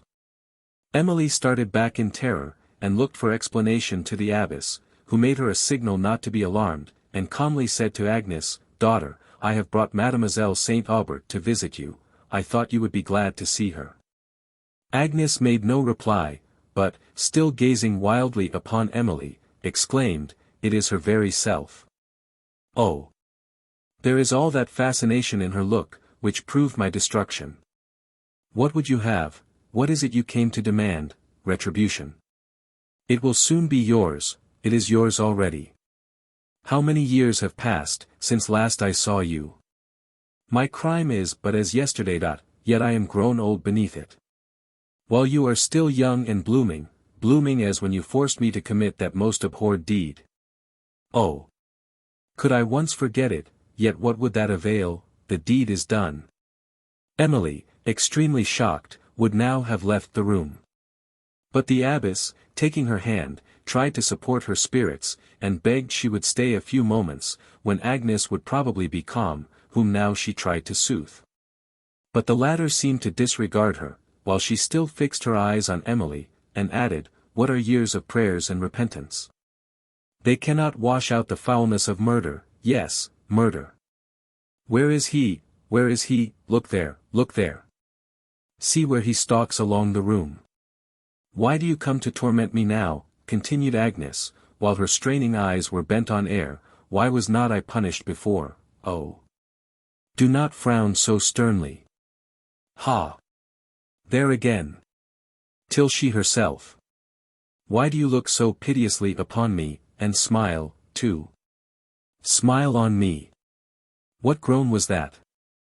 Agnes sunk down, apparently lifeless, and Emily, unable to support herself, leaned against the bed, while the abbess and the attendant nun were applying the usual remedies to Agnes. "Peace," said the abbess, when Emily was going to speak, "the delirium is going off, she will soon revive." "When was she thus before, daughter?" "Not of many weeks, madam," replied the nun, "but her spirits have been much agitated by the arrival of the gentleman she wished so much to see." "Yes," observed the abbess, "that has undoubtedly occasioned this paroxysm of frenzy. When she is better, we will leave her to repose." Emily very readily consented, but, though she could now give little assistance, she was unwilling to quit the chamber, while any might be necessary. When Agnes recovered her senses, she again fixed her eyes on Emily, but their wild expression was gone, and a gloomy melancholy had succeeded. It was some moments before she recovered sufficient spirits to speak. She then said feebly, "The likeness is wonderful, surely it must be something more than fancy.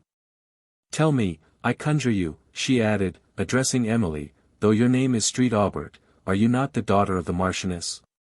"What Marchioness?" said Emily, in extreme surprise, for she had imagined, from the calmness of Agnes's manner, that her intellects were restored. The abbess gave her a significant glance, but she repeated the question. "What Marchioness?" exclaimed Agnes. "I know but of one, the Marchioness de Villeroy." Emily, remembering the emotion of her late father, upon the unexpected mention of this lady, and his request to be laid near to the tomb of the Villeroy, now felt greatly interested, and she entreated Agnes to explain the reason of her question. The abbess would now have withdrawn Emily from the room, who being, however, detained by a strong interest, repeated her entreaties. "Bring me that casket, sister," said Agnes, "I will shew her to you. Yet you need only look in that mirror, and you will behold her. You surely are her daughter, such striking resemblance is never found but among near relations."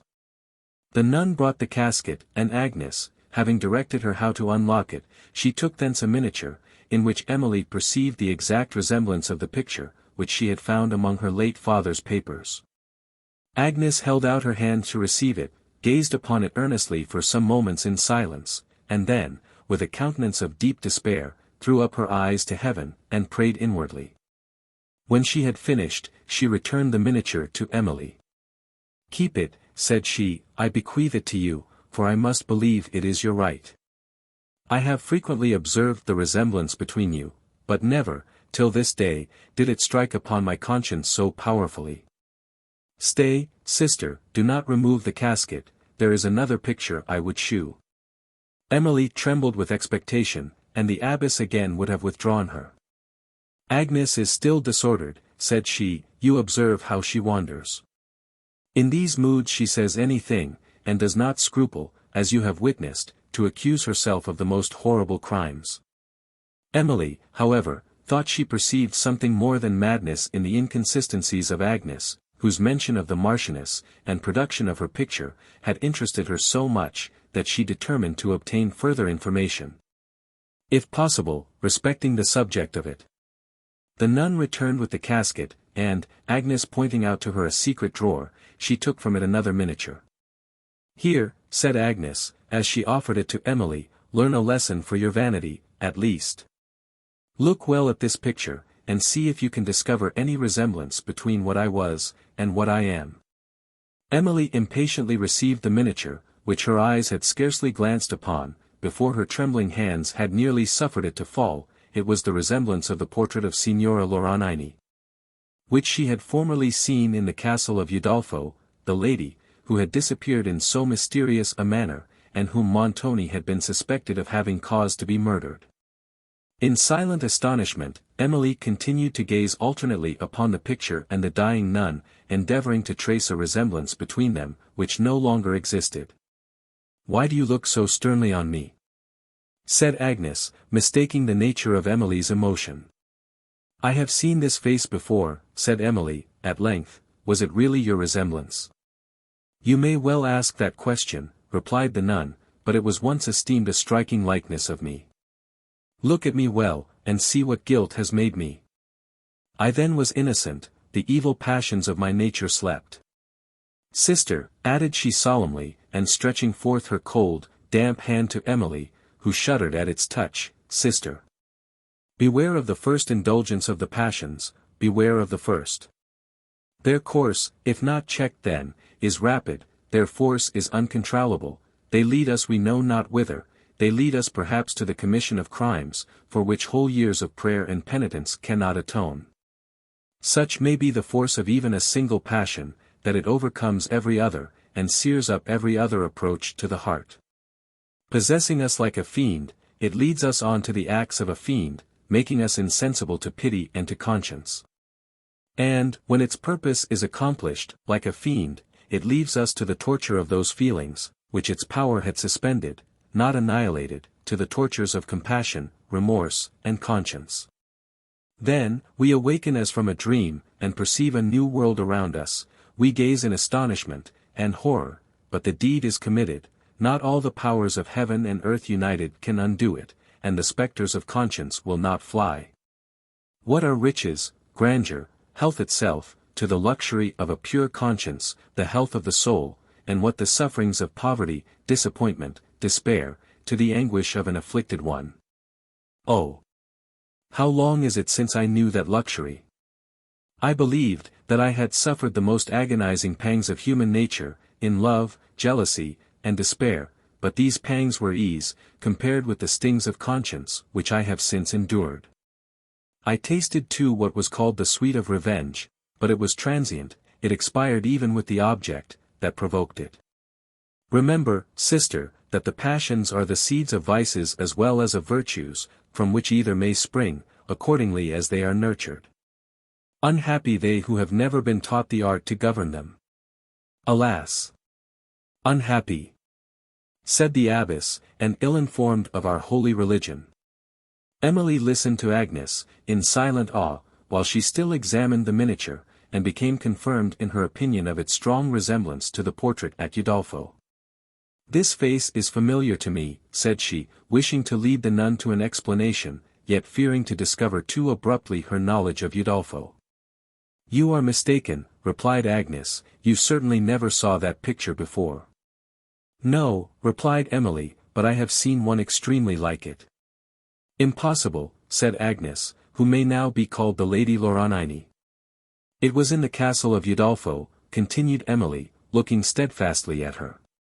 "Of Udolpho!" exclaimed Montoni, "of Udolpho in Italy." "The same," replied Emily.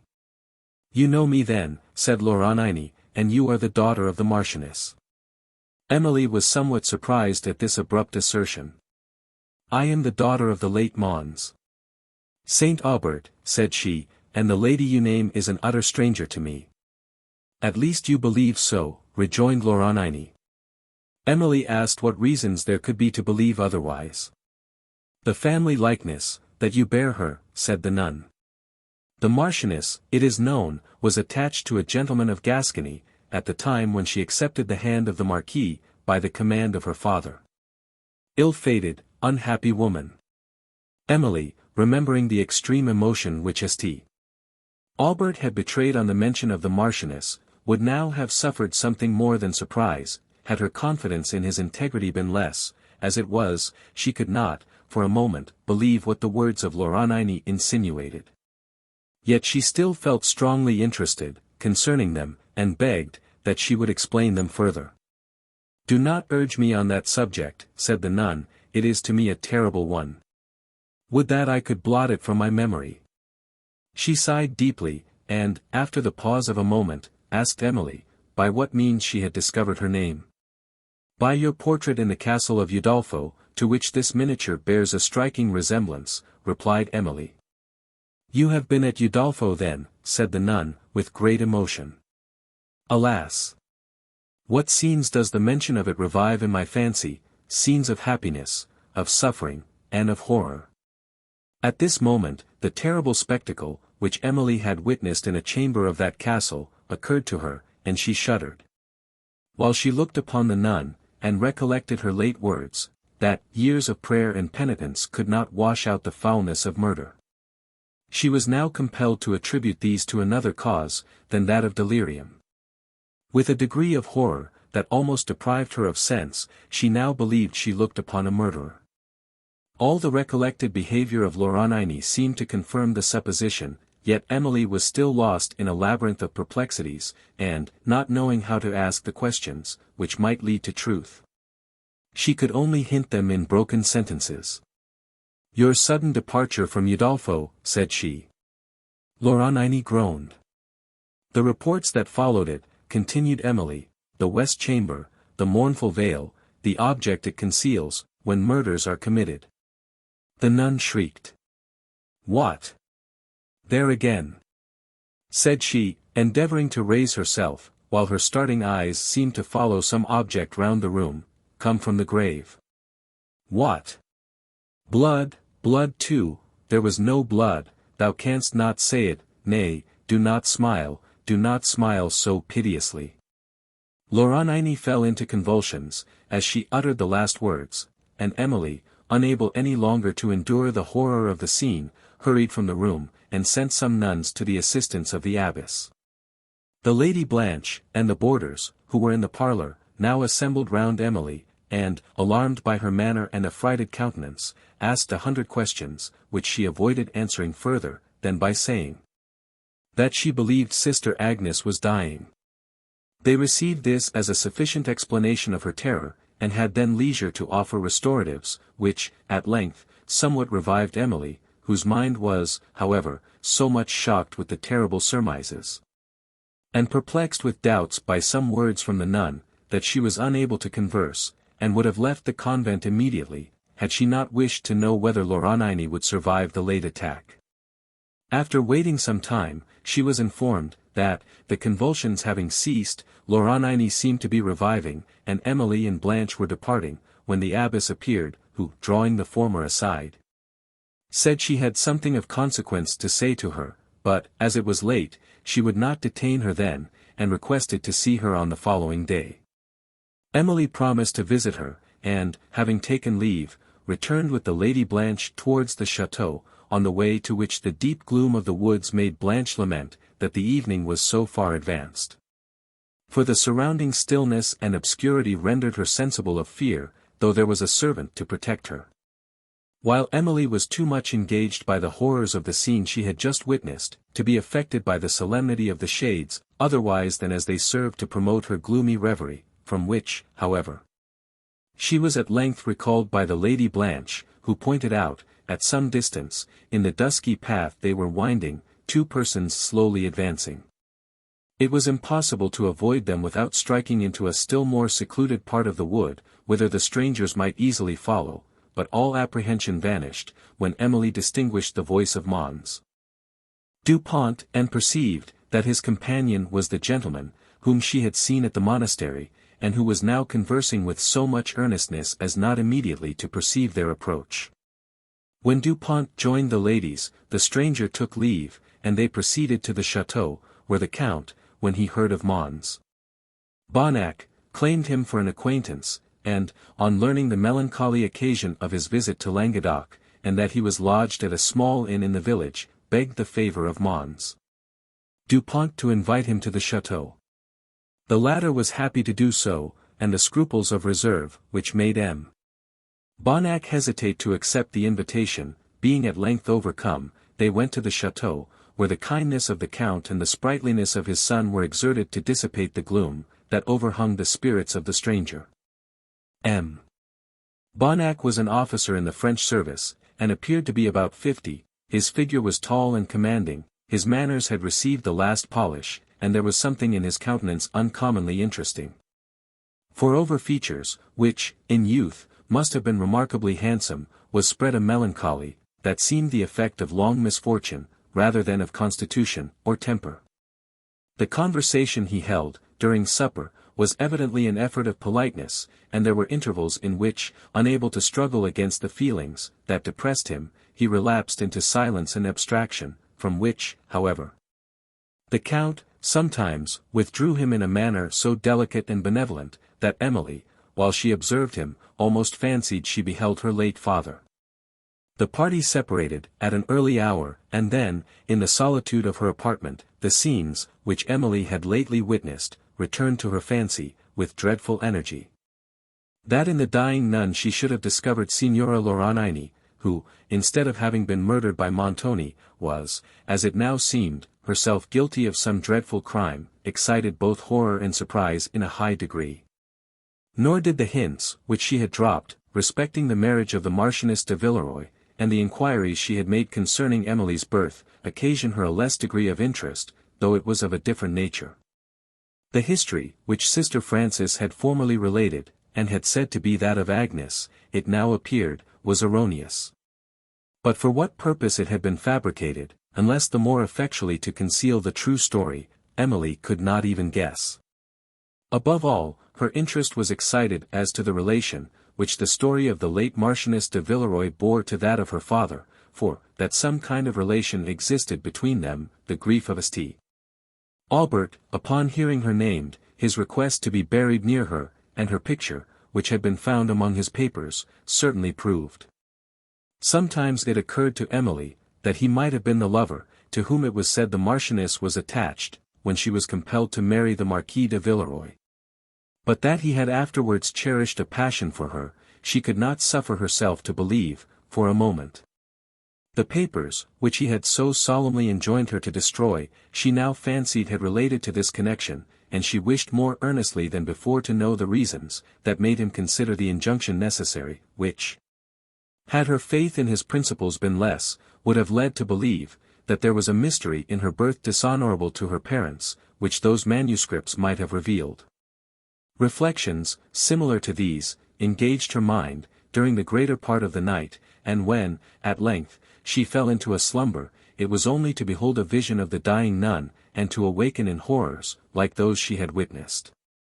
On the following morning, she was too much indisposed to attend her appointment with the abbess, and, before the day concluded, she heard, that Sister Agnes was no more. Mons. Bonnac received this intelligence, with concern. But Emily observed, that he did not appear so much affected now, as on the preceding evening, immediately after quitting the apartment of the nun, whose death was probably less terrible to him than the confession he had been then called upon to witness. However this might be, he was perhaps consoled, in some degree, by a knowledge of the legacy bequeathed him, since his family was large, and the extravagance of some part of it had lately been the means of involving him in great distress, and even in the horrors of a prison. And it was the grief he had suffered from the wild career of a favorite son, with the pecuniary anxieties and misfortunes consequent upon it, that had given to his countenance the air of dejection, which had so much interested Emily.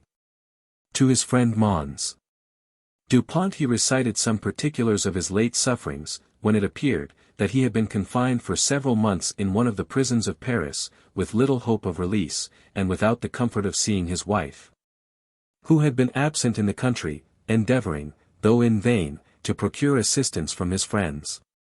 When, at length, she had obtained an order for admittance, she was so much shocked at the change, which long confinement and sorrow had made in his appearance, that she was seized with fits, which, by their long continuance, threatened her life. Our situation affected those, who happened to witness it, continued Mons. Bonnac, and one generous friend, who was in confinement at the same time, afterwards employed the first moments of his liberty in efforts to obtain mine. He succeeded. The heavy debt, that oppressed me, was discharged, and, when I would have expressed my sense of the obligation I had received, my benefactor was fled from my search. I have reason to believe he was the victim of his own generosity, and that he returned to the state of confinement, from which he had released me, but every inquiry after him was unsuccessful. Amiable and unfortunate Valancourt! Valancourt! Exclaimed Mons. Dupont! Of what family? The Valancourts, Counts de Varny, replied Mons. Bonnac. The emotion of Mons. Dupont, when he discovered the generous benefactor of his friend to be the rival of his love, can only be imagined. But, having overcome his first surprise, he dissipated the apprehensions of Mons. Bonnac by acquainting him, that Valancourt was at liberty, and had lately been in Languedoc. After which his affection for Emily prompted him to make some inquiries, respecting the conduct of his rival, during his stay at Paris, of which M. Bonnac appeared to be well informed. The answers he received were such as convinced him, that Valancourt had been much misrepresented, and, painful as was the sacrifice, he formed the just design of relinquishing his pursuit of Emily to a lover, who, it now appeared, was not unworthy of the regard with which she honoured him. The conversation of Mons. Bonnac discovered, that Valancourt, some time after his arrival at Paris, had been drawn into the snares, which determined vice had spread for him. And that his hours had been chiefly divided between the parties of the captivating Marchioness and those gaming assemblies, to which the envy, or the avarice, of his brother officers had spared no art to seduce him.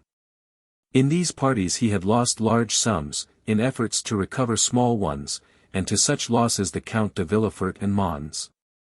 Henri had been frequent witnesses. His resources were, at length, exhausted. And the Count, his brother, exasperated by his conduct, refused to continue the supplies necessary to his present mode of life, when Valancourt, in consequence of accumulated debts, was thrown into confinement, where his brother suffered him to remain, in the hope, that punishment might effect a reform of conduct, which had not yet been confirmed by long habit. In the solitude of his prison, Valancourt had leisure for reflection, and cause for repentance.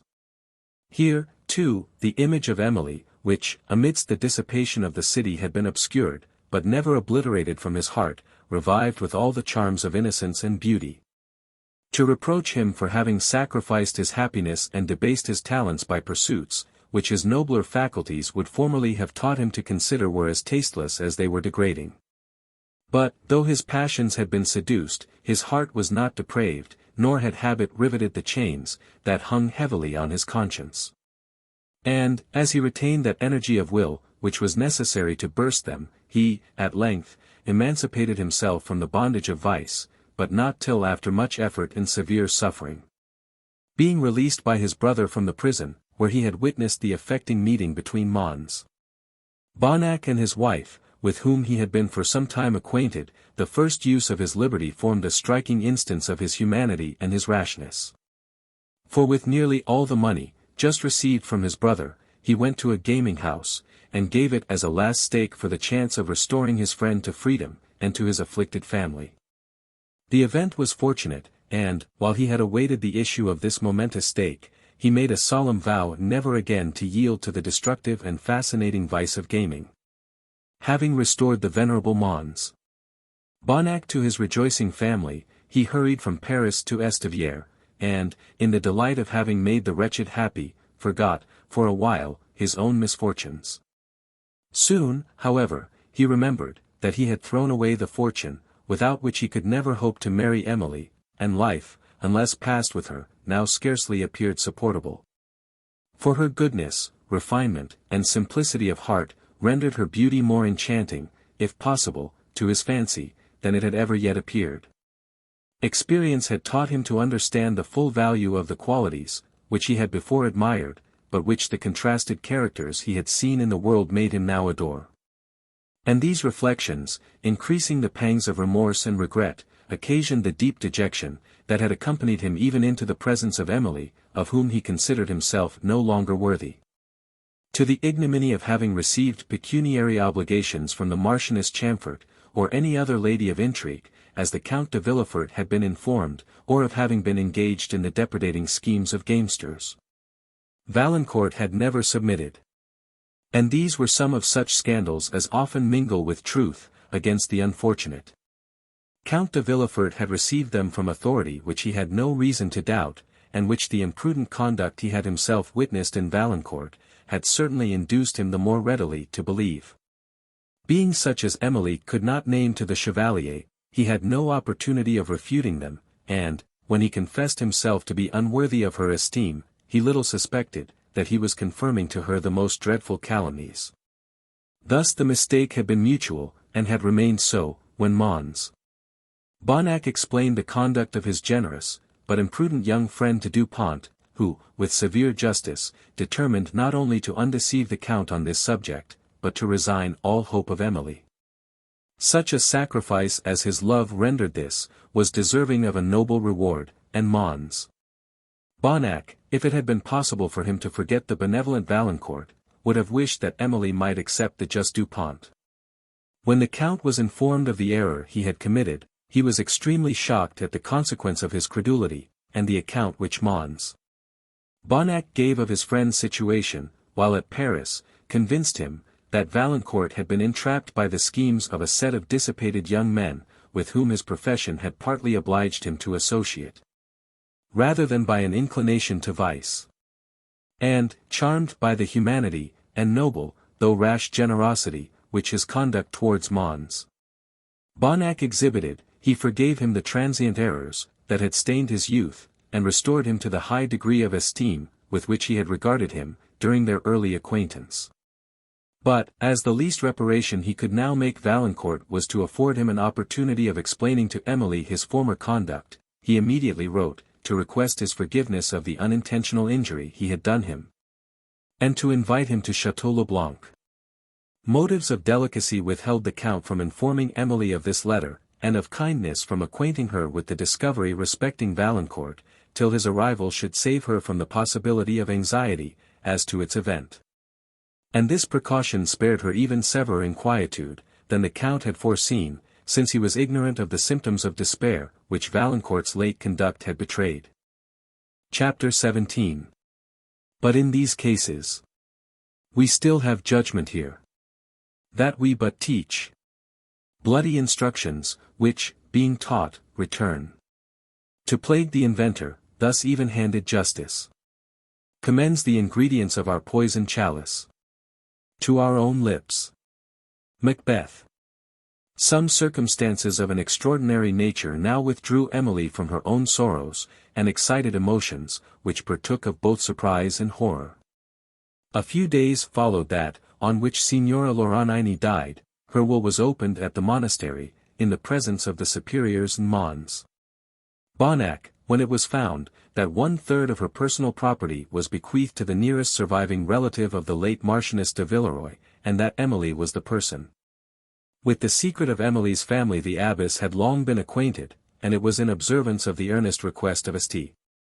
Aubert, who was known to the friar, that attended him on his deathbed, that his daughter had remained in ignorance of her relationship to the Marchioness. But some hints which had fallen from Signora Loranini, during her last interview with Emily, and a confession of a very extraordinary nature, given in her dying hours, had made the abbess think it necessary to converse with her young friend on the topic she had not before ventured to introduce. And it was for this purpose, that she had requested to see her on the morning that followed her interview with the nun. Emily's indisposition had then prevented the intended conversation. But now, after the will had been examined, she received a summons, which she immediately obeyed, and became informed of circumstances, that powerfully affected her. As the narrative of the abbess was, however, deficient in many particulars, of which the reader may wish to be informed, and the history of the nun is materially connected with the fate of the Marchioness de Villeroy, we shall omit the conversation that passed in the parlour of the convent, and mingle with our relation a brief history of Laurentini di Udolpho, who was the only child of her parents, and heiress of the ancient house of Udolpho, in the territory of Venice. It was the first misfortune of her life, and that which led to all her succeeding misery, that the friends, who ought to have restrained her strong passions, and mildly instructed her in the art of governing them, nurtured them by early indulgence. But they cherished their own failings in her, for their conduct was not the result of rational kindness, and, when they either indulged, or opposed the passions of their child, they gratified their own. Thus they indulged her with weakness, and reprehended her with violence. Her spirit was exasperated by their vehemence, instead of being corrected by their wisdom. And their oppositions became contest for victory, in which the due tenderness of the parents, and the affectionate duties of the child, were equally forgotten.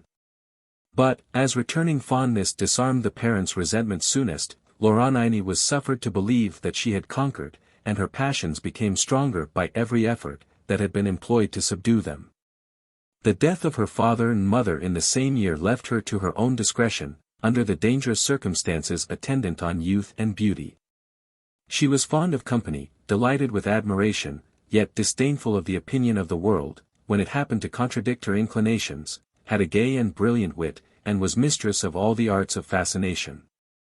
Her conduct was such as might have been expected, from the weakness of her principles and the strength of her passions.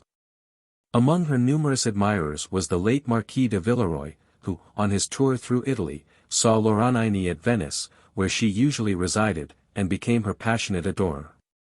Equally captivated by the figure and accomplishments of the Marquis, who was at that period one of the most distinguished noblemen of the French court.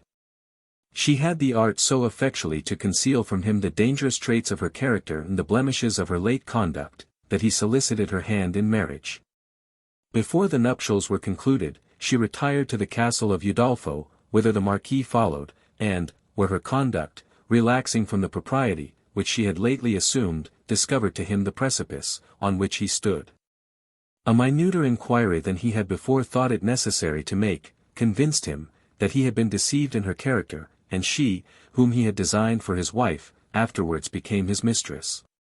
Having passed some weeks at Udolpho, he was called abruptly to France, whither he returned with extreme reluctance, for his heart was still fascinated by the arts of Loranini, with whom, however, he had on various pretenses delayed his marriage. But, to reconcile her to this separation, he now gave repeated promises of returning to conclude the nuptials, as soon as the affair, which thus suddenly called him to France, should permit. Soothed, in some degree, by these assurances, she suffered him to depart, and, soon after, her relative, Montoni, arriving at Udolpho, renewed the addresses, which she had before refused, and which she now again rejected. Meanwhile, her thoughts were constantly with the Marquis de Villeroi, for whom she suffered all the delirium of Italian love, cherished by the solitude, to which she confined herself. For she had now lost all taste for the pleasures of society and the gaiety of amusement. Her only indulgences were to sigh and weep over a miniature of the Marquis. To visit the scenes, that had witnessed their happiness, to pour forth her heart to him in writing, and to count the weeks, the days, which must intervene before the period that he had mentioned as probable for his return. But this period passed without bringing him, and week after week followed in heavy and almost intolerable expectation. During this interval, Laurentini's fancy, occupied incessantly by one idea, became disordered. And, her whole heart being devoted to one object, life became hateful to her, when she believed that object lost. Several months passed, during which she heard nothing from the Marquis de Villeroi, and her days were marked, at intervals, with the frenzy of passion and the sullenness of despair.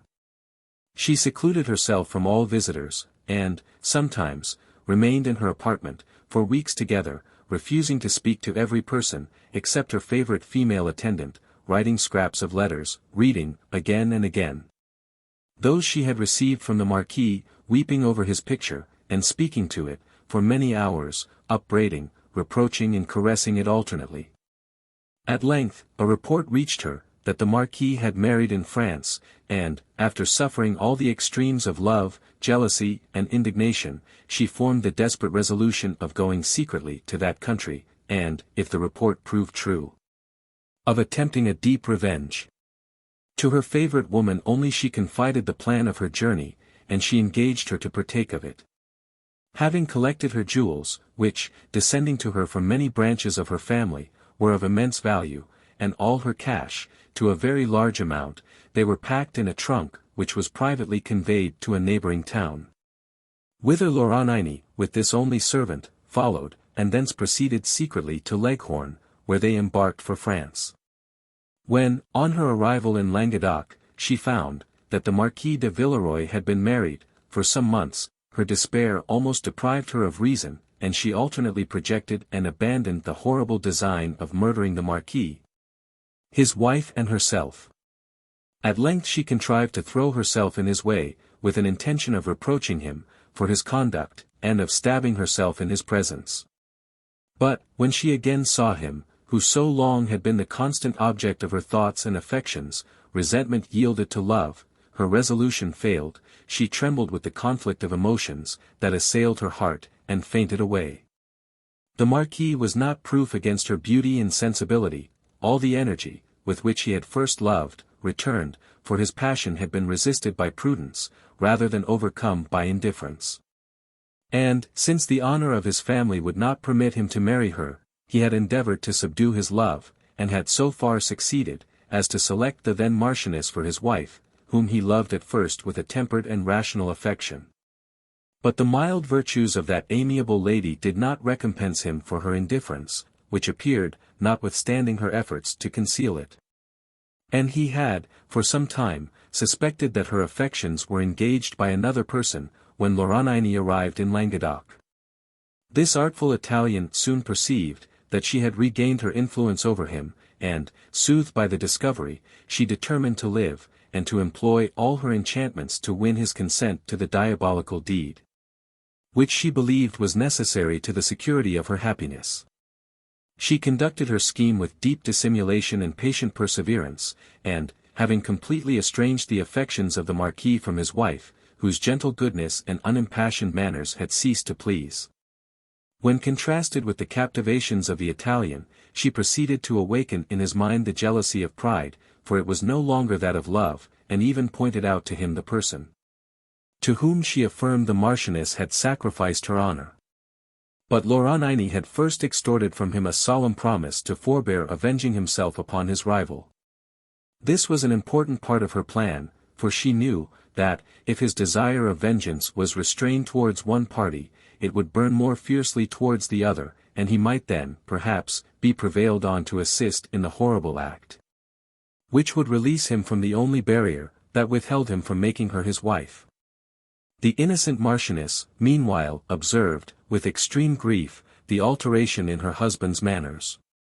He became reserved and thoughtful in her presence, his conduct was austere, and sometimes even rude. And he left her, for many hours together, to weep for his unkindness, and to form plans for the recovery of his affection. His conduct afflicted her the more, because, in obedience to the command of her father, she had accepted his hand, though her affections were engaged to another, whose amiable disposition, she had reason to believe, would have ensured her happiness. This circumstance Loranini had discovered, soon after her arrival in France, and had made ample use of it in assisting her designs upon the Marquis, to whom she adduced such seeming proof of his wife's infidelity, that, in the frantic rage of wounded honor, he consented to destroy his wife. A slow poison was administered, and she fell a victim to the jealousy and subtlety of Loranini and to the guilty weakness of her husband. But the moment of Laurentini's triumph, the moment, to which she had looked forward for the completion of all her wishes, proved only the commencement of a suffering, that never left her to her dying hour. The passion of revenge, which had in part stimulated her to the commission of this atrocious deed, died, even at the moment when it was gratified, and left her to the horrors of unavailing pity and remorse, which would probably have empoisoned all the years she had promised herself with the Marquis de Villeroy, had her expectations of an alliance with him been realized. But he, too, had found the moment of his revenge to be that of remorse, as to himself, and detestation, as to the partner of his crime. The feeling, which he had mistaken for conviction, was no more. And he stood astonished, and aghast, that no proof remained of his wife's infidelity, now that she had suffered the punishment of guilt. Even when he was informed that she was dying, he had felt suddenly and unaccountably reassured of her innocence, nor was the solemn assurance she made him in her last hour, capable of affording him a stronger conviction of her blameless conduct. In the first horrors of remorse and despair, he felt inclined to deliver up himself and the woman, who had plunged him into this abyss of guilt, into the hands of justice, but, when the paroxysm of his suffering was over, his intention changed. L'Oronini, however, he saw only once afterwards, and that was, to curse her as the instigator of his crime, and to say, that he spared her life only on condition, that she passed the rest of her days in prayer and penance. Overwhelmed with disappointment, on receiving contempt and abhorrence from the man, for whose sake she had not scrupled to stain her conscience with human blood, and, touched with horror of the unavailing crime she had committed, she renounced the world, and retired to the monastery of St. Clare, a dreadful victim to unresisted passion. The Marquis, immediately after the death of his wife, quitted Château Leblanc, to which he never returned, and endeavored to lose the sense of his crime amidst the tumult of war, or the dissipations of a capital, but his efforts were vain.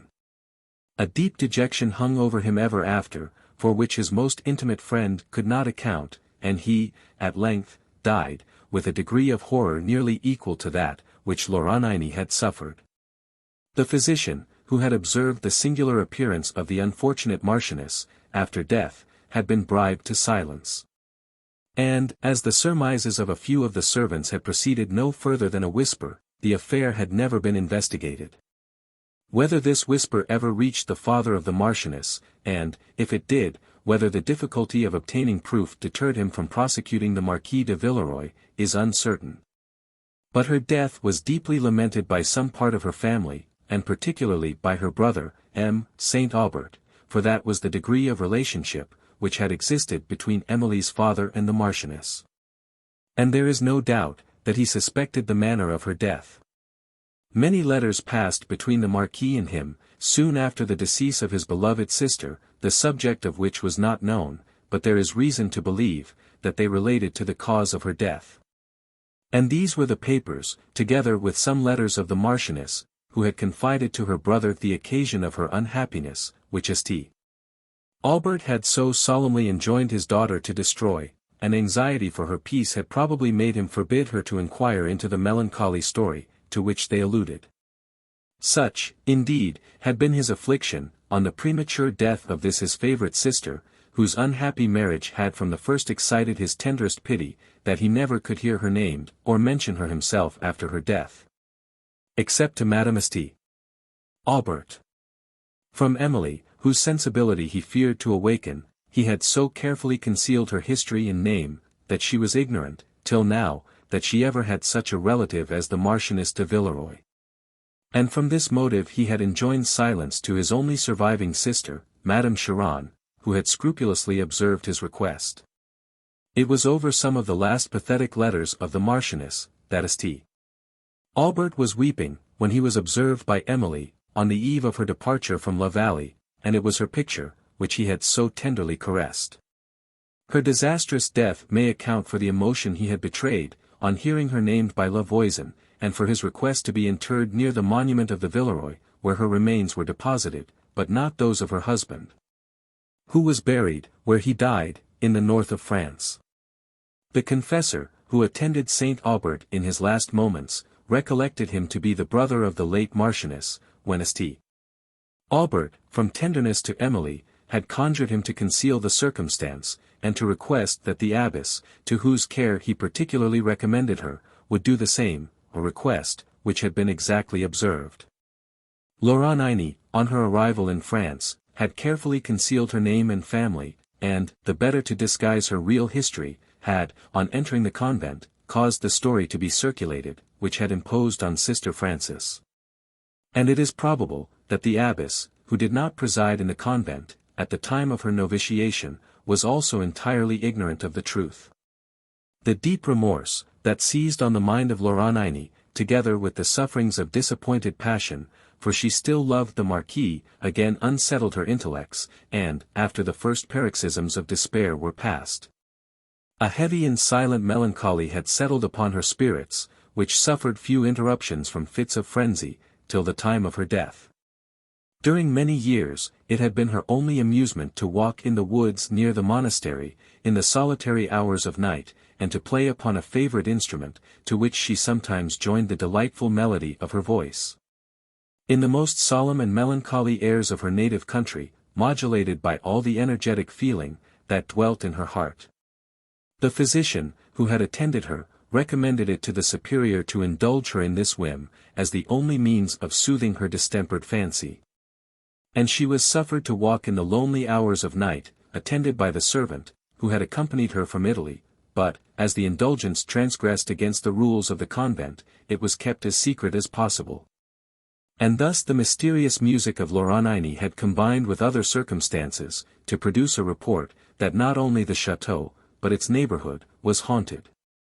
Soon after her entrance into this holy community, and before she had shown any symptoms of insanity there, she made a will, in which, after bequeathing a considerable legacy to the convent, she divided the remainder of her personal property, which her jewels made very valuable, between the wife of Mons Bonnac, who was an Italian lady in her relation, and the nearest surviving relative of the late Marchioness de Villeroy. As Emilie T. Aubert was not only the nearest, but the sole relative, this legacy descended to her, and thus explained to her the whole mystery of her father's conduct. The resemblance between Emily and her unfortunate aunt had frequently been observed by L'Oronini, and had occasioned the singular behavior, which had formerly alarmed her. But it was in the nun's dying hour, when her conscience gave her perpetually the idea of the Marchioness, that she became more sensible, than ever, of this likeness, and, in her frenzy, deemed it no resemblance of the person she had injured, but the original herself. The bold assertion, that had followed, on the recovery of her senses, that Emily was the daughter of the Marchioness de Villeroy, arose from a suspicion that she was so. For, knowing that her rival, when she married the Marquis, was attached to another lover, she had scarcely scrupled to believe, that her honor had been sacrificed, like her own, to an unresisted passion. Of a crime, however, to which Emily had suspected, from her frenzied confession of murder, that she had been instrumental in the Castle of Udolpho, L'Oronini was innocent. And she had herself been deceived, concerning the spectacle, that formerly occasioned her so much terror, and had since compelled her, for a while, to attribute the horrors of the nun to a consciousness of a murder, committed in that castle. It may be remembered, that, in a chamber of Udolpho, hung a black veil, whose singular situation had excited Emily's curiosity, and which afterwards disclosed an object, that had overwhelmed her with horror.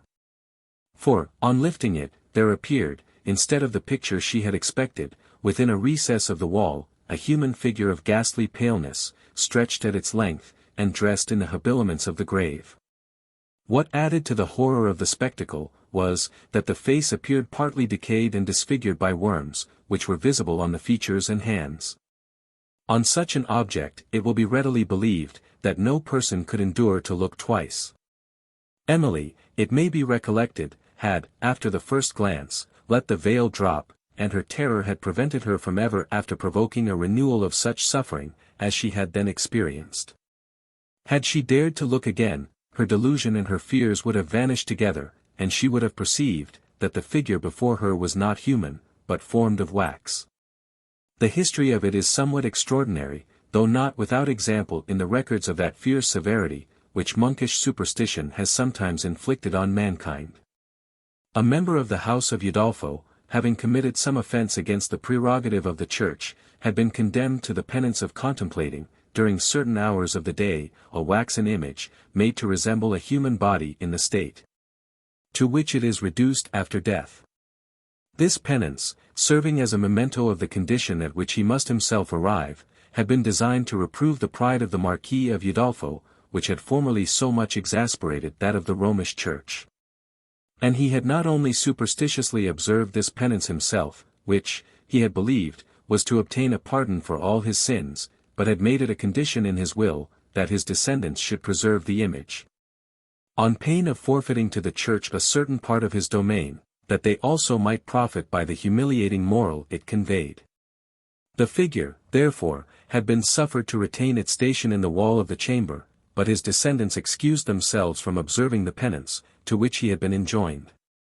This image was so horribly natural, that it is not surprising Emily should have mistaken it for the object it resembled, nor, since she had heard such an extraordinary account, concerning the disappearing of the late lady of the castle, and had such experience of the character of Montoni, that she should have believed this to be the murdered body of the Lady Lauronini, and that he had been the contriver of her death. The situation, in which she had discovered it, occasioned her, at first, much surprise and perplexity. But the vigilance, with which the doors of the chamber, where it was deposited, were afterwards secured, had compelled her to believe, that Montoni, not daring to confide the secret of her death to any person, had suffered her remains to decay in this obscure chamber. The ceremony of the veil, however, and the circumstance of the doors having been left open, even for a moment, had occasioned her much wonder and some doubts, but these were not sufficient to overcome her suspicion of Montoni. And it was the dread of his terrible vengeance, that had sealed her lips in silence, concerning what she had seen in the west chamber. Emily, in discovering the Marchioness de Villeroy to have been the sister of Mons. St. Aubert, was variously affected. But, amidst the sorrow, which she suffered for her untimely death, she was released from an anxious and painful conjecture, occasioned by the rash assertion of Signora Lauronini, concerning her birth and the honor of her parents. Her faith in St. Aubert's principles would scarcely allow her to suspect that he had acted dishonorably. And she felt such reluctance to believe herself the daughter of any other, than her, whom she had always considered and loved as a mother, that she would hardly admit such a circumstance to be possible.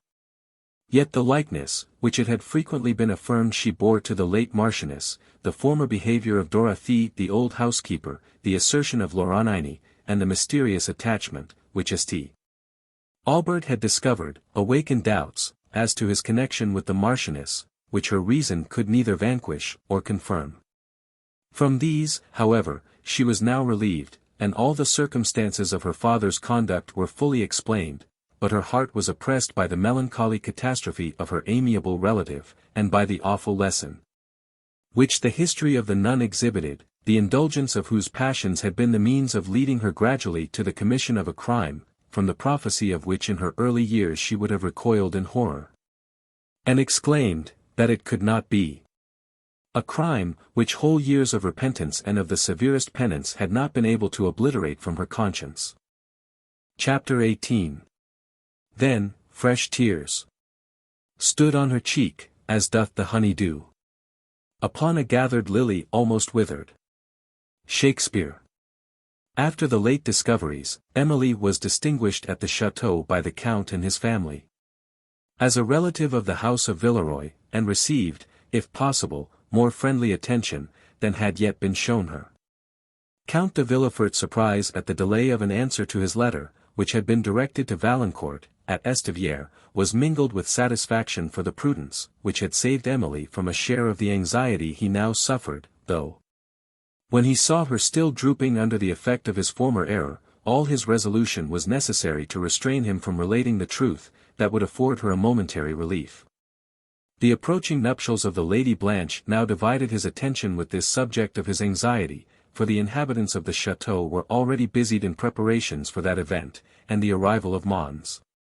Saint Foy was daily expected. In the gaiety, which surrounded her, Emily vainly tried to participate, her spirits being depressed by the late discoveries, and by the anxiety concerning the fate of Valancourt, that had been occasioned by the description of his manner when he had delivered the ring. She seemed to perceive in it the gloomy wildness of despair, and, when she considered to what that despair might have urged him, her heart sunk with terror and grief.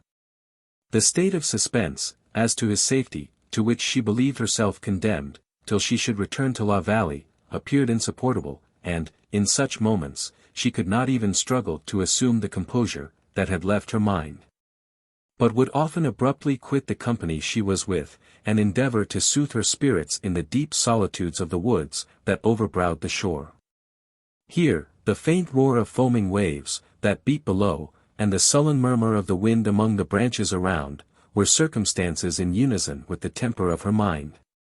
And she would sit on a cliff, or on the broken steps of her favourite watch-tower, observing the changing colours of the evening clouds, and the gloom of twilight draw over the sea, till the white tops of billows, riding towards the shore, could scarcely be discerned amidst the darkened waters. The lines, engraved by Valancourt on this tower, she frequently repeated with melancholy enthusiasm, and then would endeavour to check the recollections and the grief they occasioned, and to turn her thoughts to indifferent subjects. One evening, having wandered with her lute to this her favourite spot, she entered the ruined tower, and ascended a winding staircase, that led to a small chamber, which was less decayed than the rest of the building, and whence she had often gazed, with admiration, on the wide prospect of sea and land, that extended below. The sun was now setting on that tract of the Pyrenees, which divided Languedoc from Roussillon, and, placing herself opposite to a small grated window, which, like the wood-tops beneath, and the waves lower still, gleamed with the red glow of the west, she touched the chords of her lute in solemn symphony, and then accompanied it with her voice, in one of the simple and affecting airs, to which, in happier days, Valancourt had often listened in rapture, and which she now adapted to the following lines. To melancholy, spirit of love and sorrow, hail! Thy solemn voice from far I hear, mingling with evening's dying gale. Hail, with this sadly pleasing tear. Oh! At this still, this lonely hour, thine own sweet hour of closing day, awake thy lute, whose charmful power shall call up fancy to obey, to paint the wild romantic dream that meets the poet's musing eye, as, on the bank of shadowy stream, he breathes to her the fervid sigh. O lonely spirit, let thy song lead me through all thy sacred haunt, the minister's moonlight aisles along, where spectres raise the midnight chaunt. I hear their dirges faintly swell, then, sink at once in silence drear, while, from the pillared cloister's cell, dimly their gliding forms appear. Lead where the pine woods wave on high, whose pathless sod is darkly seen, as the cold moon, with trembling eye, darts her long beams the leaves between. Lead to the mountain's dusky head, where, far below, in shade profound, wide forests, plains and hamlets spread, and sad the chimes of vesper sound. Or guide me, where the dashing oar just breaks the stillness of the vale, as slow it tracks the winding shore, to meet the ocean's distant sail, to pebbly banks, that Neptune laves, with measured surges, loud and deep, where the dark cliff bends o'er the waves, and wild the winds of autumn sweep. There pause at midnight spectred hour, and list the long resounding gale, and catch the fleeting moonlight's power, o'er foaming seas and distant sail.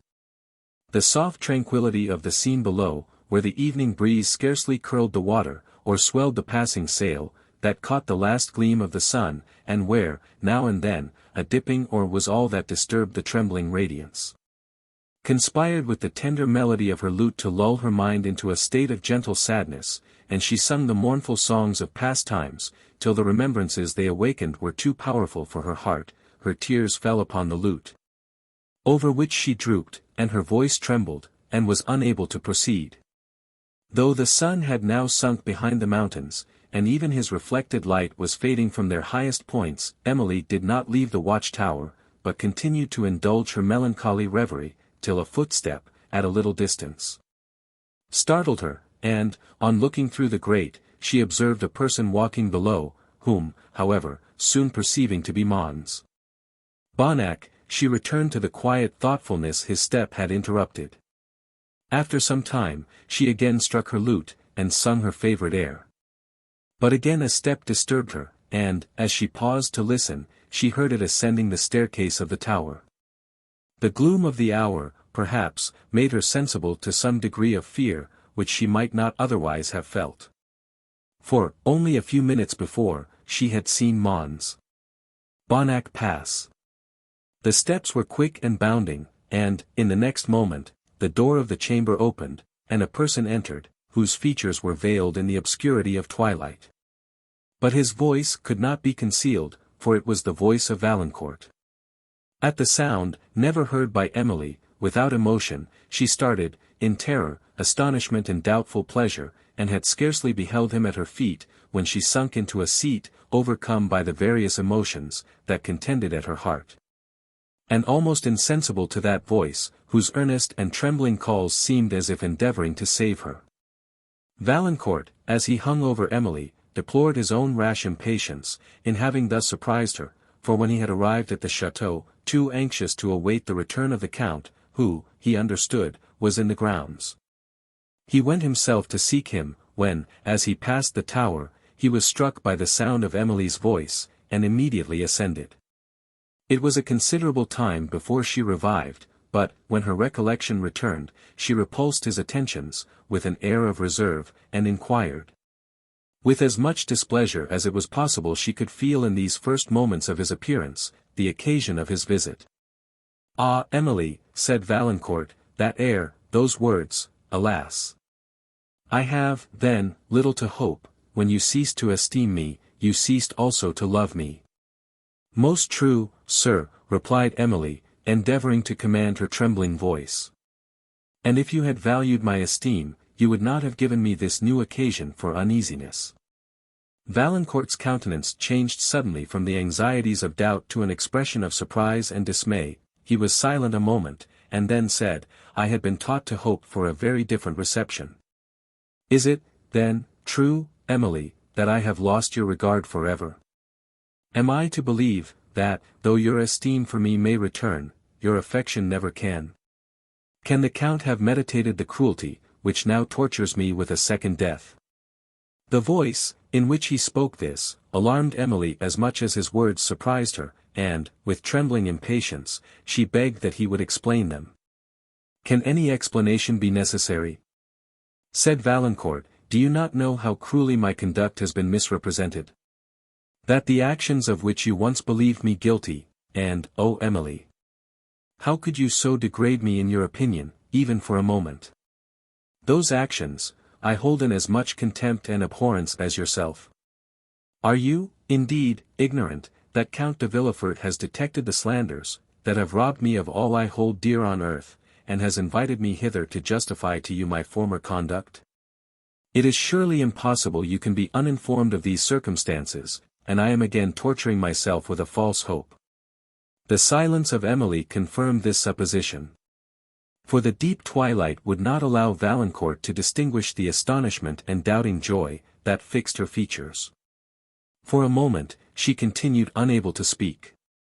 Then a profound sigh seemed to give some relief to her spirits, and she said, "Valancourt, I was, till this moment, ignorant of all the circumstances you have mentioned. The emotion I now suffer may assure you of the truth of this, and, that, though I had ceased to esteem, I had not taught myself entirely to forget you." "This moment," said Valancourt, in a low voice, and leaning for support against the window, "this moment brings with it a conviction that overpowers me. I am dear to you then, still dear to you, my Emily." "Is it necessary that I should tell you so?" she replied. "Is it necessary, that I should say, these are the first moments of joy I have known, since your departure, and that they repay me for all those of pain I have suffered in the interval?" Valancourt sighed deeply, and was unable to reply, but, as he pressed her hand to his lips, the tears, that fell over it, spoke a language, which could not be mistaken, and to which words were inadequate.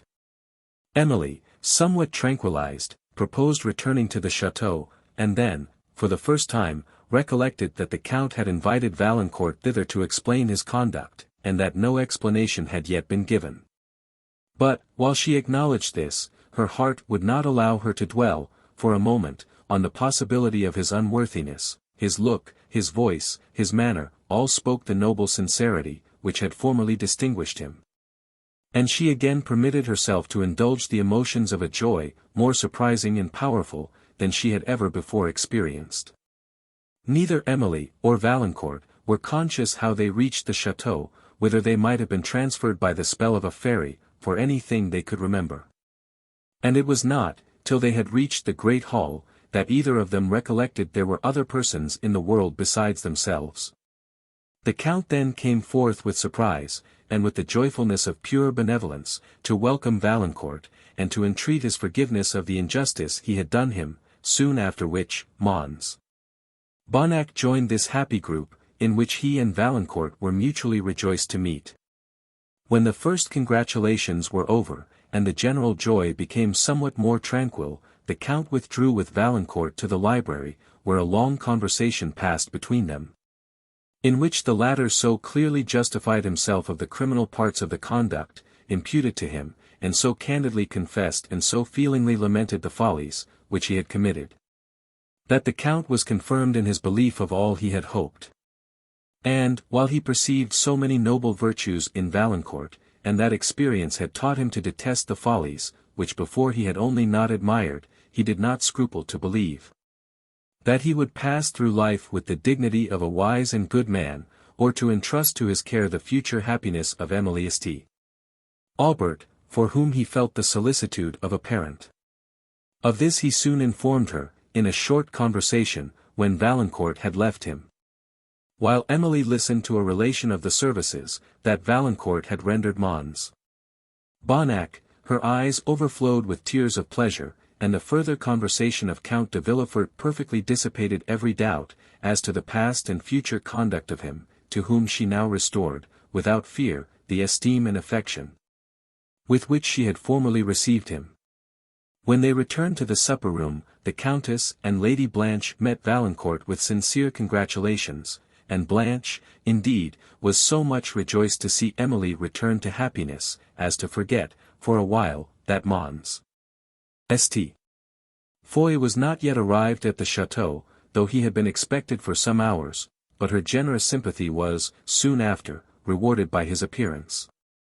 He was now perfectly recovered from the wounds received during his perilous adventure among the Pyrenees, the mention of which served to heighten to the parties, who had been involved in it, the sense of their present happiness.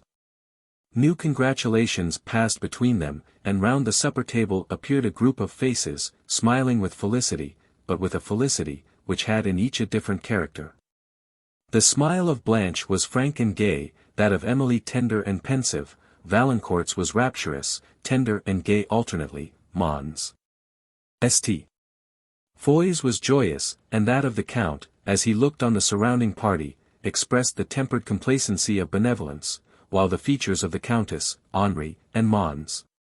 Bonnac, discovered fainter traces of animation. Poor Mons. Dupont did not, by his presence, throw a shade of regret over the company.